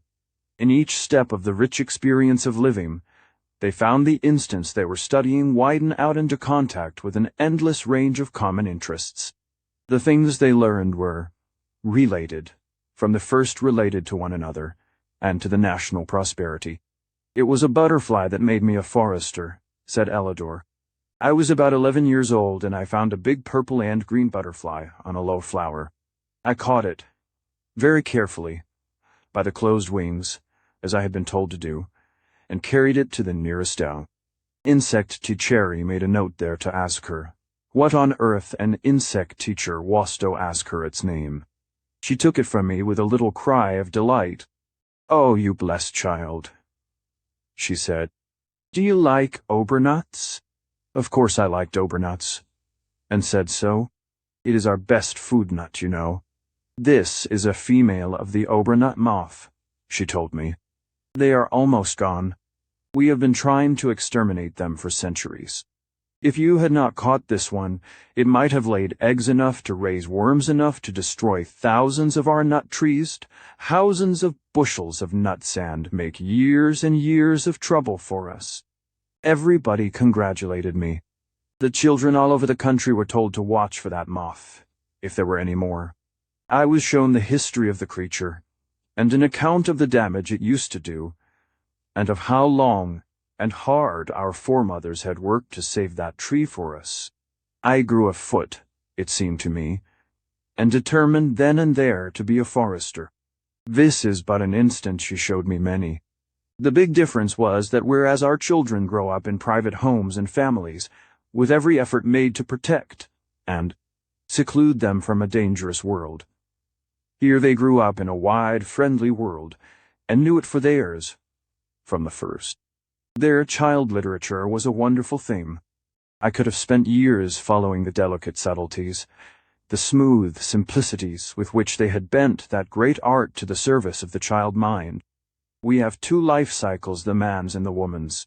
To the man there is growth, struggle, conquest, the establishment of his family, and as much further success in gain or ambition as he can achieve. To the woman, growth, the securing of a husband, the subordinate activities of family life, and afterward such social or charitable interests as her position allows. Here was but one cycle, and that a large one. The child entered upon a broad open field of life, in which motherhood was the one great personal contribution to the national life, and all the rest, the individual share in their common activities. Every girl I talked to, at any age above babyhood, had her cheerful determination as to what she was going to be when she grew up. What Terry meant by saying they had no modesty was that this great life view had no shady places. They had a high sense of personal decorum, but no shemano knowledge of anything to be ashamed of. Even their shortcomings and misdeeds in childhood never were presented to them as sins, merely as errors and misplaces in a game. Some of them, who were palpably less agreeable than others, or who had a real weakness or fault, were treated with cheerful allowance, as a friendly group at whist would treat a poor player. Their religion, you see, was maternal, and their ethics, based on the full perception of evolution, showed the principle of growth and the beauty of wise culture. They had no theory of the essential opposition of good and evil. Life to them was growth. Their pleasure was in growing, and their duty also. With this background, with their sublimated mother love, expressed in terms of widest social activity, every phase of their work was modified by its effect on the national growth. The language itself they had deliberately clarified, simplified, made easy and beautiful, for the sake of the children. This seemed to us a wholly incredible thing. First, that any nation should have the foresight, the strength, and the persistence to plan and fulfill such a task, and second, that women should have had so much initiative. We have assumed, as a matter of course, that women had none, that only the man, with his natural energy and impatience of restriction, would ever invent anything. Here we found that the pressure of life upon the environment develops in the human mind its inventive reactions, regardless of sex, and further, that a fully awakened motherhood plans and works without limit, for the good of the child, that the children might be most nobly born and reared in an environment calculated to allow the richest, freest growth. They had deliberately remodeled and improved the whole state. I do not mean in the least that they stopped at that, any more than a child stops at childhood. The most impressive part of their whole culture, beyond this perfect system of child-rearing, was the range of interests and associations open to them all, for life. But in the field of literature I was most struck, at first, by the child motive. They had the same gradation of simple, repetitive verse and story that we are familiar with, and the most exquisite, imaginative tales, but where, with us, these are the dribbled remnants of ancient folk myths and primitive lullabies. Theirs were the exquisite work of great artists, not only simple and unfailing in appeal to the child mind, but true, too, to the living world about them. To sit in one of their nurseries for a day was to change one's views forever as to babyhood. The youngest ones, rosy fatlings in their mother's arms, or sleeping lightly in the flower-sweet air, seemed natural enough, save that they never cried. I never heard a child cry in Herland, save once or twice at a bad fall, and then people ran to help, as we would at a scream of agony from a grown person. Each mother had her year of glory, the time to love and learn, living closely with her child, nursing it proudly, often for 2 years or more. This perhaps was one reason for their wonderful vigor. But after the baby year, the mother was not so constantly in attendance, unless, indeed, her work was among the little ones. She was never far off, however, and her attitude toward the come-others, whose proud child service was direct and continuous, was lovely to see. As for the babisa group of those naked darlings playing on short velvet grass, cleanse-wept or rugs as soft or in shallow pools, of bright water tumbling over with bubbling, joyous baby laughter, it was a view of infant happiness, such as I had never dreamed. The babies were reared in the warmer part of the country, and gradually acclimated to the cooler heights as they grew older. Sturdy children of 10 and 12 played in the snow as joyfully as ours do. There were continuous excursions of them, from one part of the land to another, so that to each child the whole country might be home. It was all theirs, waiting for them to learn, to love, to use, to serve as our own little boys plan to be a big soldier, or a cowboy, or whatever pleases their fancy, and our little girls plan for the kind of home they mean to have, or how many children these planned, freely and gaily with much happy chattering, of what they would do for the country when they were grown. It was the eager happiness of the children and young people which first made me see the folly of that common notion of ours, that if life was smooth and happy, people would not enjoy it. As I studied these youngsters, vigorous, joyous, eager little creatures, and their voracious appetite for life, it shook my previous ideas so thoroughly that they have never been re-established. The steady level of good health gave them all that natural stimulus we used to call animal spirits, in odd contradiction in terms. They found themselves in an immediate environment which was agreeable and interesting, and before them stretched the years of learning and discovery, the fascinating, endless process of education. As I looked into these methods and compared them with our own, my strange, uncomfortable sense of race humility grew apace. Ellador could not understand my astonishment. She explained things kindly and sweetly, but with some amazement that they needed explaining, and with sudden questions as to how we did it that left me meeker than ever. I betook myself to Summel one day, carefully not taking Ellador. I did not mind seeming foolish to Summel, she was used to it. I want a chapter of explanation, I told her. You know my stupidities by heart, and I do not want to show them to Ellador. She thinks me so wise. She smiled delightedly. It is beautiful to see, she told me, this new, wonderful love between you. The whole country is interested. You know how can we help it? I had not thought of that. We say all the world loves a lover, but to have a couple of million people watching one's courtship end at a difficult one was rather embarrassing. Tell me about your theory of education, I said. Make it short and easy. And, to show you what puzzles me, I'll tell you that in our theory great stress is laid on the forced exertion of the child's mind. We think it is good for him to overcome obstacles. Of course it is, she unexpectedly agreed. All our children do that they love to. That puzzled me again. If they love to do it, how could it be educational? Our theory is this, she went on carefully. Here is a young human being. The mind is as natural a thing as the body, a thing that grows, a thing to use and enjoy. We seek to nourish, to stimulate, to exercise the mind of a child as we do the body. There are the two main divisions in education. You have those, of course. The things it is necessary to know, and the things it is necessary to do. To do? Mental exercises, you mean? Yes.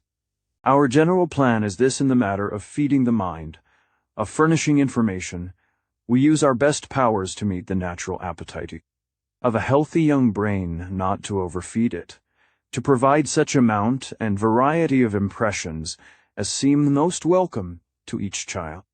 That is the easiest part. The other division is in arranging a properly graduated series of exercises which will best develop each. Mind the common faculties we all have, and most carefully, the especial faculties some of us have. You do this also, do you not? In a way, I said rather lamely. We have not so subtle and highly developed a system as you. Not approaching it, but tell me more. As to the information, how do you manage? It appears that all of you know pretty much everything's that right? This, she laughingly disclaimed. By no means. We are, as you soon found out, extremely limited in knowledge. I wish you could realize what a ferment the country is in over the new things you have told us, the passionate eagerness among thousands of us to go to your country and learn. But what we do know is readily divisible into common knowledge and special knowledge. The common knowledge we have long since learned to feed into the minds of our little ones. With no waste of time or strength, the special knowledge is open to all, as they desire. Some of us specialize in one line only, but most take up several, some for their regular work, some to grow with. To grow with? Yes. When one settles too close in one kind of work, there is a tendency to atrophy in the disused portions of the brain. We like to keep on learning, always. What do you study? As much as we know of the different sciences. We have, within our limits, a good deal of knowledge of anatomy, physiology, nutritional that pertains to a full and beautiful personal life. We have our botany and chemistry and so on, very rudimentary, but interesting, our own history, with its accumulating psychology. You put psychology with history, not with personal life? Of course. It is ours, it is among and between us, and it changes with the succeeding and improving generations. We are at work, slowly and carefully, developing our whole people along these lines. It is glorious work, splendid, to see the thousands of babies improving, showing stronger, clearer minds, sweeter dispositions, higher capacities. Don't you find it so in your country? This, I evaded flatly. I remembered the cheerless claim that the human mind was no better than in its earliest period of savagery, only better informed, a statement I had never believed. We try most earnestly for two powers, Summel continued, the two that seem to us basically necessary for all noble life, a clear, far-reaching judgment, and a strong, wellest will. We spend our best efforts, all through childhood and youth, in developing these faculties, individual judgment and will. As part of your system of education, you mean? Exactly. As a most valuable part. With the babies, as you may have noticed, we first provide an environment which feeds the mind without tiring it, all manner of simple and interesting things to do. As soon as they are old enough to do them, physical properties, of course, come first. But as early as possible, going very carefully, not to tax the mind, we provide choices, simple choices, with very obvious causes and consequences. You've noticed the games? I had. The children seemed always playing something or else, sometimes engaged in peaceful researches of their own. I had wondered at first when they went to school, but soon found that they never ditto their knowledge. It was all education but no schooling. We have been working for some 1600 years, devising better and better games for children, continued Summel. I sat aghast. Devising games? I protested. Making up new ones, you mean? Exactly, she answered. Don't you? Then I remembered the kindergarten and the material devised by Signor Montessori, and guardedly replied to some extent. But most of our games, I told her, were very old, came down from child to child, along the ages, from the remote past. And what is their effect? She asked. Do they develop the faculties you wish to encourage? Again, and I remembered the claims made by the advocates of sports, and again replied guardedly that that was, in part, the theory. But do the children like it? I asked. having things made up and set before them that way. Don't they want the old games? You can see the children, she answered. Are yours more contented, more interested, happier? Then I thought, as in truth I never had thought before, of the dull, bored children I had seen, whining, what can I do now? Of the little groups and gangs hanging about of the value of someone's strong spirit, who possessed initiative, and would start something of the children's parties and the onerous duties of the fall. Older people set to amuse the children also of that troubled ocean of misdirected activity we call mischief, the foolish, destructive, sometimes evil things done by unoccupied children. No, said I grimly, I don't think they are. The Herland child was born not only into a world carefully prepared, full of the most fascinating materials and opportunities to learn, but into the society of plentiful numbers of teachers. Teachers born and trained, whose business it was to accompany the children along that, to us, impossible thing, the royal road to learning. There was no mystery in their methods. Being adapted to children, it was at least comprehensible to adults. I spent many days with the little ones, sometimes with Elidor, sometimes without, and began to feel a crushing pity for my own childhood, and for all others that I had known. The houses and gardens planned for babies had in them nothing to hurt, no stairs, no corners, no small loose objects to swallow, no fire, just a baby's paradise.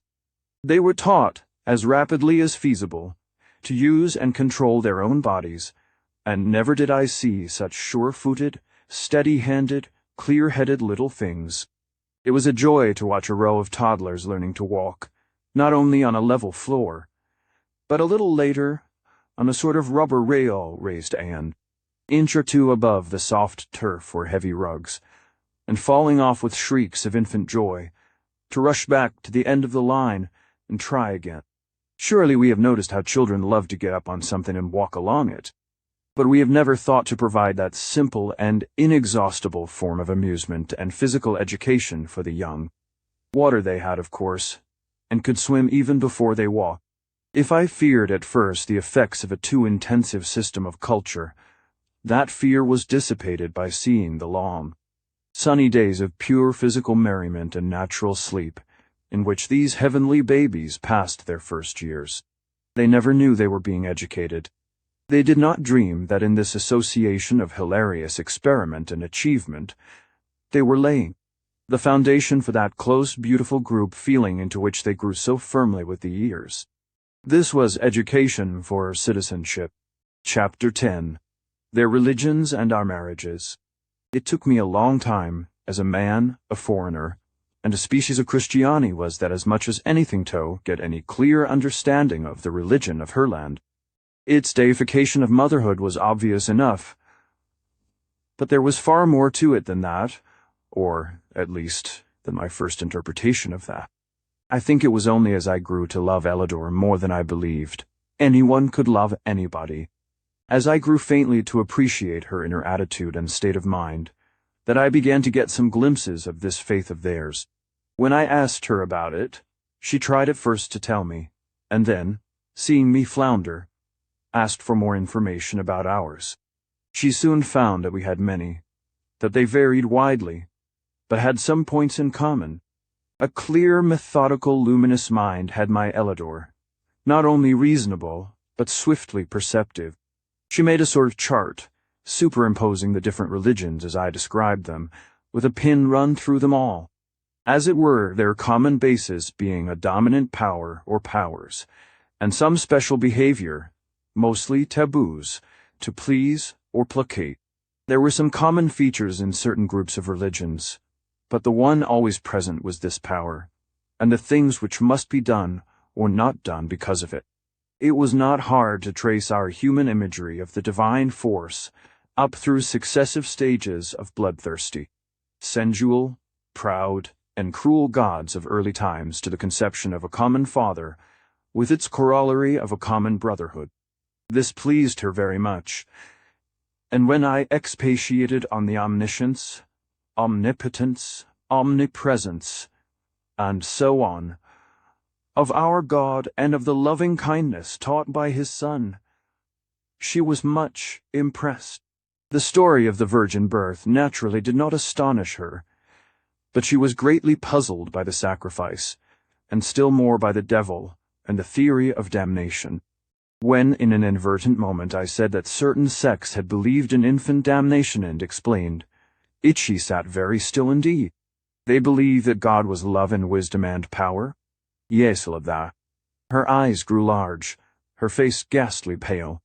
And yet, that such a God could put little new babies to burn for eternity. She fell into a sudden shuddering and left me, running swiftly to the nearest temple.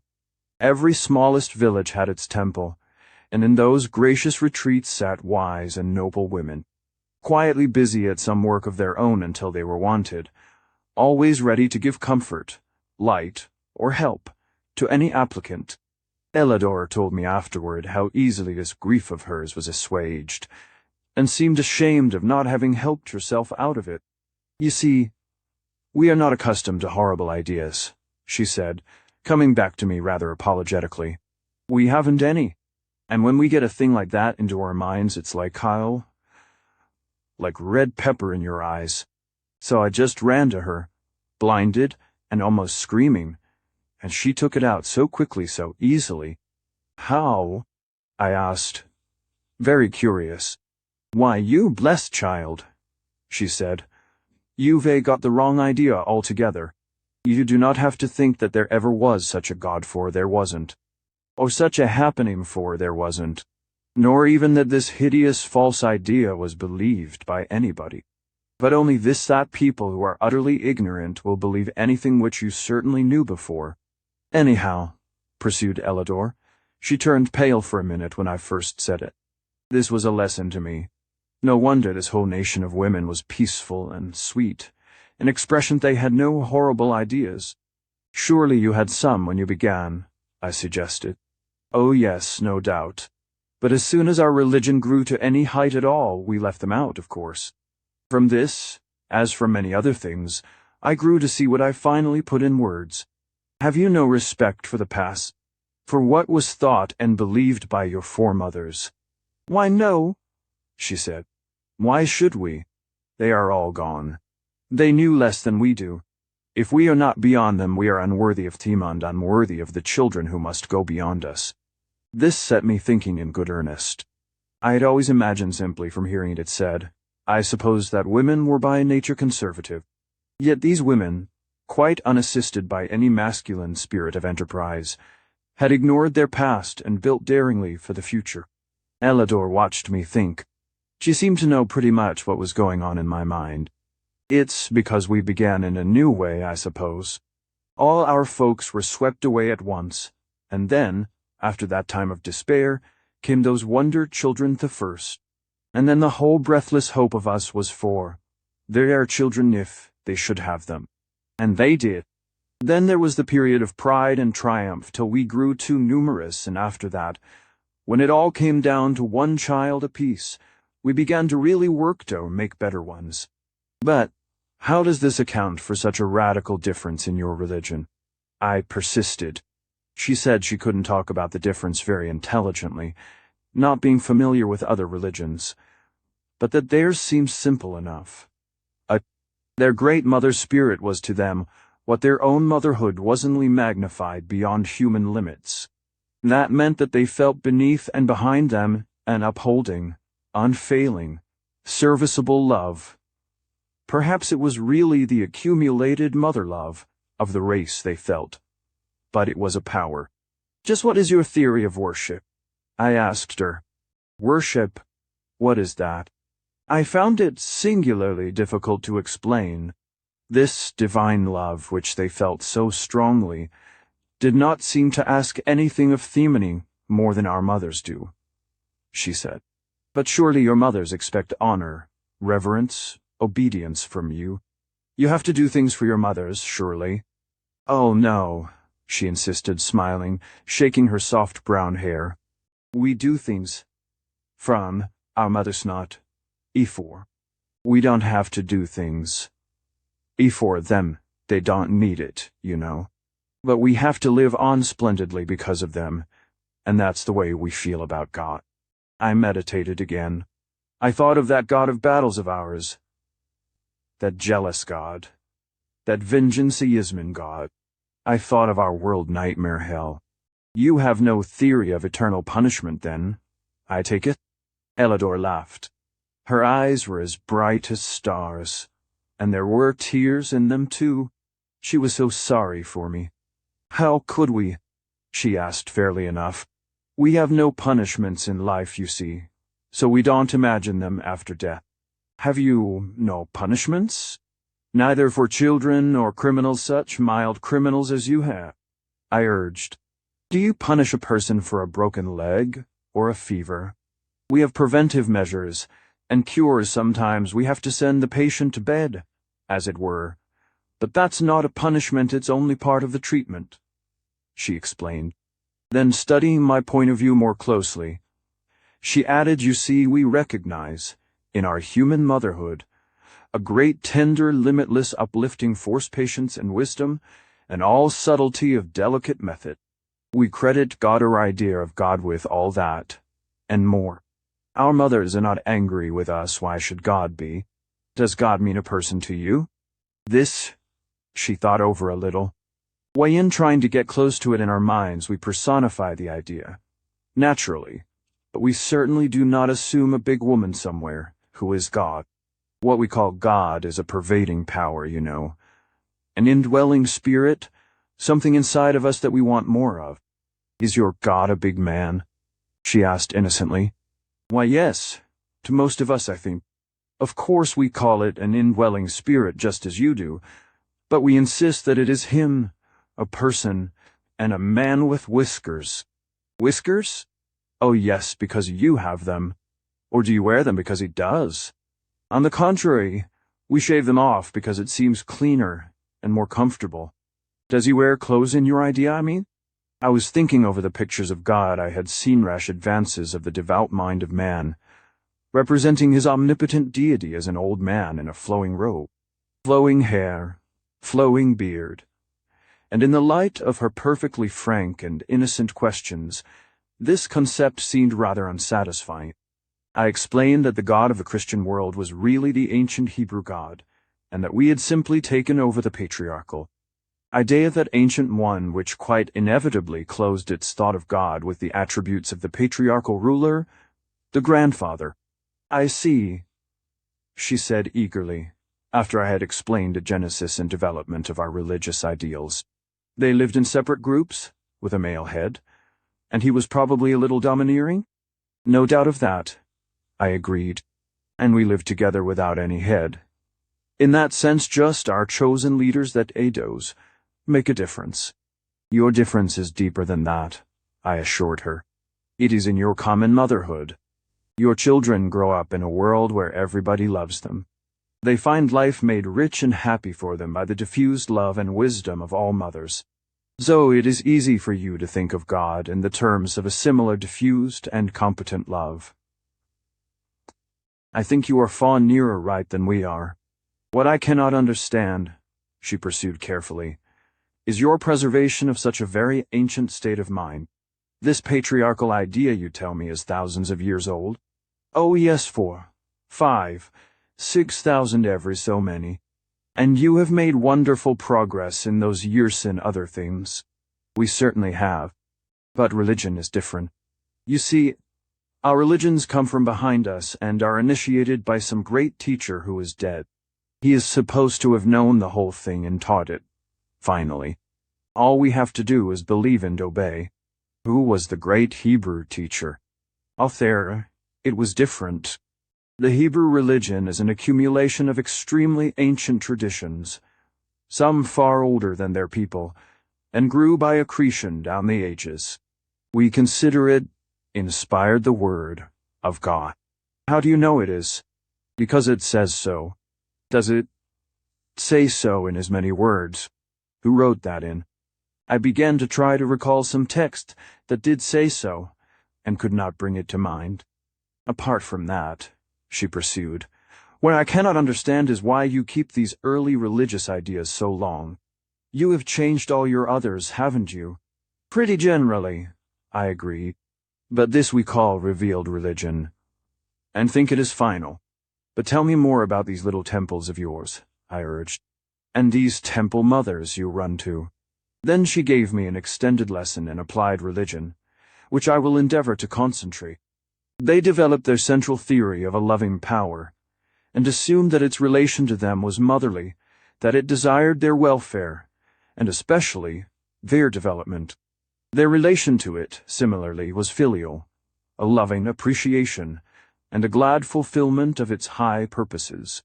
Then, being nothing if not practical, they set their keen and active minds to discover the kind of conduct expected of them. This worked out in a most admirable system of ethics. The principle of love was universally recognized and used. Patience, gentleness, courtesy, all that we call good breeding, was part of their code of conduct.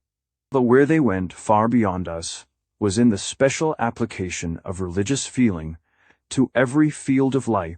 They had no ritual, no little set of performances called divine service, save those religious pageants I have spoken of, and those were as much educational as religious, and as much social as either. But they had a clear established connection between everything they died down to God. Their cleanliness, their health, their exquisite order, the rich peaceful beauty of the whole land, the happiness of the children, and above all the constant progress they made deal, this was their religion. They applied their minds to the thought of God, and worked out the theory that such an inner power demanded outward expression. They lived as if God was real, and at work within them. As for those little temples everywhere, some of the women were more skilled, more temperamentally inclined in this direction than others. These, whatever their work might be, gave certain hours to the temple service, which meant being there, with all their love and wisdom and trained thought, to smooth out rough places for anyone who needed it. Sometimes it was a real grief, very rarely a quarrel.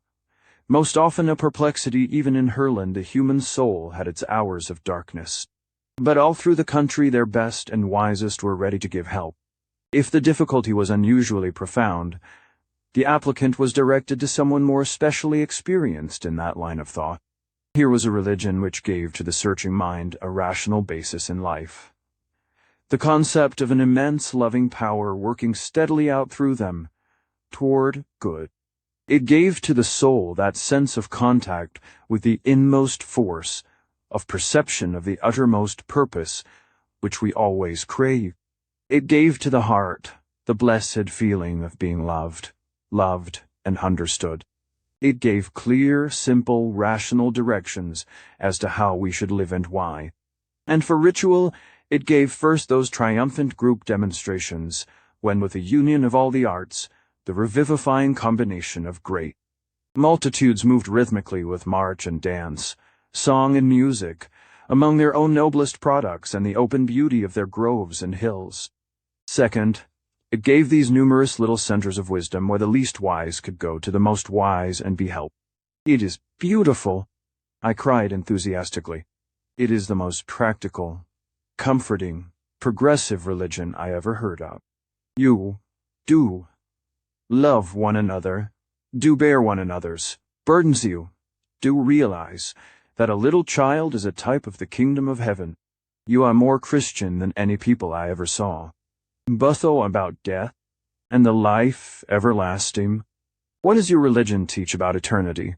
Nothing, said Alidor. What is eternity? What indeed? I tried, for the first time in my life, to get a real hold on the idea. It is never stopping. Never stopping? She looked puzzled. Yes, life. Going on forever. Oh, we see that, of course. Life does go on forever, all about us. But eternal life goes on, without dying. The same person? Yes, the same person, unending, immortal. I was pleased to think that I had something to teach from our religion, which theirs had never promulgated. Here? Asked Elidor. Never to die here? I could see her practical mind heaping up the people, and hurriedly reassured her. Oh no, indeed. Not hereafter. We must die here, of course, but then we enter into eternal life. The soul lives forever. How do you know? She inquired. I won't attempt to prove it to you, I hastily continued. Let us assume it to be so. How does this idea strike you? Again she smiled at me. That adorable, dimpling, tender, mischievous, motherly smile of hers. Shall I be quite honest? You couldn't be anything else, I said, half gladly, and half a little sorry. The transparent honesty of these women was a never-ending astonishment to me. It seems to me a singularly foolish idea, she said calmly, and if true, most disagreeable. Now, I had always accepted the doctrine of personal immortality as a thing established. The efforts of inquiring spiritualists, always seeking to woo their beloved ghosts back again, never seemed to me necessary. I don't say I had ever seriously and courageously discussed the subject with myself. Even I had simply assumed it to be a fact. And here was the girl I loved, this creature whose character constantly revealed new heights and ranges far beyond my own, this superwoman of a superland, saying she thought immortality foolish. She meant it too. What do you want it for?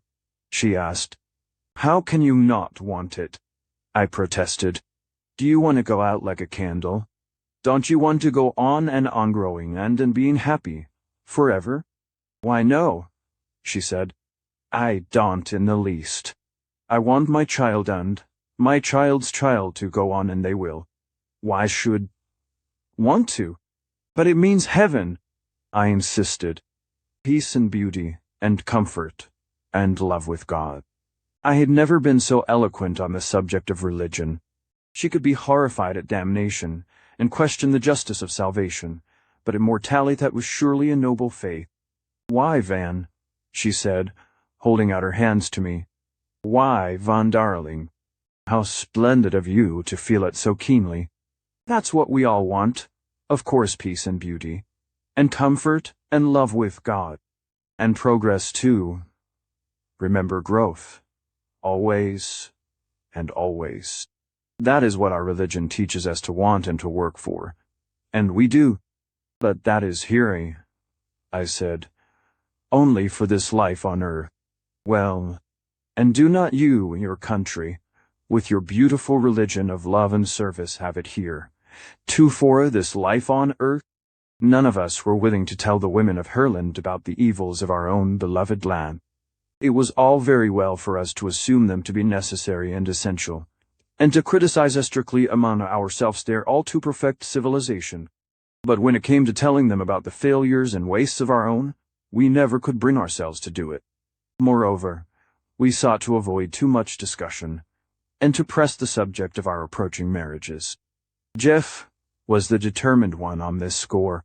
Of course they haven't any marriage ceremony or service, but we can make it a sort of Quaker wedding, and have it in the temple is the least we can do for them. It was.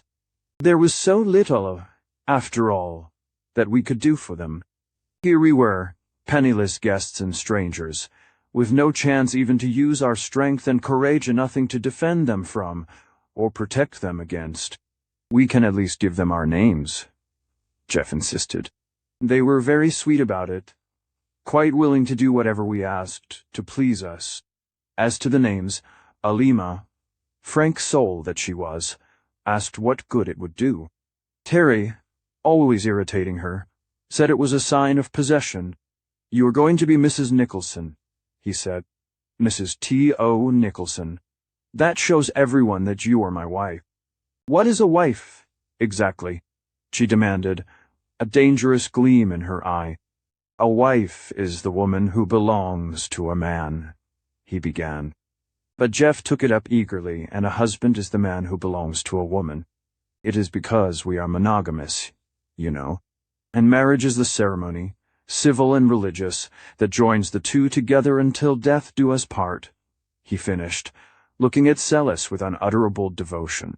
What makes us all feel foolish, I told the girls, is that here we have nothing to give you except, of course, our names. Do your women have no names before they are married? Sally suddenly demanded.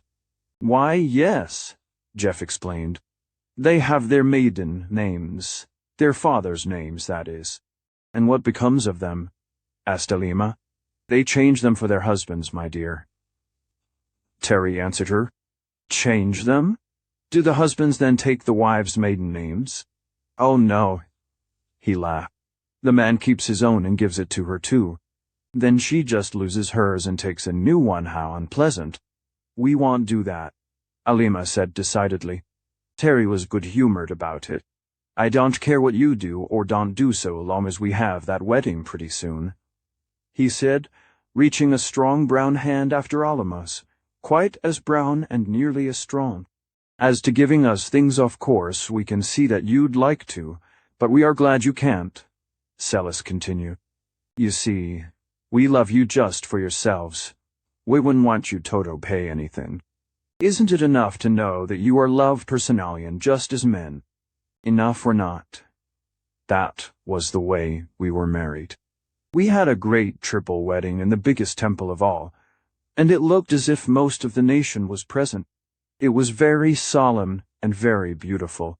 Someone had written a new song for the occasion, nobly beautiful, about the new hope for their people, the new tie with other lands' brotherhood, as well as sisterhood, and with evident awe, fatherhood.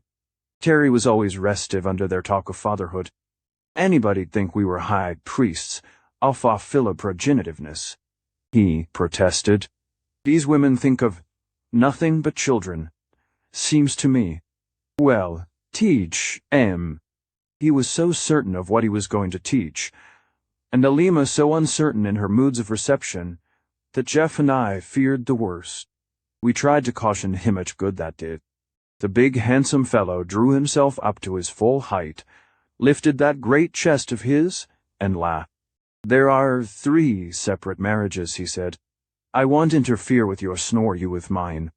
So the great day came, and the countless crowds of women, and we 3 bridegrooms without any supporting best men, or any other men to back us up, felt strangely small as we came forward. Samuel and Zava and Moadine were on hand. We were thankful to have them. To these seemed almost like relatives. There was a splendid procession, reading dances, the new anthem I spoke of, and the whole great place pulsed with feeling the deep awe, the sweet hope, the wondering expectation of a new miracle. There's been nothing like this in the country since our motherhood began, Samuel said softly to me, while we watched the symbolic marches. You see, it is the dawn of a new era. You don't know how much you mean to us. It is not only fatherhood, that marvelous dual parentage to which we are strangers, the miracle of union and life-giving bud. It is brotherhood. You are the rest of the world. You join us to our kinto all the strange lands and peoples we have never seen. We hope to know them to love, and help Themen to learn of them. No, you cannot know. Thousands of voices rose in the soaring climax of that great hymn of the coming life. By the great altar of motherhood, with its crown of fruit and flowers, stood a new one, crowned as well. Before the great Overmother of the land and her ring of high temple counselors, before that vast multitude of calm-faced mothers and holy-eyed maidens, came forward our own 3 chosen ones, and we, 3 men alone in all that land, joined hands with them and made our marriage vows. Chapter 11. Our difficulties. We say, marriage is a lottery. Also marriages are made in heaven. But this is not so widely accepted as the other. We have a well-founded theory that it is best to marry in one's class, and certain well-grounded suspicions of international marriages, which seem to persist in the interest of social progress, rather than in those of the contracting parties. But no combination of alien races, of color, of caste, or creed, was ever so basically difficult to establish as that between us, 3 modern American men, and these 3 women of Herland. It is all very well to say that we should have been frank about it beforehand. We'd been franked.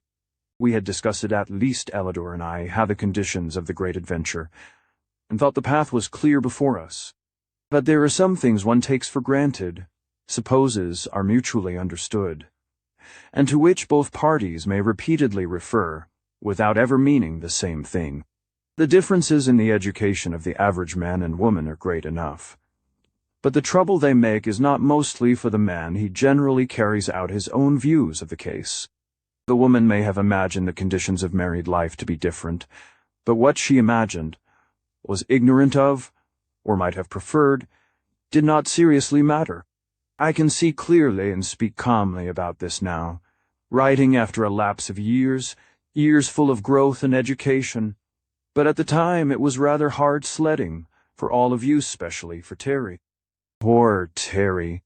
You see, in any other imaginable marriage among the peoples of the earth, whether the woman were black, red, yellow, brown, or white, whether she were ignorant or educated, submissive or rebellious, she would have behind her the marriage tradition of our general history.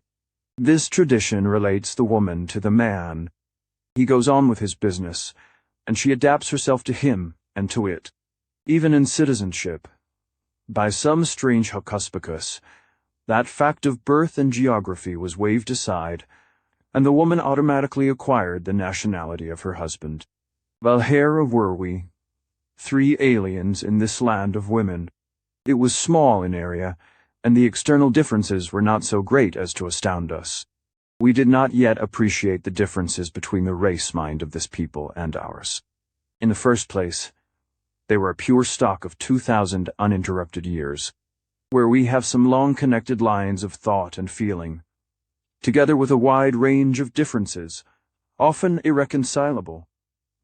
These people were smoothly and firmly agreed on most of the basic principles of their life, and not only agreed in principle, but accustomed for these 60-odd generations to act on those principles. This is one thing which we did not understand, had made no allowance for. When, in our premarital discussions, one of those dear girls had said, "We understand it thus and thus," or "We hold such and such to be true," we men, in our own deep-seated convictions of the power of love, and our easy views about beliefs and principles, fondly imagined that we could convince them otherwise. What we imagined before marriage did not matter any more than what an average innocent young girl imagines. We found the facts to be different. It was not that they did not love us, they did, deeply and warmly. But there are you again what they meant by love, and what we meant by love were so different. Perhaps it seems rather cold-blooded to say we and they, as if we were not separate couples, with our separate joys and sorrows, but our positions as aliens drove us together, constant. The whole strange experience had made our friendship more close and intimate than it would ever have become in a free and easy lifetime among our own people. Also, as men, with our masculine tradition of far more than 2,000 years, we were a unit, small but firm, against this far larger unit of feminine tradition. I think I can make clear the points of difference without a too painful explicitness. The more external disagreement was in the matter of the home, and the housekeeping duties and pleasures we, by instinct and long education, supposed to be inherently appropriate to women. I will give 2 illustrations, one a way up, and the other a way down, to show how completely disappointed we were in this regard. For the lower one, try to imagine a male ant, coming from some state of existence where ants live in pairs, endeavoring to set up housekeeping with a female ant from a highly developed anthill. This female ant might regard him with intense personal affection, but her ideas of parentage and economic management would be on a very different scale from his. Now, of course, if she was a stray female in a country of pairing ants, he might have had his way with her, but if he was a stray male in an anthill, for the higher one, try to imagine a devoted and impassioned man trying to set up housekeeping with a lady angel, a real wings and harpent hollow angel, accustomed to fulfilling divine missions all over interstellar space. This angel might love the man with an affection quite beyond his power of return or even of appreciation, but her ideas of service and duty would be on a very different scale from his. Of course, If she was a stray angel in a country of men, he might have had his way with her.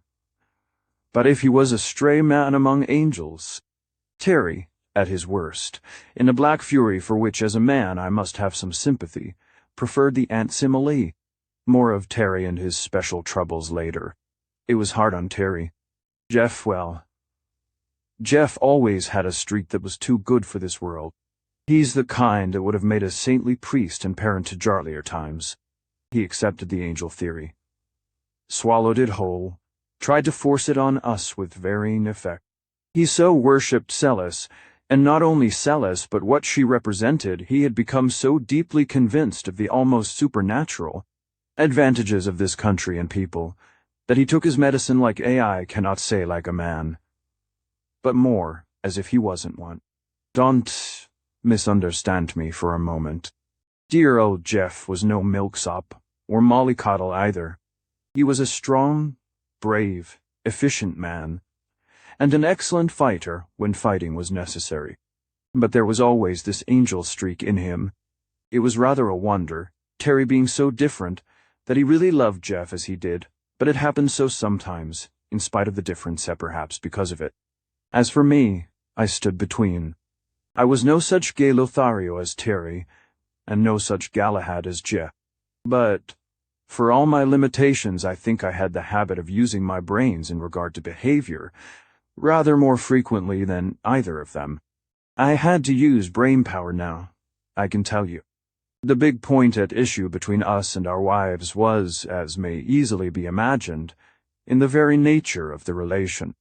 Wives! Don't talk to me about wives, stormed Terry.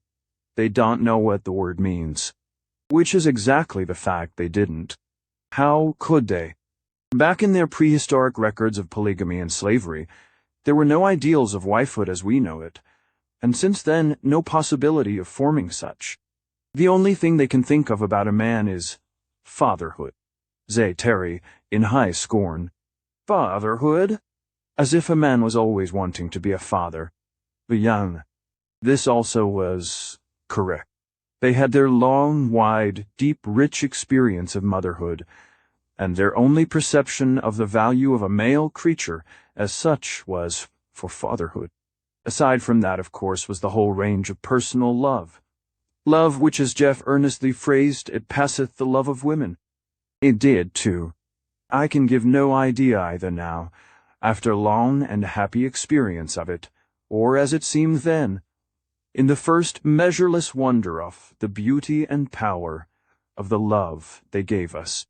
Even Alimahu had a more stormy temperament than either of the others, and who, heaven knows, had far more provocation even. Alima was patience and tenderness and wisdom personified to the man she loved, until Hebed I haven't got to that yet. These, as Terry put it, alleged or so-called wives of ours, went right on with their profession as foresters.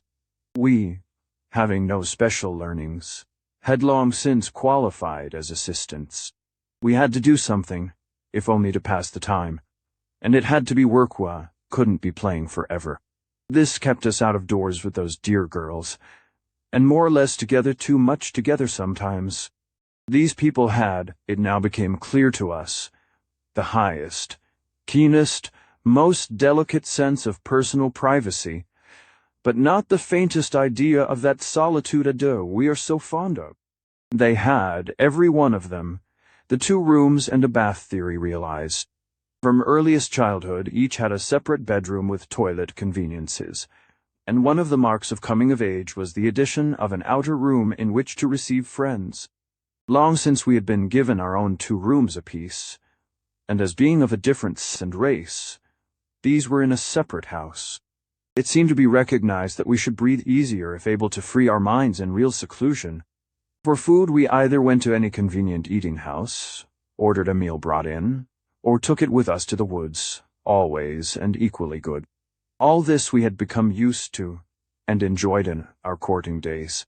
After marriage, there arose in us a somewhat unexpected urge of feeling that called for a separate house, but this feeling found no response in the hearts of those fair ladies. We, alone, dear. Elidor explained to me with gentle patience. We are alone in these great forests. We may go and eat in any little summer house just we two, or have a separate table anywhere, or even have a separate meal in our own rooms. How could we be aloner? This was all very true. We had our pleasant mutual solitude about our work, and our pleasant evening talks in their apartments, or ours we had. As it were, all the pleasures of courtship carried right on. But we had no sense of opposite may be called possession. Might as well not be married at all, growled Terry. They only got up that ceremony to please us, please Jeff, mostly. They've no real idea of being married. I tried my best to get Elidor's point of view, and naturally I tried to give her mine. Of course, what we, as men, wanted to make them see was that there were other, and as we proudly said higher, uses in this relation than what Terry called mere parentage. In the highest terms I knew, I tried to explain this to Elidor. Anything higher than for mutual love to hope to give life, as we did, she said. How is it higher? It develops love, I explained.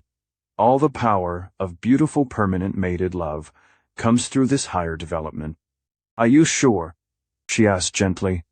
How do you know that it was so developed? There are some birds who love each other so that they mope and pine if separated, and never pair again if one dies, but they never mate except in the mating season. Among your people do you find high and lasting affection appearing in proportion to this indulgence? It is a very awkward thing, sometimes, to have a logical mind. Of course I knew about those monogamous birds and beasts, too, that mate for life and show every sign of mutual affection, without ever having stretched the sex relationship beyond its original range. But what of it? Those are lower forms of life, I protested. They have no capacity for faithful and affectionate and apparently happy but, oh, my dear, what can they know of such a love as draws us together? Why, to touch Uto, be near Uto, come closer, and closer to lose myself in you. Surely you feel it too, do you not? I came nearer. I seized her hands. Her eyes were on mine, tender, radiant, but steady and strong. There was something so powerful, so large and changeless, in those eyes that I could not sweep her off her feet by my own emotion as I had unconsciously assumed would be the case. It made me feel as one might imagine a man might feel who loved a goddess, not a Venus, though. She did not resent my attitude, did not repel it, did not in the least fear it, evidently. There was not a shade of that timid withdrawal or pretty resistance which are so provocative. You see, dearest, she said, you have to be patient with us. We are not like the women of your country. We are mothers, and we are people. But we have not specialized in this line. And wait was so hard to get her to be personal. And as I thought that, I suddenly remembered how we were always criticizing or women for being so personal. Then I did my earnest best to picture to her the sweet, intense joy of married lovers, and the result in higher stimulus to all creative work. Do you mean? She asked quite calmly, as if I was not holding her cool, firm hands in my hot and rather quivering ones. That with you, when people marry, they go right on doing this in season and out of season, with no thought of children at all. They do, I said with some bitterness. They are not mere parents. They are men and women, and they love each other. How long? Asked Elidor, rather unexpectedly. How long? I repeated, a little dashed. Why, as long as they live. There is something very beautiful in the idea, she admitted, still as if she were discussing life on Mars. This climactic expression which, in all the other life forms, has but the one purpose, has with you become specialized to higher, purer, nobler uses. It has, he judge from what you tell me, the most ennobling effect on character.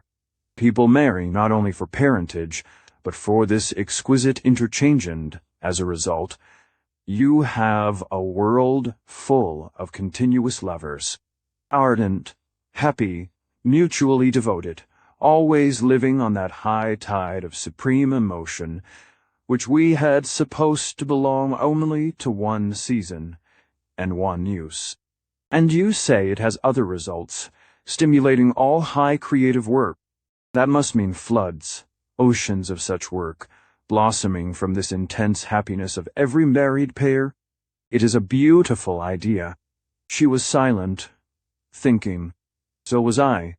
She slipped one hand free, and was stroking my hair with it in a gentle, motherly way. I bowed my hot head on her shoulder, and felt a dim sense of peace, a restfulness which was very pleasant. "You must take me there some day, darling," she was saying. "It is not only that I love you so much. I want to see your country, your people, your mother." She paused reverently. "Oh, how I shall love your mother." I had not been in love many times. My experience did not compare with Terrace.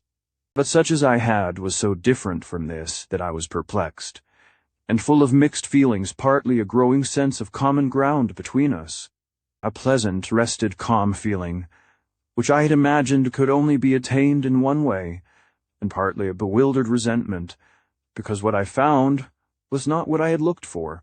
It was their confounded psychology. Here they were with this profound, highly developed system of education, so bred into them that even if they were not teachers by profession, they all had a general proficiency in it. It was second nature to them. And no child, stormily demanding a cookie between meals, was ever more subtly diverted into an interest in a house-building than was I when I found an apparently imperative demand had disappeared, without my noticing it.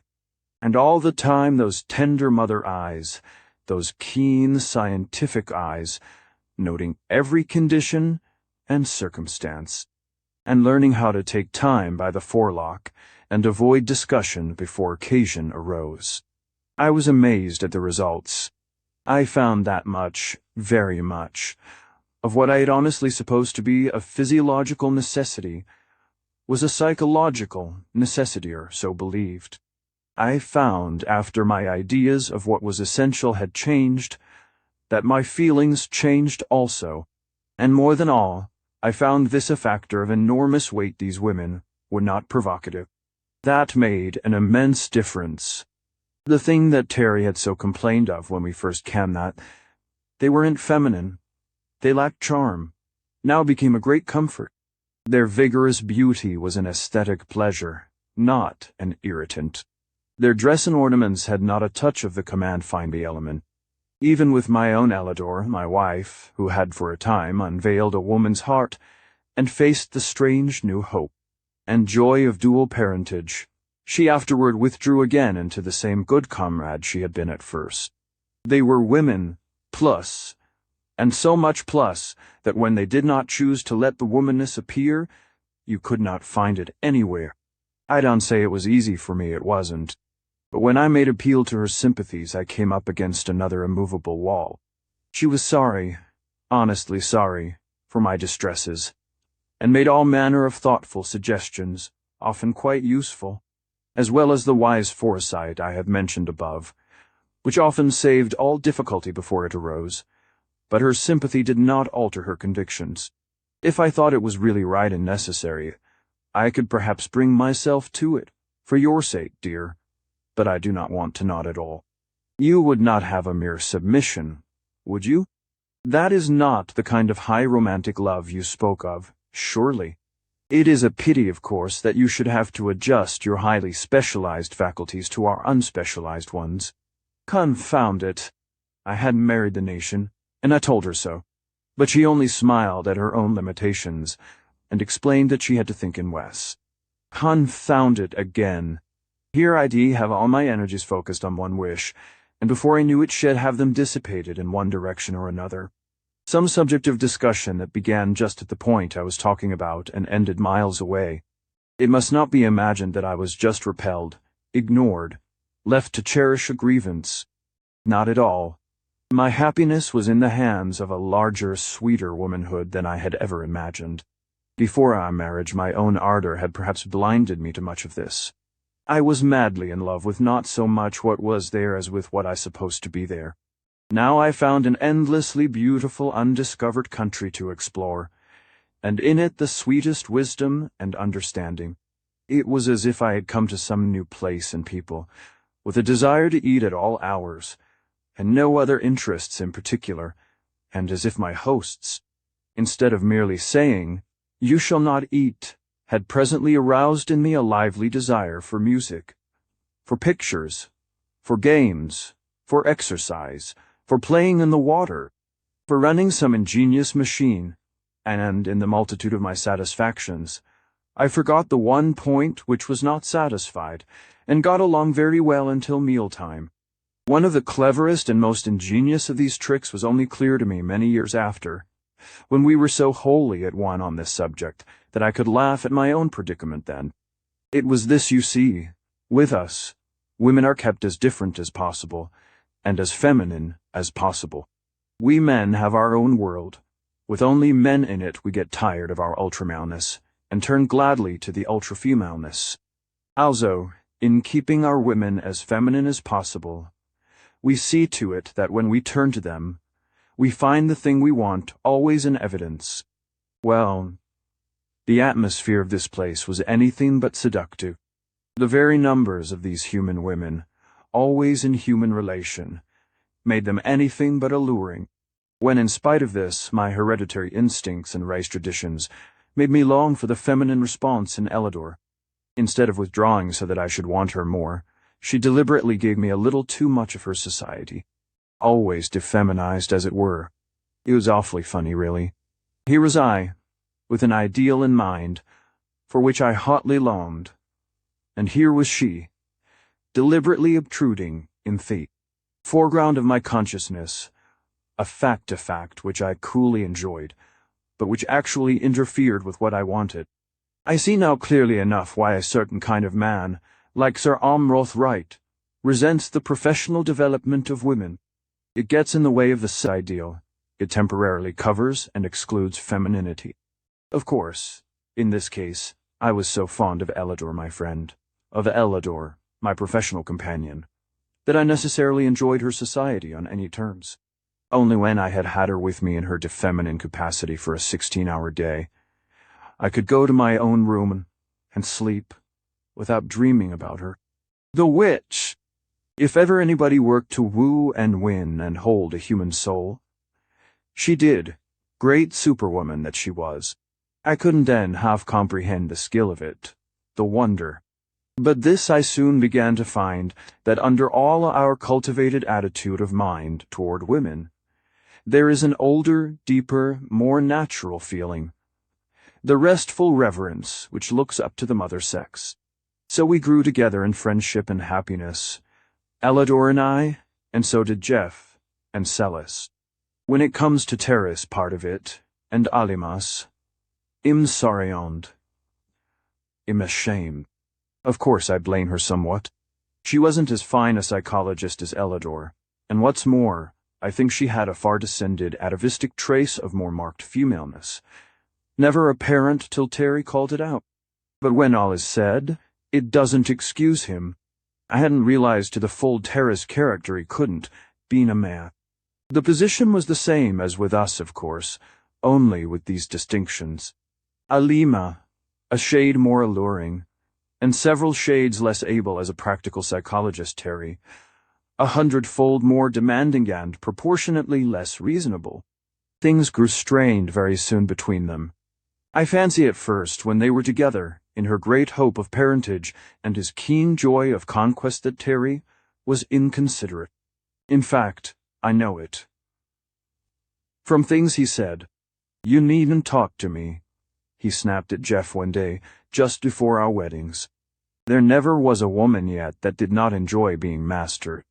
All your pretty talk doesn't amount to a hill of beansy. No? Da." And Terry would hum, "I've taken my fun where I found it. I've rogued, and I've ranged in my time. And won. The things that I learned from the yellow and black, they have helped me 8 peep with the white." Jeff turned sharply and left him at the time. I was a bit disquieted myself. Poor old Terry. The things had learned didn't help him a heap in Herland. His idea was to take he thought that was the way. He thought, he honestly believed, that women like it. Not the women of Herland. Not Alima. I can see her no one day in the very first week of their marriage, setting forth to her day's work with long determined strides and hard-set mouth, and sticking close to Ellador. She didn't wish to be alone with Terry, you could see that. But the more she kept away from him, the more he wanted her naturally. He made a tremendous row about their separate establishments, tried to keep her in his rooms, tried to stay in hers. But there she drew the line sharply. He came away one night and stamped up and down the moonlit road, swearing under his breath. I was taking a walk that night too, but I wasn't in his state of mind. To hear him rage, you'd not have believed that he loved Alima at Aliaud, have thought that she was some quarry he was pursuing, something to catch and conquer. I think that, owing to all those differences I spoke of, they soon lost the common ground they had at first, and were unable to meet sanely and dispassionate. I fancy, too, this is pure conjecture, that he had succeeded in driving Alima beyond her best judgment, her real conscience, and that after that her own sense of shame, the reaction of the thing, made her bitter, perhaps.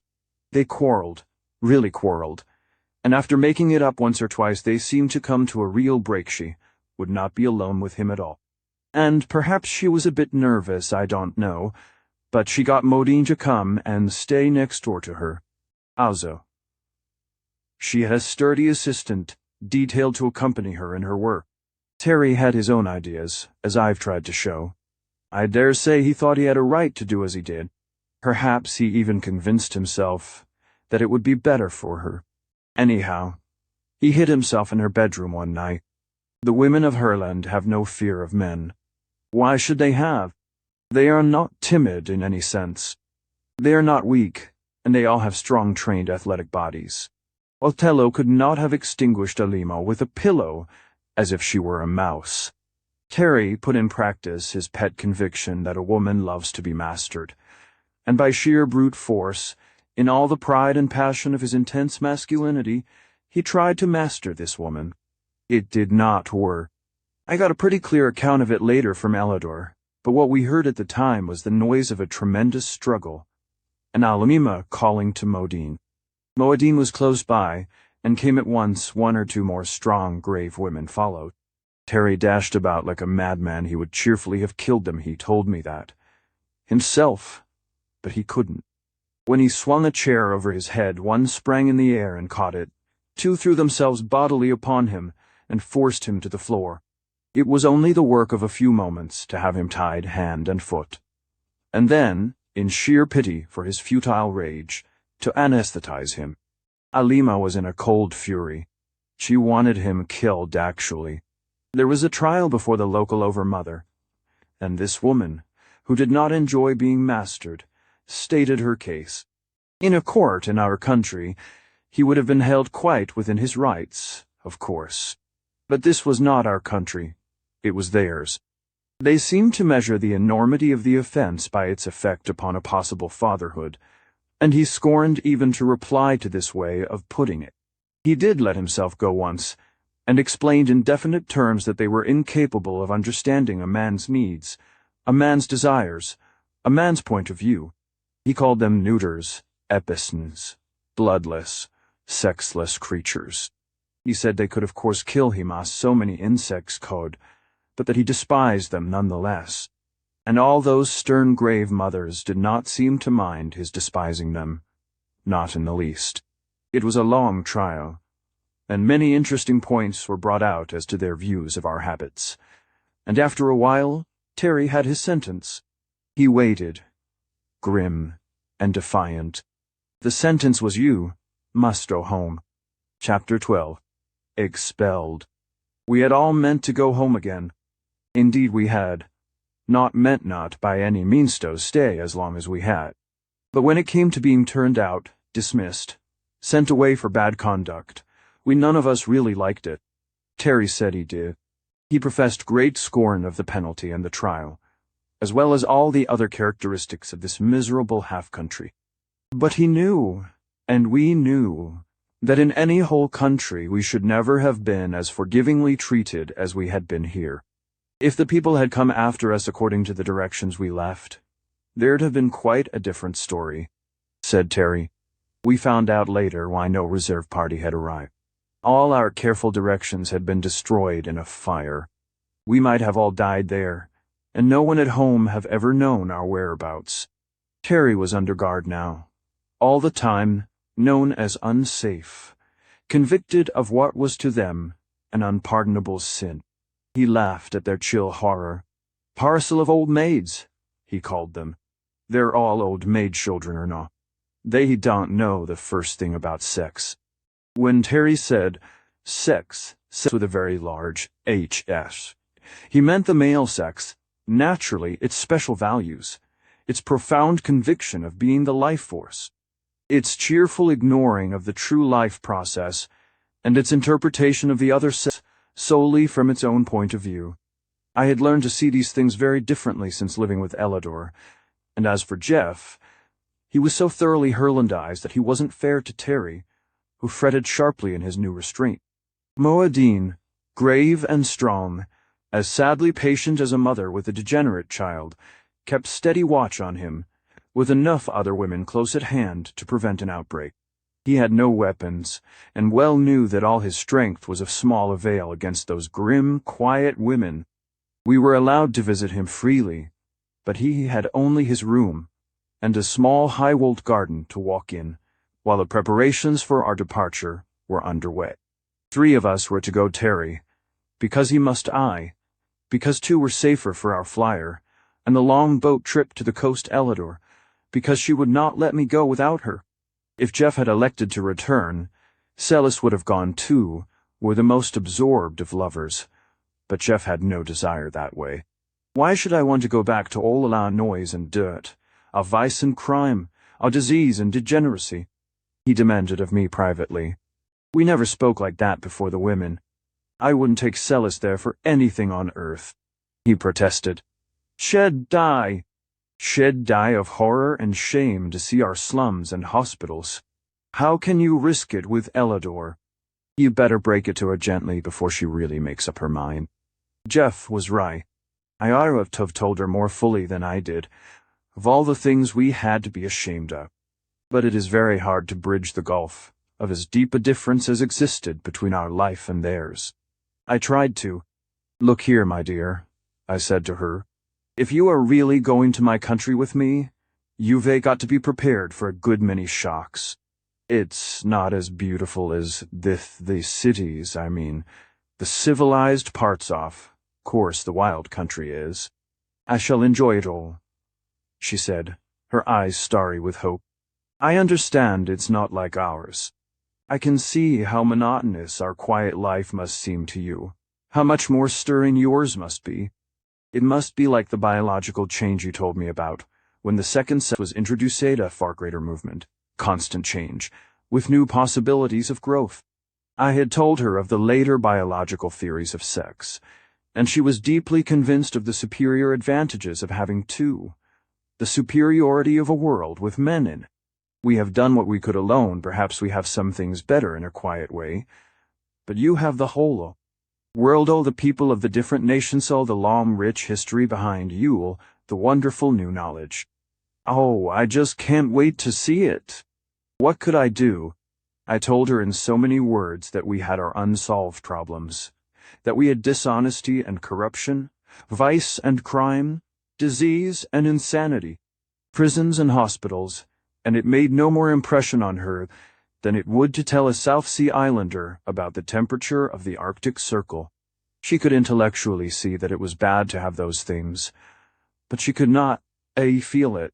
We had quite easily come to accept the Herland life as normal, because it was normal none of us make any outcry over mere health and peace and happy industry, and the abnormal, to which we are all so sadly well acclimated, she had never seen.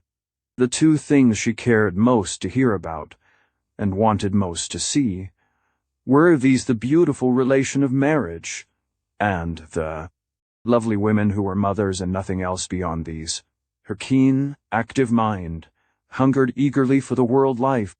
"I'm almost as anxious to go as you are yourself," she insisted.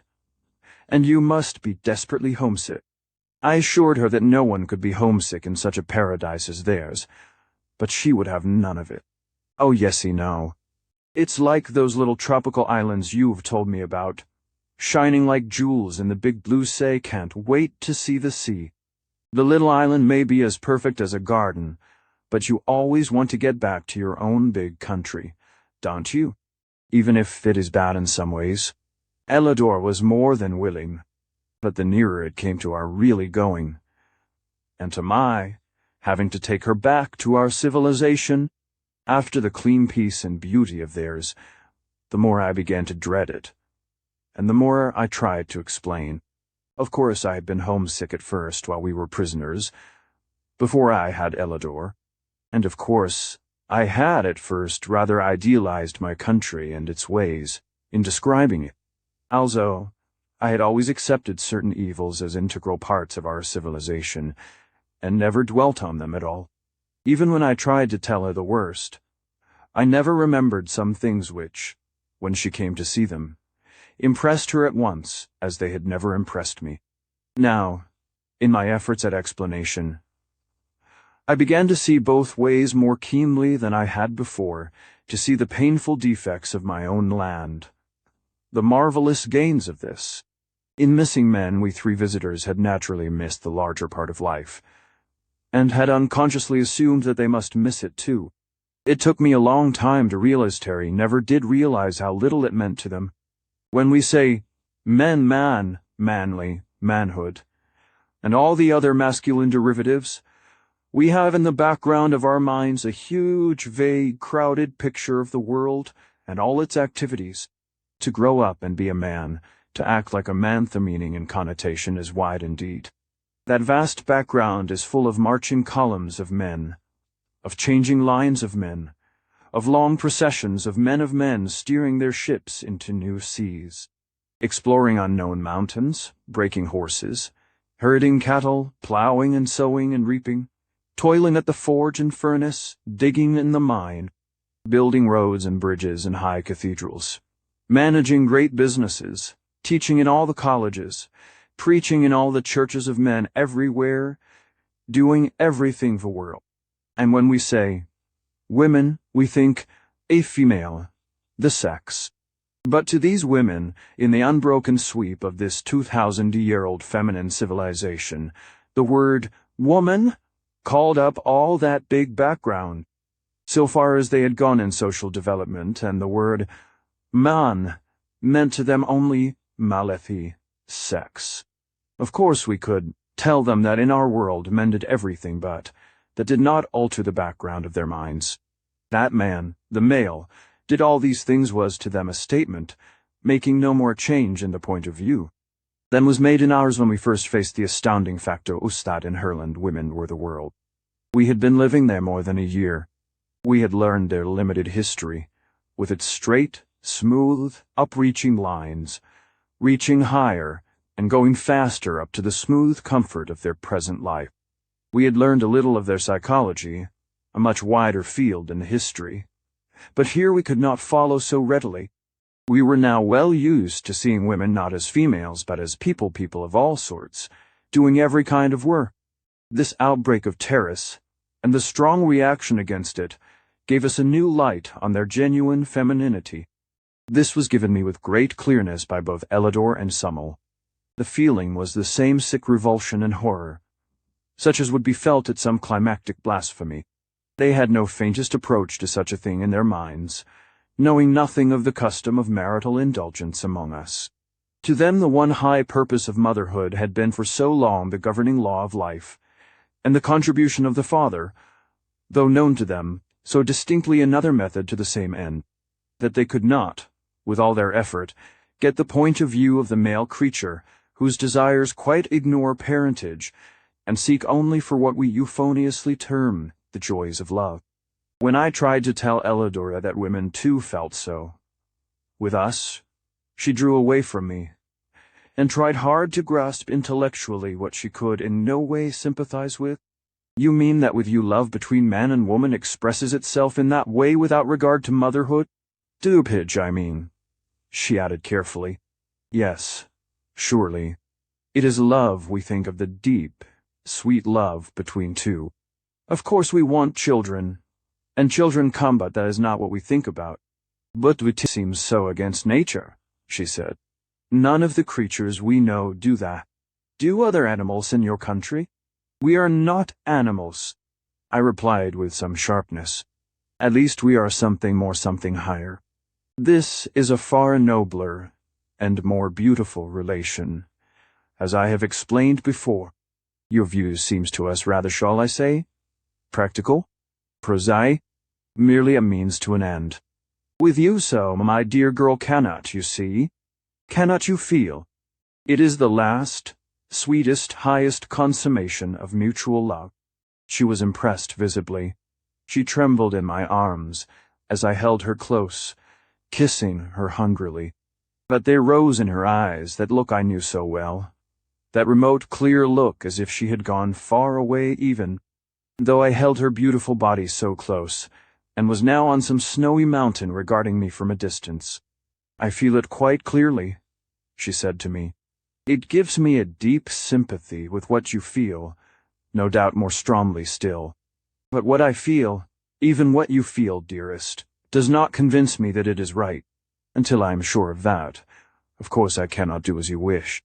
Ellador, at times like this, always reminded me of Epictetus. I will put you in prison, said his master. My body, you mean? Replied Epictetus calmly. I will cut your head off, said his master. Have I said that my head could not be cut off? A difficult person, Epictetus. What is this miracle by which a woman, even in your arms, may withdraw herself, utterly disappear till what you hold is as inaccessible as the face of a cliff? Be patient with me, dear, she urged sweetly. I know it is hard for you, and I begin to see little how Terry was so driven to crime. Oh, come, that's a pretty hard word for it. After all, Alima was his wife, you know, I urged, feeling at the moment a sudden burst of sympathy for poor Terry. For a man of his temperament and habits it must have been an unbearable situation.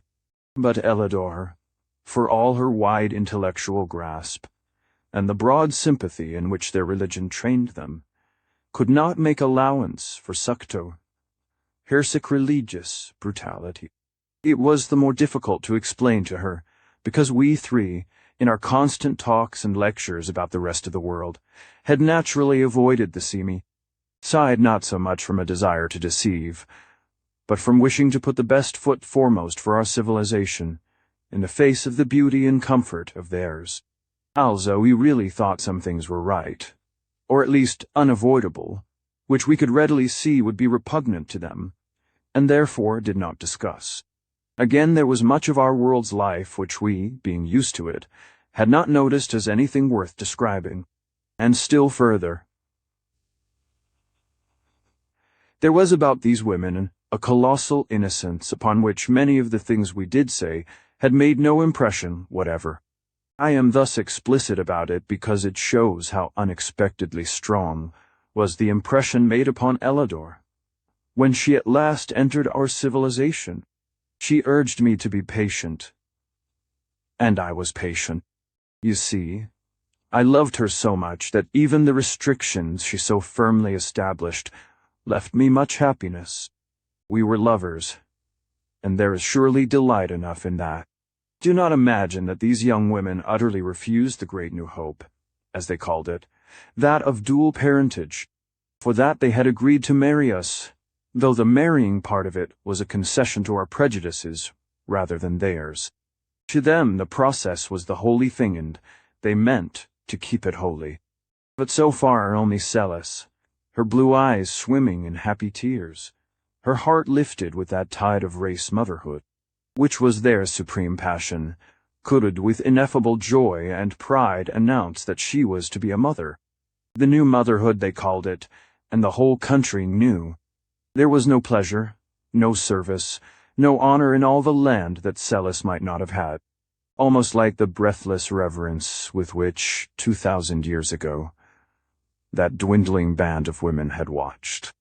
The miracle of virgin birth was the deep awe and warm expectancy with which they greeted this new miracle of union. All mothers in that land were holy. To them, for long ages, the approach to motherhood has been by the most intense and exquisite love and longing, by the supreme desire, the overmastering demand for a child. Every thought they held in connection with the processes of maternity was open to the day, simple, yet sacred. Every woman of them placed motherhood not only higher than other duties, but so far higher that there were no other duties, one might almost say. All their wide mutual love, all the subtle interplay of mutual friendship and service, the urge of progressive thought and invention, the deepest religious emotion, every feeling and every act was related to this great central power, to the river of life pouring through them, which made them the bearers of the very Spirit of God. Of all this I learned more and more from their books, from talk, especially from Ellador. She was at first, for a brief moment, envious of her friend a thought she put away from her at once and forever. "It is better," she said to me. "It is much better that it has not come to me yet, O us, that is. For if I am to go with you to your country, we may have adventures by sea and land. As you say, and as in truth we did, and it might not be at all safe for a baby. So we won't try again, dear, till it is safe, will we?" This was a hard saying for a very loving husband. "Unless," she went on, "if one is coming, you will leave me behind. You can come back, you know, and I shall have the child." Then that deep ancient chill of male jealousy of even his own progeny touched my heart. "I'd rather have you, Ellador, than all the children in the world. I'd rather have you with me in your own terms than not to have you." This was a very stupid saying. Of course I would, for if she wasn't there, I should want all of her and have none of her. But if she went along as a sort of sublimated sister-in-law much closer and warmer than that, really why I should have all of her but that one thing. And I was beginning to find that Ellador's friendship, Ellador's comradeship, Ellador's sisterly affection, Ellador's perfectly sincere love in one, the less deep that she held it back on a definite line of reserve were enough to live on very happily. I find it quite beyond me to describe what this woman was to me. We talk fine things about women, but in our hearts we know that they are very limited beings, most of them. We honor them for their functional powers. Even while we dishonor them by our use of it, we honor them for their carefully enforced virtue, even while we show by our own conduct. How little we think of that virtue we value them, sincerely, for the perverted maternal activities which make our wives the most comfortable of servants, bound to us for life with the wages wholly at our own decision, their whole business, outside of the temporary duties of such motherhood as they may achieve, to meet our needs in every way. Oh, we value them. All right, in their place, which place is the home, where they perform that mixture of duties so ably described by Mrs. Josephine Dodge Dascombe Bacon, in which the services of a mistress are carefully specified. She is a very clear writer, Mrs. J.D. Bacon, and understands her subject from her own point of view. Why? But that combination of industries, while convenient, and in a way economical, does not arouse the kind of emotion commanded by the women of Herland. These were women one had to love up, very high up instead of down. They were not pets. They were not servants. They were not timid, inexperienced, weak. After I got over the jar to my pride, which Jeff, I truly think, never felt was a born worshipper, and which Terry never got over, he was quite clear in his ideas of the position of women, I found that loving up was a very good sensation after all. It gave me a queer feeling, way down deep, as of the stirring of some ancient dim prehistoric consciousness, a feeling that they were right somehow, that this was the way to feel. It was like coming home to mother. I don't mean the under-flannel sandonut's mother, the fussy person that waits on you and spoils you and doesn't really know you. I mean the feeling that a very little child would have, who had been lost for ever so long. It was a sense of getting home, of being clean and rested, of safety, and yet freedom of love that was always there. Warm like sunshine in May, not hot like a stove, or a feather-bed of love that didn't irritate and didn't smother. I looked at Ellador as if I hadn't seen her before. "If you won't go," I said, "I'll get Terry to the coast and come back alone. You can let me down a rope, and if you will go high, you blessed Wonder Womany, would rather live with you all my life like this than to have any other woman I ever saw, or any number of them, to do as I like with. Will you come?" She was keen for coming, so the plans went on. She'd have liked to wait for that marvel of Celis, but Terry had no such desire. He was crazy to be out of it all. It made him sick, he said. Sick. This everlasting mothering.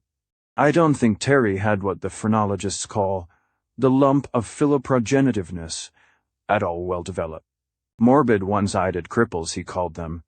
Even when from his window he could see their splendid vigor and beauty, even while Modine, as patient and friendly as if she had never helped Alima to hold and bind him, sat there in the room, the picture of wisdom and serene strength, sexless, epicene, undeveloped neuters. He went on bitterly. He sounded like Sir Amroth Wright. Well, it was hard. He was madly in love with Alima, really more so than he had ever been before, and their tempestuous courtship, quarrels, and reconciliations had fanned the flame. And then when he sought by that supreme conquest which seems so natural a thing to that type of man, to force her to love him as her masterdo, have the sturdy, athletic, furious woman rise up and master him, she and her friends, it was no wonder he raged. Come to think of it, I do not recall a similar case in all history or fiction. Women have killed themselves rather than submit to outrage.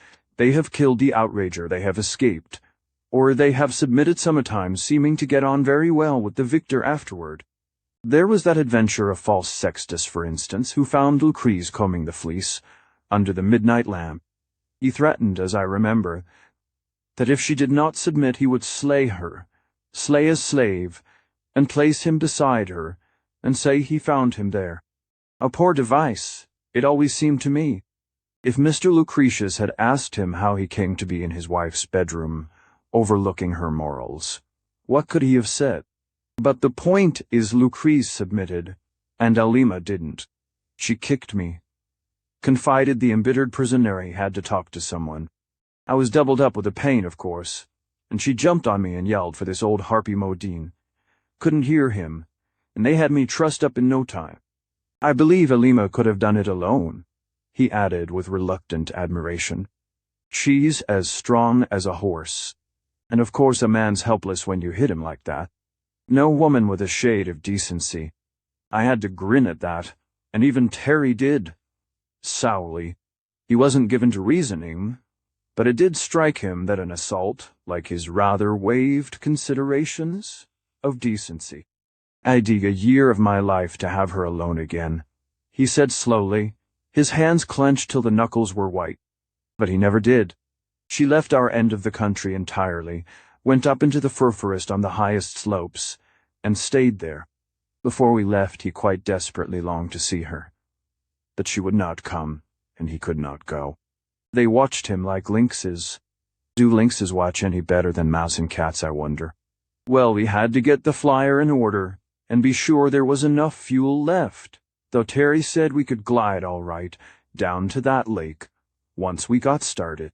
We'd have gone gladly in a week's time, of course, but there was a great todo all over the country about Ellador's leaving them.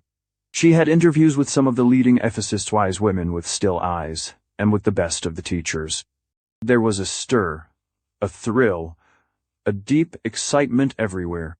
Our teaching about the rest of the world has given them all a sense of isolation, of remoteness, of being a little outlying sample of a country, overlooked and forgotten among the family of nations. We had called it the family of nations, and they liked the phrase immensely. They were deeply aroused on the subject of evolution indeed, The whole field of natural science drew them irresistibly. Any number of them would have risked everything to go to the strange, unknown lands and study. But we could take only one. And it had to be Elidor, naturally. We planned greatly about coming back, about establishing a connecting route by water, about penetrating those vast forests, and civilizing or exterminating the dangerous savages. That is, we men talked of that last night with the women. They had a definite aversion to killing things. But meanwhile there was high council being held among the wisest of them all. The students and thinkers who had been gathering facts from us all this time, collating and relating them, and making inferences, laid the result of their labors before the council. Little had we thought that our careful efforts at concealment had been so easily seen through, with never a word to show us that they saw.